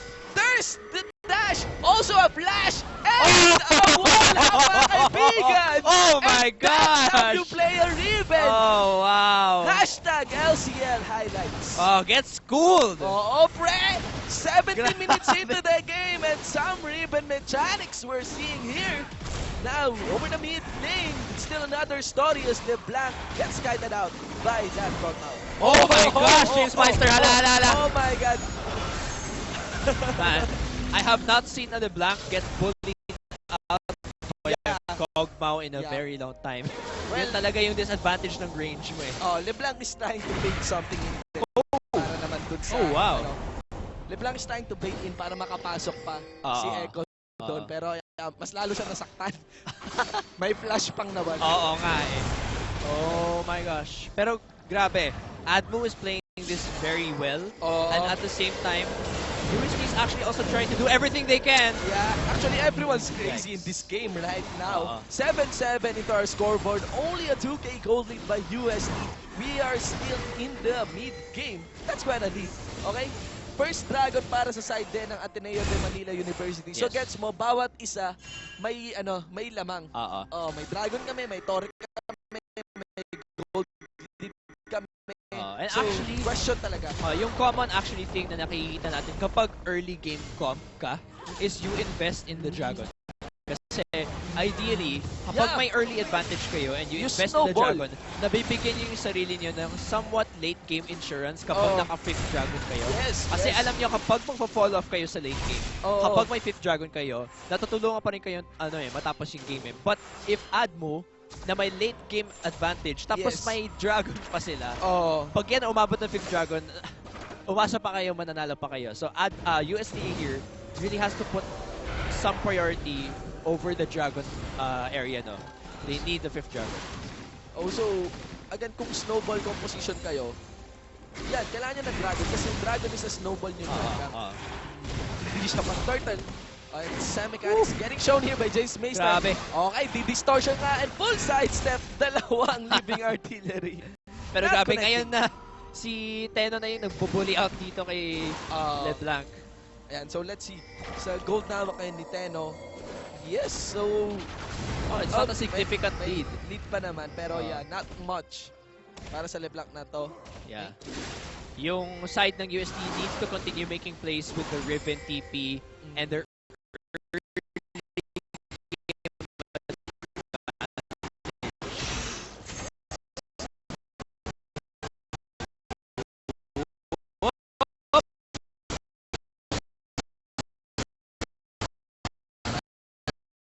They're just getting gas. It's very risky to initiate onto Migos. Oh. And look at Teno. Teno is getting those free hits. Oh, now no. USD. MFH trying to trade up with a corky. Kyle. Woo! Winning that one. Over the bottom lane. Ateneo de Manila University. That sentence. Onto the Krakas. Eto na. Ito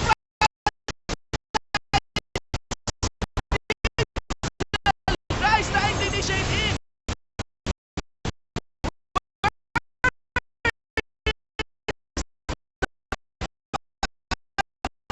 Converges walang proc. Zyken in the back line. And that is Riven trying to clean up in the back line. Also, Jace Maynard is trying to make a big thirst. The keeper's a shutdown para sa Gragas onto the Riven. Now onto Celestial because there's no damage na nanggagaling mula sa LeBlanc. Distortion. Oh, no! And that's the story and how the Cookie Crumbles 3-kill lead, 11-8 in a 3-4-1 exchange at Ateneo de Manila University. You know things are bad when your early game team comp is losing to a late team. Nako. Grabe. Yeah. It's all about the mechanics in the team fight. Zyken was able to get a good lead. Yung problema lang is at in a straight up 5v5. Actually, medyo awkward yung clash nun eh. Kasi awkward talaga. naka-hook si Schnitzel kay Gragas. Pero nang pumasok siya, biglang na black shield. So, walang nangyaring flare, anything. Tank pa yung na-hook mo, tapos in-all-in mo pa siya. That's not a very good thing to do actually. Di ko nga alam kung anong mas awkward, kung yung clash na yun o yung pick-up lines ni Azurai. Pero still, Yung pick-up lines niya, sorry. yung pick-up, okay. So, still, ito yung problema ngayon. What can UST do right now? What can UST do right now? Actually, They need to, dahil ang champions nila is Snowball. So, need to make picks. Mukhang clash-wise, alanganin na. they really need to take advantage of the TP plays. Actually, yung lahat na nakita natin TP plays relating to Zyken, Yes. maganda sila eh. Madalas nakakuha siya ng double kill or at least 1 kill sa mga TP niya. The thing they need to do actually is to spread around vision kasi right now, medyo hindi pa maganda yung vision nila. The opposite side of the map is very dark right now. So kailangan nilang i-de-ward yung wards nitong Admo and at the same time, make flanks and make picks and make plays. Yes. Make plays. Dapat yung style niyo. Yeah, yun, proactive. They have the mobility. Yes, They have that's the true. mobility. And They have medyo the mabagal-bagal. mobility, malakas yung champions nila during early to mid game. You have to take advantage of that. Ang laki ng pressure actually on UST to do something now. Because if they don't create a structured early to mid game aggressive playstyle, wala. Like I said, every second that passes, UST slowly loses their grip on playoffs. Yes. So Admo here has the late game advantage. And Admo is winning right now, or at least is staying even. Let's and see. the late game team that stays even with an early game team comp is winning. Yeah, they could actually capitalize on this one. Pero mukhang ibibigay lamang nila itong outer mid lane turret. Okay. From the back, pwede na rin mag-initiate yung Thresh na Paano kaya ito gagawin? There's Briar Forcy! And that sentence ought to be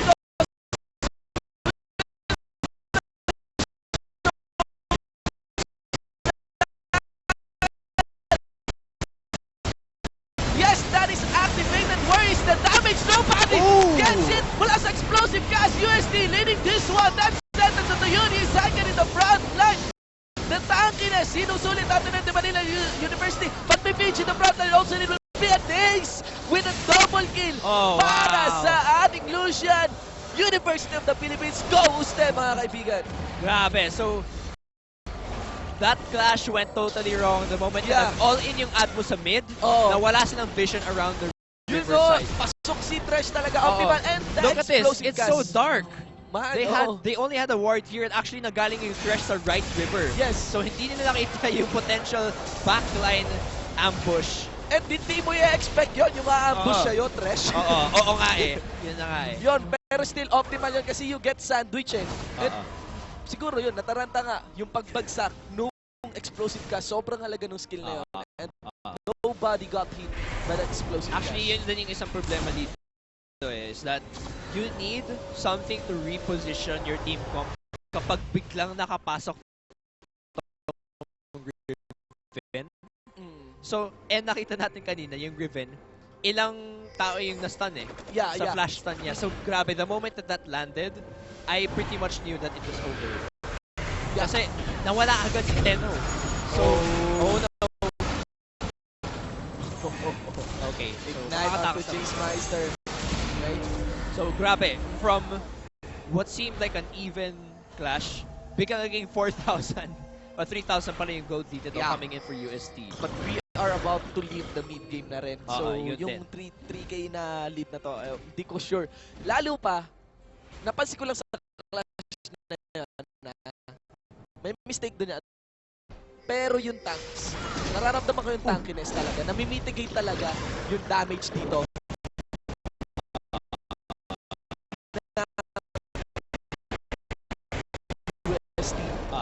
And if that base goes, it goes. Okay? Yan. that open ups for Corki and Kog'Maw still. Basta yung win condition talaga dito ng UST, gawin nila yung ginawa nila kanina, pero ulit-ulitin nyo lang. And make sure that when you make a pick, yung unang mawawala is either si Corki or si Kog'Maw. Yes. Kasi the thing is, nakita natin ng parang first clash kanina sa mid, no, nandun pa yung tower. Yung na-hook nitong si Schnitzel ay si Gragas. At nung pumasok siya, wala rin nangyari actually. Natalo sila sa clash na yun. But we saw that the moment you remove itong si Tenno at si Corki from the fight, wala nang damage eh. Shen, Gragas, and Morgana are only here to protect Corki and Kog'Maw. Pero pag ulit-ulitin nyo yung flank potential na meron kayo onto the carries and snowball it into an objective, you will win. Oh my god, that is a very bad broken whiz. So much mind.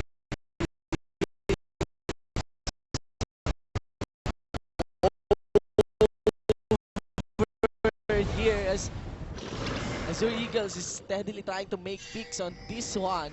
Siyempre maingat rin naman. Kung i-all in nila yon, they won't have anything if ever dumating dito.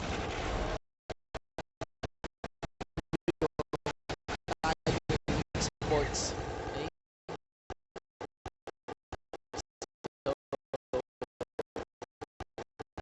Steady na. They're trying to pick up ano yung natutunan nila sa clash kanina. Although, while that's happening, Mefij over the bot lane. Here's a new strategy. Split push. Oo nga. So they're just trying to take advantage of their early game. Maybe... What are they doing? So no one to respond sa bot. Now Corki's now going down. Oh! Okay, so we're gonna have a pause. Pero nakita natin, no? Si Corki na dito na siya sa bot lane. So they're gonna try and respond. Si Riven medyo malayo pa. But she does have teleport, actually. And guys, championship Riven. Oo nga. Nako. Hindi pa lumalabas yung code, guys. So abang-abang lang kayo.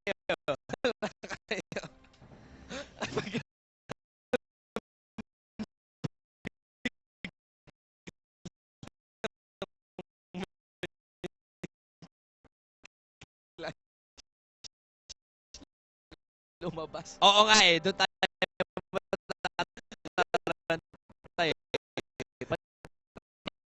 yung mga shoutcaster. Rakrakan na to, pre. So, what an exciting match this is. Okay? Nakikita natin right now yung bot lane wave in advantage siya of UST. Plus Dragons coming up in 50 seconds. So baka kuha na finally ng first Dragon itong UST. It's actually very, very bad.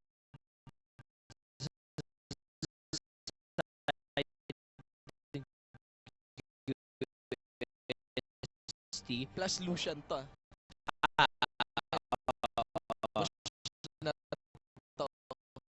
Yes. So, I'm seeing this tower going down for if they don't respond immediately. Si Shen naman actually has ult and TP. So I think if right after this pause, biglang mag-flank sila, they might be able to save the tower. But I don't think it can happen kasi medyo mabilis eh yung damage dito ni Mefij on the tower. Pero we'll see what happens. Right now, if Admo or if you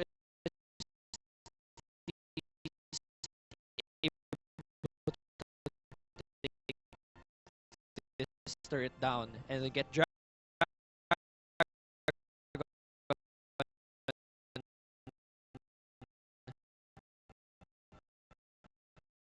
finally they will be able to get the dragon. Yun lang, like I said, mistake ng UST to allow the dragon. Take it. They're trying to focus down.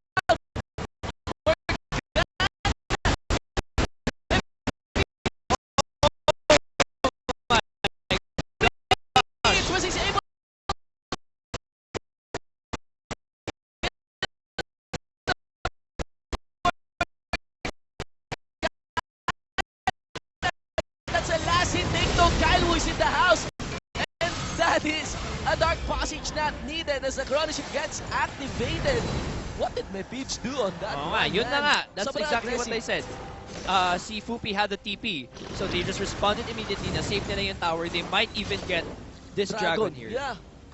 So see how they will react. Kasi si Tenno does have the poke advantage and the Corki. So if they're able to poke out yung medyo squishy natin champions dito coming from UST, they can probably secure this dragon. UST should have secured the first two dragons.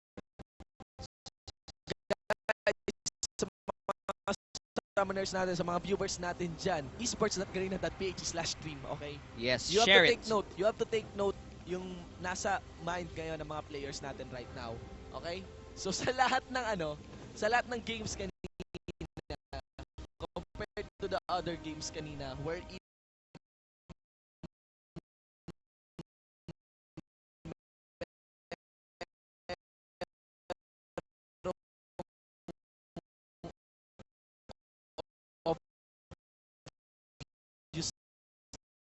yung isang kalaban na team. This time, even talaga to. It's not that I mean na even sila sa game. I'm saying na, as in, kung sino manalo, they have the same chances of getting into the playoffs. Yes. Kung sino lang manalo dito, yun yung mapupunta sa playoffs.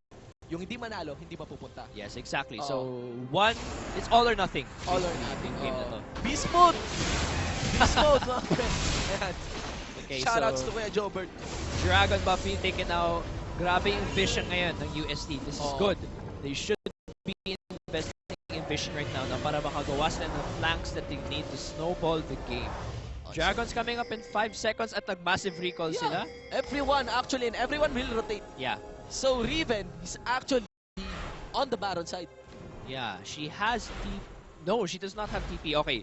Pero she's already going to bot. The tower actually is quite low. And I'm pretty sure mawawala na yan.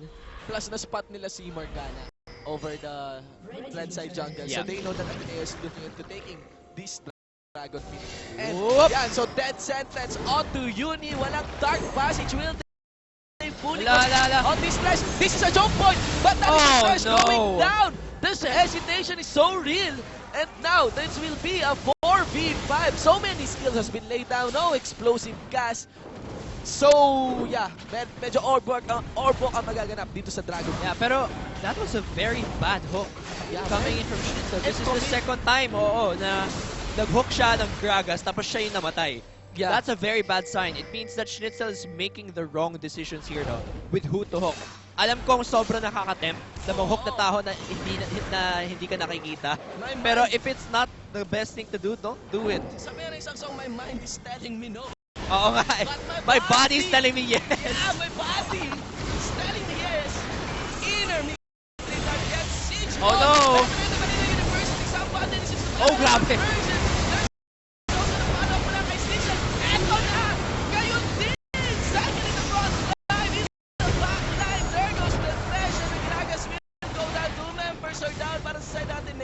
As they fall back, Corky tries to lay down those rocket barrage, and that will be a 2-4-0 exchange in favor of UST. Yeah, great job there coming in from UST to secure some kills there. Ulit, yung flank, yung importante dun actually. Pero in any case, UST, Admo rather, dalawa lang yung nawala, pero yung dalawang carry yung buhay. We can see the difference kapag yung carry yung nauna nawala, they all run away. Pero in this case, they're still alive. What can they do? Okay.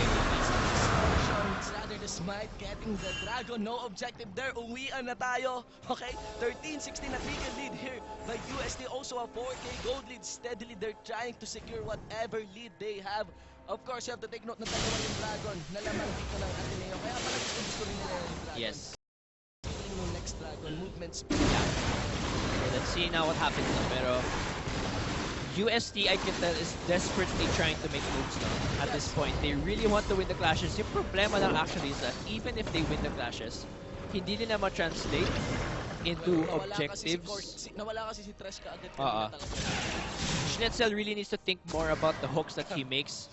Don't just do what your body tells you and hook smartly. Kasi we might see another replay kung saan hinahook lang niya yung si Gragas tapos namamatay lang siya. So, parang parents. Go to your room and think about what you did, Schnitzel.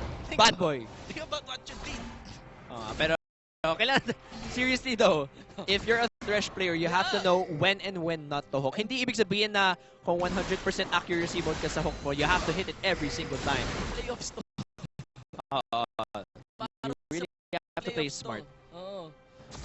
So we can see that the itemization And finally, the unholy grail ay mas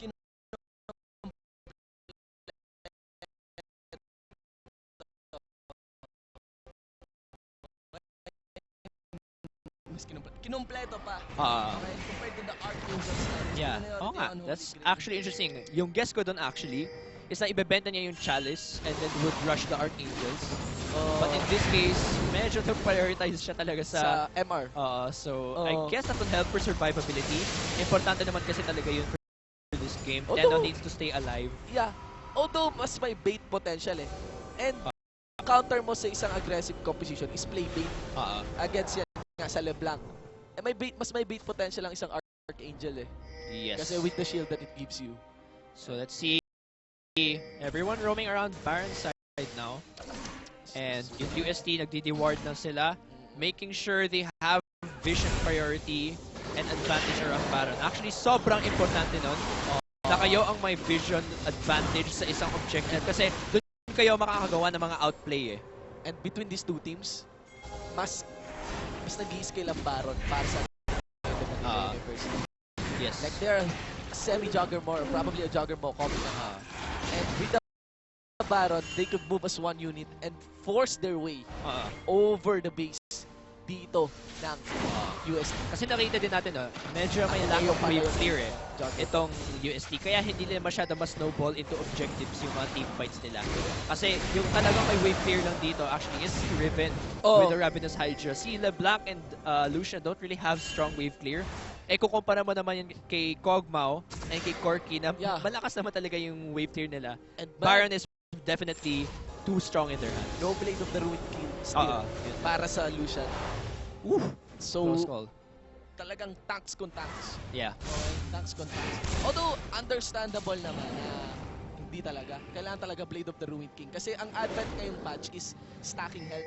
Lalo pa may nerf sa armors.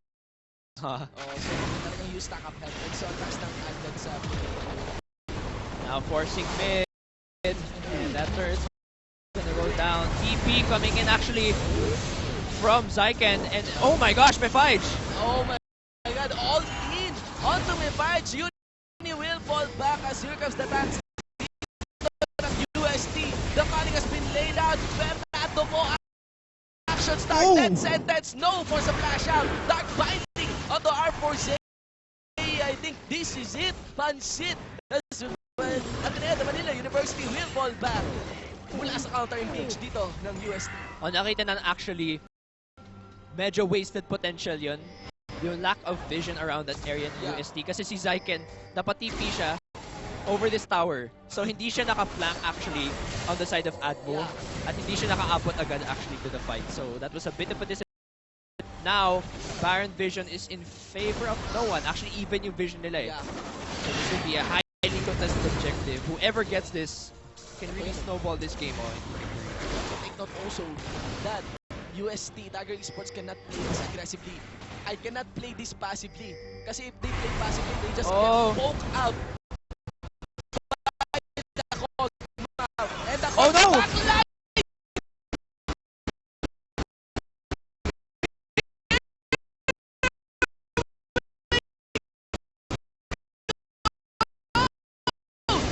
That's the echo! Ngayon din! And a chrono shift at the same thing that dispersed out members of the Manila University. But still, a dark binding on the Zyken. Also, there's the damage mula sa Kog'Maw. Everybody goes slow. James Spider gets the down. So Mefige killing Yunhee. And going down. Two members are down onto Mefige. No follow-up. A double kill. Will be a 3-for-1 exchange in favor of Ateneo. This is a definite Baron. That was a very uncoordinated pick coming in from UST. Echo! Grabe! Good initiate! They tried. Pero ang layo masyado ng UST to respond during that fight. And now, if this Baron, without TP from Zyken, this Baron is definitely going to go to Admo's side. And this could be the end for UST. We've already reached 34 minutes into the game. They don't even have a 5-Dragon security at this point. This is a very, very bad sign now for UST. I know, for UST. For UST. For UST, as in, again, the Baron box is better para sa Admo. Baron Buff is for sieging.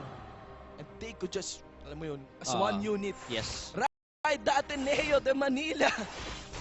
Train to victory. Yes. Papunta sa mid lane and push. Ayan. Grabe. So we'll see how they manage the waves here, no? Pero, see what Zyken decides to do. Nakakatuwa, no? I mean, maybe if we came to a point na itong LCL, ganapin na sa mga parang sa UAE. Tapos may nagsusuot ng ano, alam mo yung parang mga clappers, yung malaking number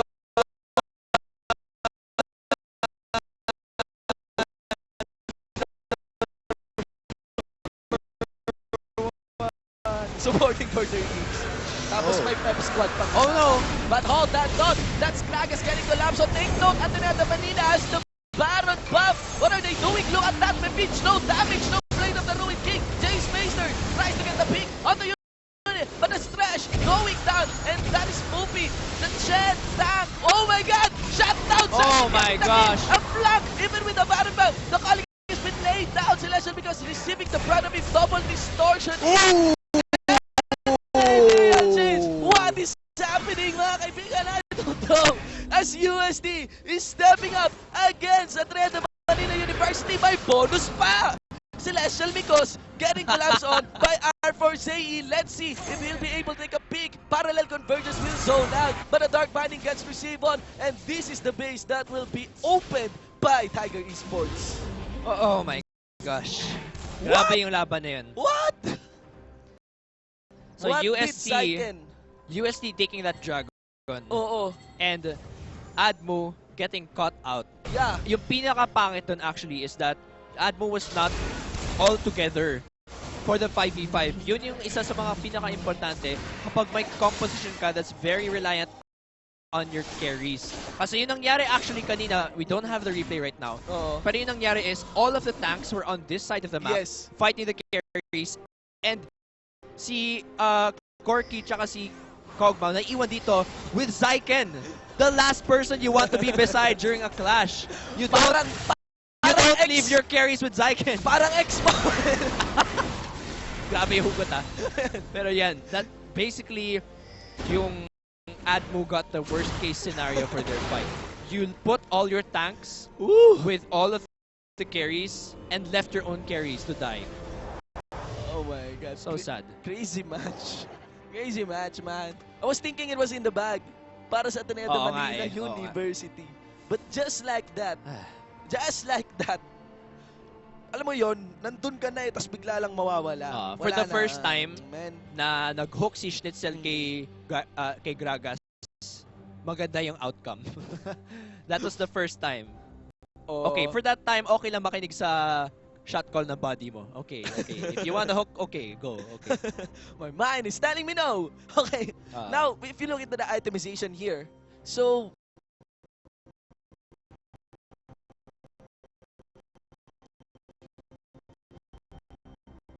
okay, so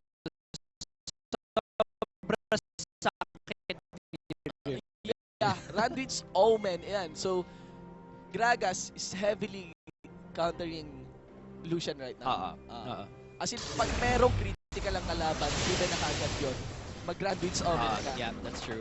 Randwich Omen, babay na yung Randwich Omen for the slow. This is a Randwich Omen against a critical. So, 10% grabbing damage mitigation yun. Okay, so at this point in the game, again, sayang yung lead ng Admo. Oh man! Grabe! They could have split pushed and snowballed. Malaki naman yung global pressure nila with the Shen TP, with the Shen ult. In terms of Dragon, patas na. Okay? So we are now entering the 40-minute mark of the game. And things are looking very even. No, not very even. Okay, quite even kasi butas na pala yung base dito ng Ateneo. Yes. Pero clash-wise, it is leaning pa rin sa side ng Ateneo. Okay? Talagang nagkamali lang sila ng matindi doon. The best fight that UST wants is scattered fight. Kasi malakas yung 1v1 potential nila. Yes. But in a 5v5 situation, Admo is on top kasi you have good frontline tanks to protect your carries. Yes. At yung clash na nakita natin kanina sa Dragon Pit, yun yung losing condition ng Admo to be split up kung saan lahat ng carries na naiwanan tapos si Riven pa yung kasama nila. At ubus lahat ng objectives. It's only this top lane inner turret para sa side natin Ede Manila na pwedeng makuha, and I don't see UST rotating for that one. Wala na ring neutral ramp. So anong naiiwan? Wards. Yun na lang actually. Wards. I mean nga, hindi nila makita to. Take it off. Alright, but we'll see what happens here. The Riven has TP. Actually, we can see possible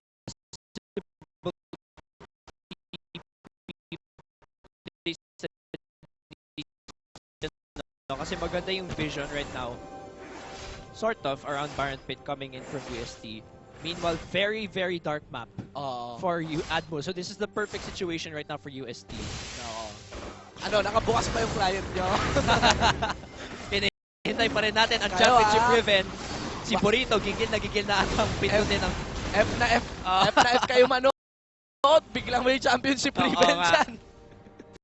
Baka may matumba sa upuan. Ay, grabe. Oy, guys, shoutouts pala sa mga nanalo ng libo-libong RPs mula sa Rampage 2015. Sobrang natutuwa ako dun sa nanalo ng 10K RP. Yung bata na nasa Carinderia. Oo. Sa Carinderia. Tapos nanonood ng Rampage.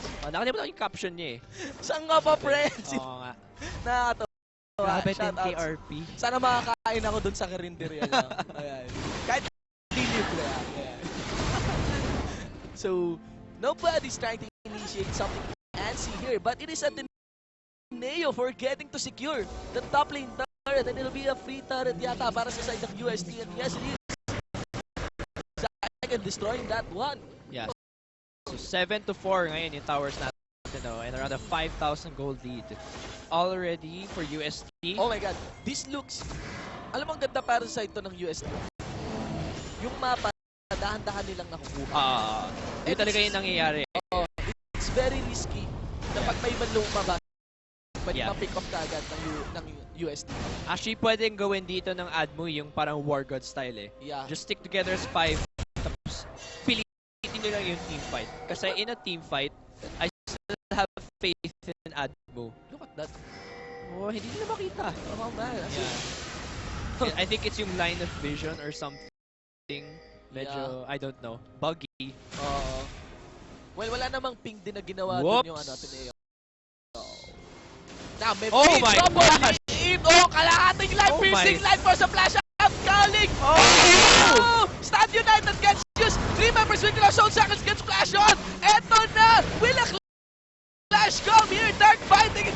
No! So many is getting used onto Mepage! Oh my god! Mga kaibigan, Mepage will be destroyed! God will get the kill! And it'll be the second inhibitor para sa UST! Oh my gosh, the bait is real from Mepage. Kaya hinahanap ko yung kakampi niya, nasaan? Ayun, nagpo-push! So double inhibs down. And Dragon and Baron are coming up now. They're coming up live. The vision is too overwhelming. Yeah. Alam mo, props to Mepage. Ang dami niyang ginagawa sa game na to na hindi natin na-expect. Yung parang mga strategy na split push. Split push o kaya mag-a-assassinate siya. But yan, 4v5 into this game, 25 seconds bago lumabas si Mepage. Ateneo de Manila looking into taking this Baron. Yeah, so Baron again, highly contested. Nako. No! The connection mula kay Poopy. Sumisigaw dito si Cairo. Nahawaan ako. Will it be that AMA and Admo moment again? 41 minutes into the game. How will this game close? You have to take note that the bottom lane is pushing in favor of UST. Yeah, so bot lane's not pushing. Dragon is in their advantage. This is probably uncontested. Yeah. Walang vision dito, but oh no, another hook. Sends to his body. But my body! My body is telling me yes, it will be a Dragon para sa side of UST. Asan ang championship Riven? Wala pa. Dapat yung talagang destroying moment daw. Doon lalabas yung champion. Please huwag niyong gawin yun. Pag destroying moment.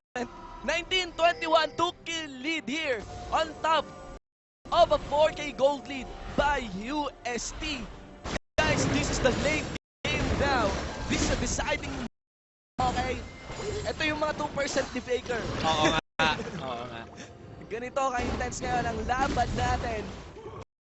The match between Ateneo de Manila University, Azure Eagles versus University of Santo Tomas, Tiger Esports. You have to take note, kumikitlat pa sa labas. Sobrang intense ng laban na to. Grabe. Okay, so Admo now has vision around the Baron, so they will be able to contest this objective. Also, UST has vision around the Baron, so sobrang contested ngayon ng objective nito. We'll see who's able to get it. We're seeing Schnitzel move up right now. And there's vision around the area. It's all a question of who listens to whose body. Oh man. Will Schnitzel hook again and, you know, throw for the team, or will Schnitzel's body call it right? Yeah man, get it. Those hooks, double distortion. But this love the response time, random na. Yung kawala ng hapunan. Meanwhile, ito na po si Zyken. Oh yes! Split pushing. May teleport yan. Of course. Okay, so there, grabe, yung lane pressure right now is a bit difficult. Although may ult naman itong si Shen, so he will be able to respond. Now the vision for Ads was getting a little bit darker. Oh, I like this one. A 4-1 configuration. Ginagawa ko to, no, it's Zyken actually in range now. They are going to initiate over the mid lane. Nakita si Zyken. Papalapit na. And there's the ping. But UST winning the ward coverage. Yeah. UST's winning ward coverage, UST's winning lane pressure. So pinipression talaga nila na lumayo yung Admu from Baron and make them do a desperate play. Top laners both at bot right now. Okay, Baron initiated on. Eto na, hook! My boy is telling me yes! And that is an initiate. Snitzel getting the damage because gets isolated. There's also the conversion. And Kyle Wu mamamatay ngayon din. And that is second over the bottom lane. Poopy getting tagged on. Oh no! Okay, but no, the flash yung Plane of the Exile, and now we are in the battlefield. UST cleaning up at Ateneo one by one. Look at the net timers, mga kaibigan, and Zyken is in the base. Single-handedly. No, it's actually yan, yung split push niya will shoot up UST into a victory para dito sa Ateneo. Oh my God! The championship ribbon! Oh, the championship ribbon lumabas. Guys! Yan na ang code XQK9FPDYANTZXKR blank. Fill in the last character and get your championship ribbon. Meanwhile, congratulations to UST. You have defeated Oh my Admo. God! Championship ribbon! Oh, wow. Grabe! Nako sa lahat ng mga summoners na nandyan, shoutouts, libo-libo kayong mag-aagawan. Ah, grabe. Special na championship ribbon yan, ha? May GS Rico yan. Ah, oo nga pala. Oh, Yeah, straight ay, from GS Riku. Into this game. Yeah, so grabe. What an intense grabe. game Whew. from Admo and UST. Oo, Such a man. great way to end the day. Oo. May championship ribbon kayo, may intense game kayo nakuha. Anyway, let's take a look at the end game screen here. So nakikita natin, so close. Yes. 19-26 is the trade-off in kills and deaths lang dito. We can see now na grabe. I can't even point out yung, basta yung pinaka-ano dito is si Zyken. 927 Yes. and 361 CS, almost as high as the AD carry dito from Admo, who's 374. So, Zyken, ito yun. Oh. Shen and Riven, totally Riven's favor. Naka-snowball siya. Oh. He was able to TP at bot several times. He was able to snowball. Naka-split push siya. Tapos na-pressure niya yung Admo to be forced to adapt to those lanes. And that was it. Early game advantage, snowballed. I really don't think it's pretty. May nerf kay Riven. I really don't think it's pretty talaga on putting a losing matchup against a Riven. Nakita na natin past 2 games. Yeah. At nakakatuwa, Zyken, okay? Yes. So, I don't know kung sino yung MVP sa game na to, pero nakakatuwa lang yung pag-highlight, yung pag-end ni Zyken. Riven finishing this game with a championship Riven code. Yes. Ito yung MVP dun si Schnitzel mo. Pero yeah, si Schnitzel. Follow your body. Pero, ibang lasa. grabe, what a great game coming in from Admo and UST. But congratulations to UST. So many teams now going over to playoffs. UST goes to playoffs. UPD, Olfu, FEU, and And we'll wait for JRU in their off-stream game to find out if they make it to playoffs though. Pero great job to all of the teams today. Paran nga ulit nung mga teams. UPD going to playoffs, FEU. Then there's itong UST. And then we're going to wait for JRU kung makita natin, no? OLFU. Oh, OLFU also. Sino pa yung isa? Anim.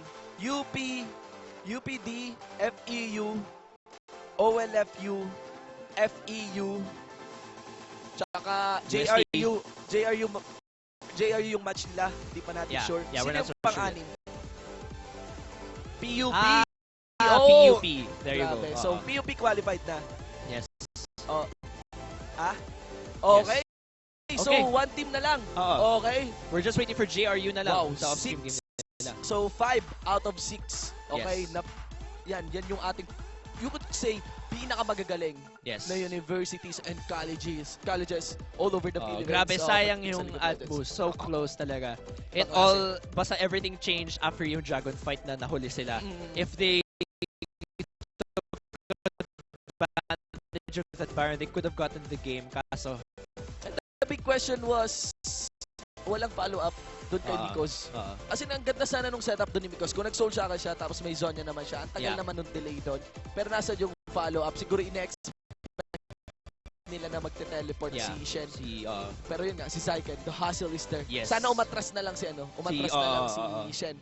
But the problem is, split push. Yan, split push. Sino ka mauuna? Yeah, yun na nga eh. And even if they win that clash, paano mababawi yung na-push ni Zyken? Yun na yung last eh. Yun na yata yung last na as in split push battle na yun kung umatras si Shen nun eh. So, sadly, ganda nung ginawa din ng UST. May plano rin. Hindi lang talaga bida champs yung pinili nila. 1 for 4 split push and it went in their favor. Good job, UST. Well played, GG, well played talaga. And Admo also putting up a great fight also. So before we conclude, syempre, shout out sa nanalo ng championship Riven. Grabe yan. Grabe. Yay. Straight from GS Rico, don't forget to thank her at PGS Rift. So bago tayo magtapos, of course, let's just have a quick rundown ng shoutout. Here is your beloved GG Aika. Woo! Okay.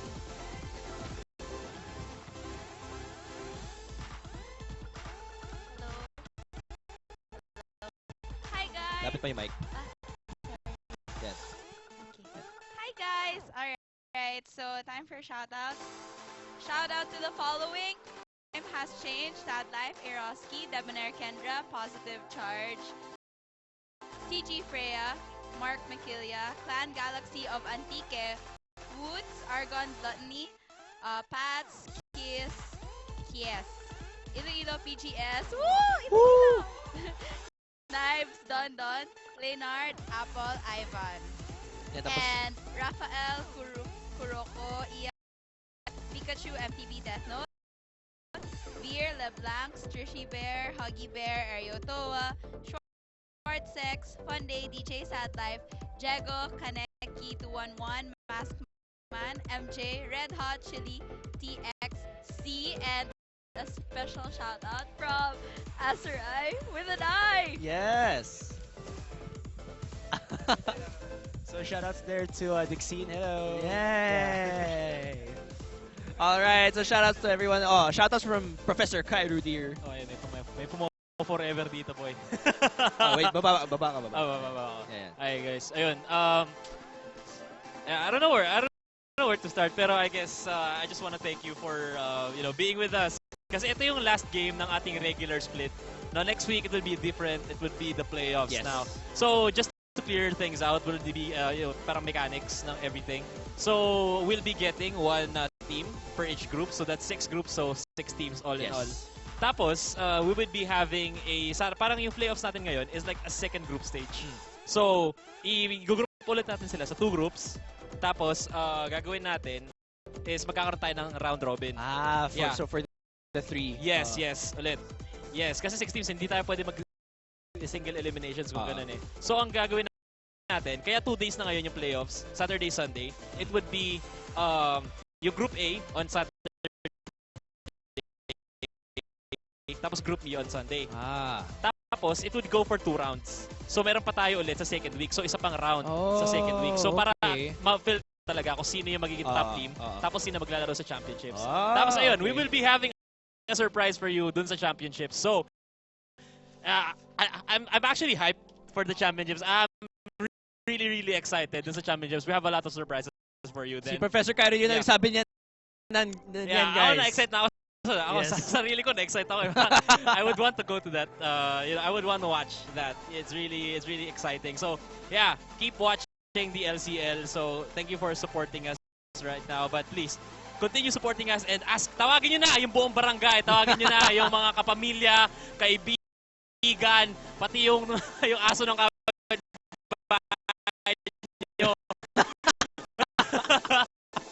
Marami kayo ng LCL! Yeah, shoutouts to everyone on the streams right now. Maraming salamat sa support niyo for all of the streams right now. Twitch, Azubu, YouTube, PGS, Rift, all of our groups. Even, basta, lahat kayo. Yeah, thank you so much for supporting the LCL, guys. Again, this has been a great week. We just had Rampage recently and we went straight off into LCL. We'll see you guys for playoffs again. It has been an honor shotcasting for you guys. This is GS Amplifier. Shoutouts to Soul, to Insanity Ying, kay LGD Imp, kay Gabe, Evolution Esports. I am GS Shimpo with the one for an eye. Lcl League 2015 Summer Term. We'll see you guys on the playoffs. Bye-bye! Want more from your prepaid promo? Introducing the new Smart Prepaid Unlimited Text 30 Plus, the best daily unlimited text offer, now loaded with more surfing than ever. By viewing, more sharing, and more searching.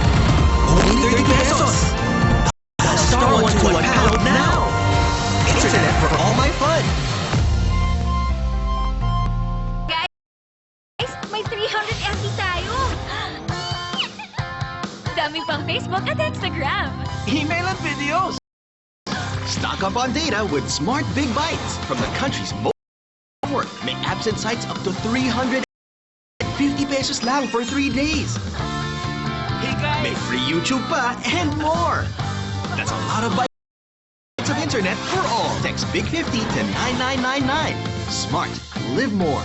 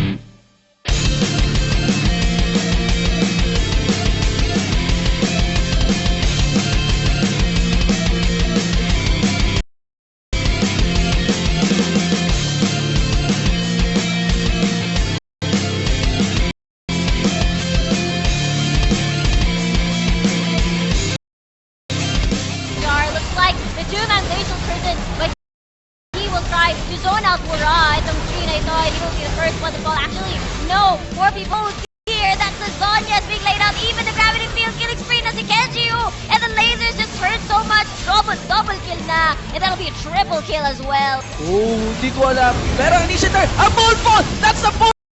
Pakalaw na by the slicing measure of the beauty is there. The tackle is also there para sa side ng University of the East. Now na pinuhos na ito ng Xavier University. 90k para sa ating goal. Oh my God! Ito na! Initiator doon! They are on to the honey. Pinagsak! Major Maelstrom of the members of Indicator Esports Club. Maynera with the racket. Ito na rin. Si Rice taking on, having a triple triple kill, going for the carries. One-on-one sila ni Renara. But Foreman is gonna play. Oh my God!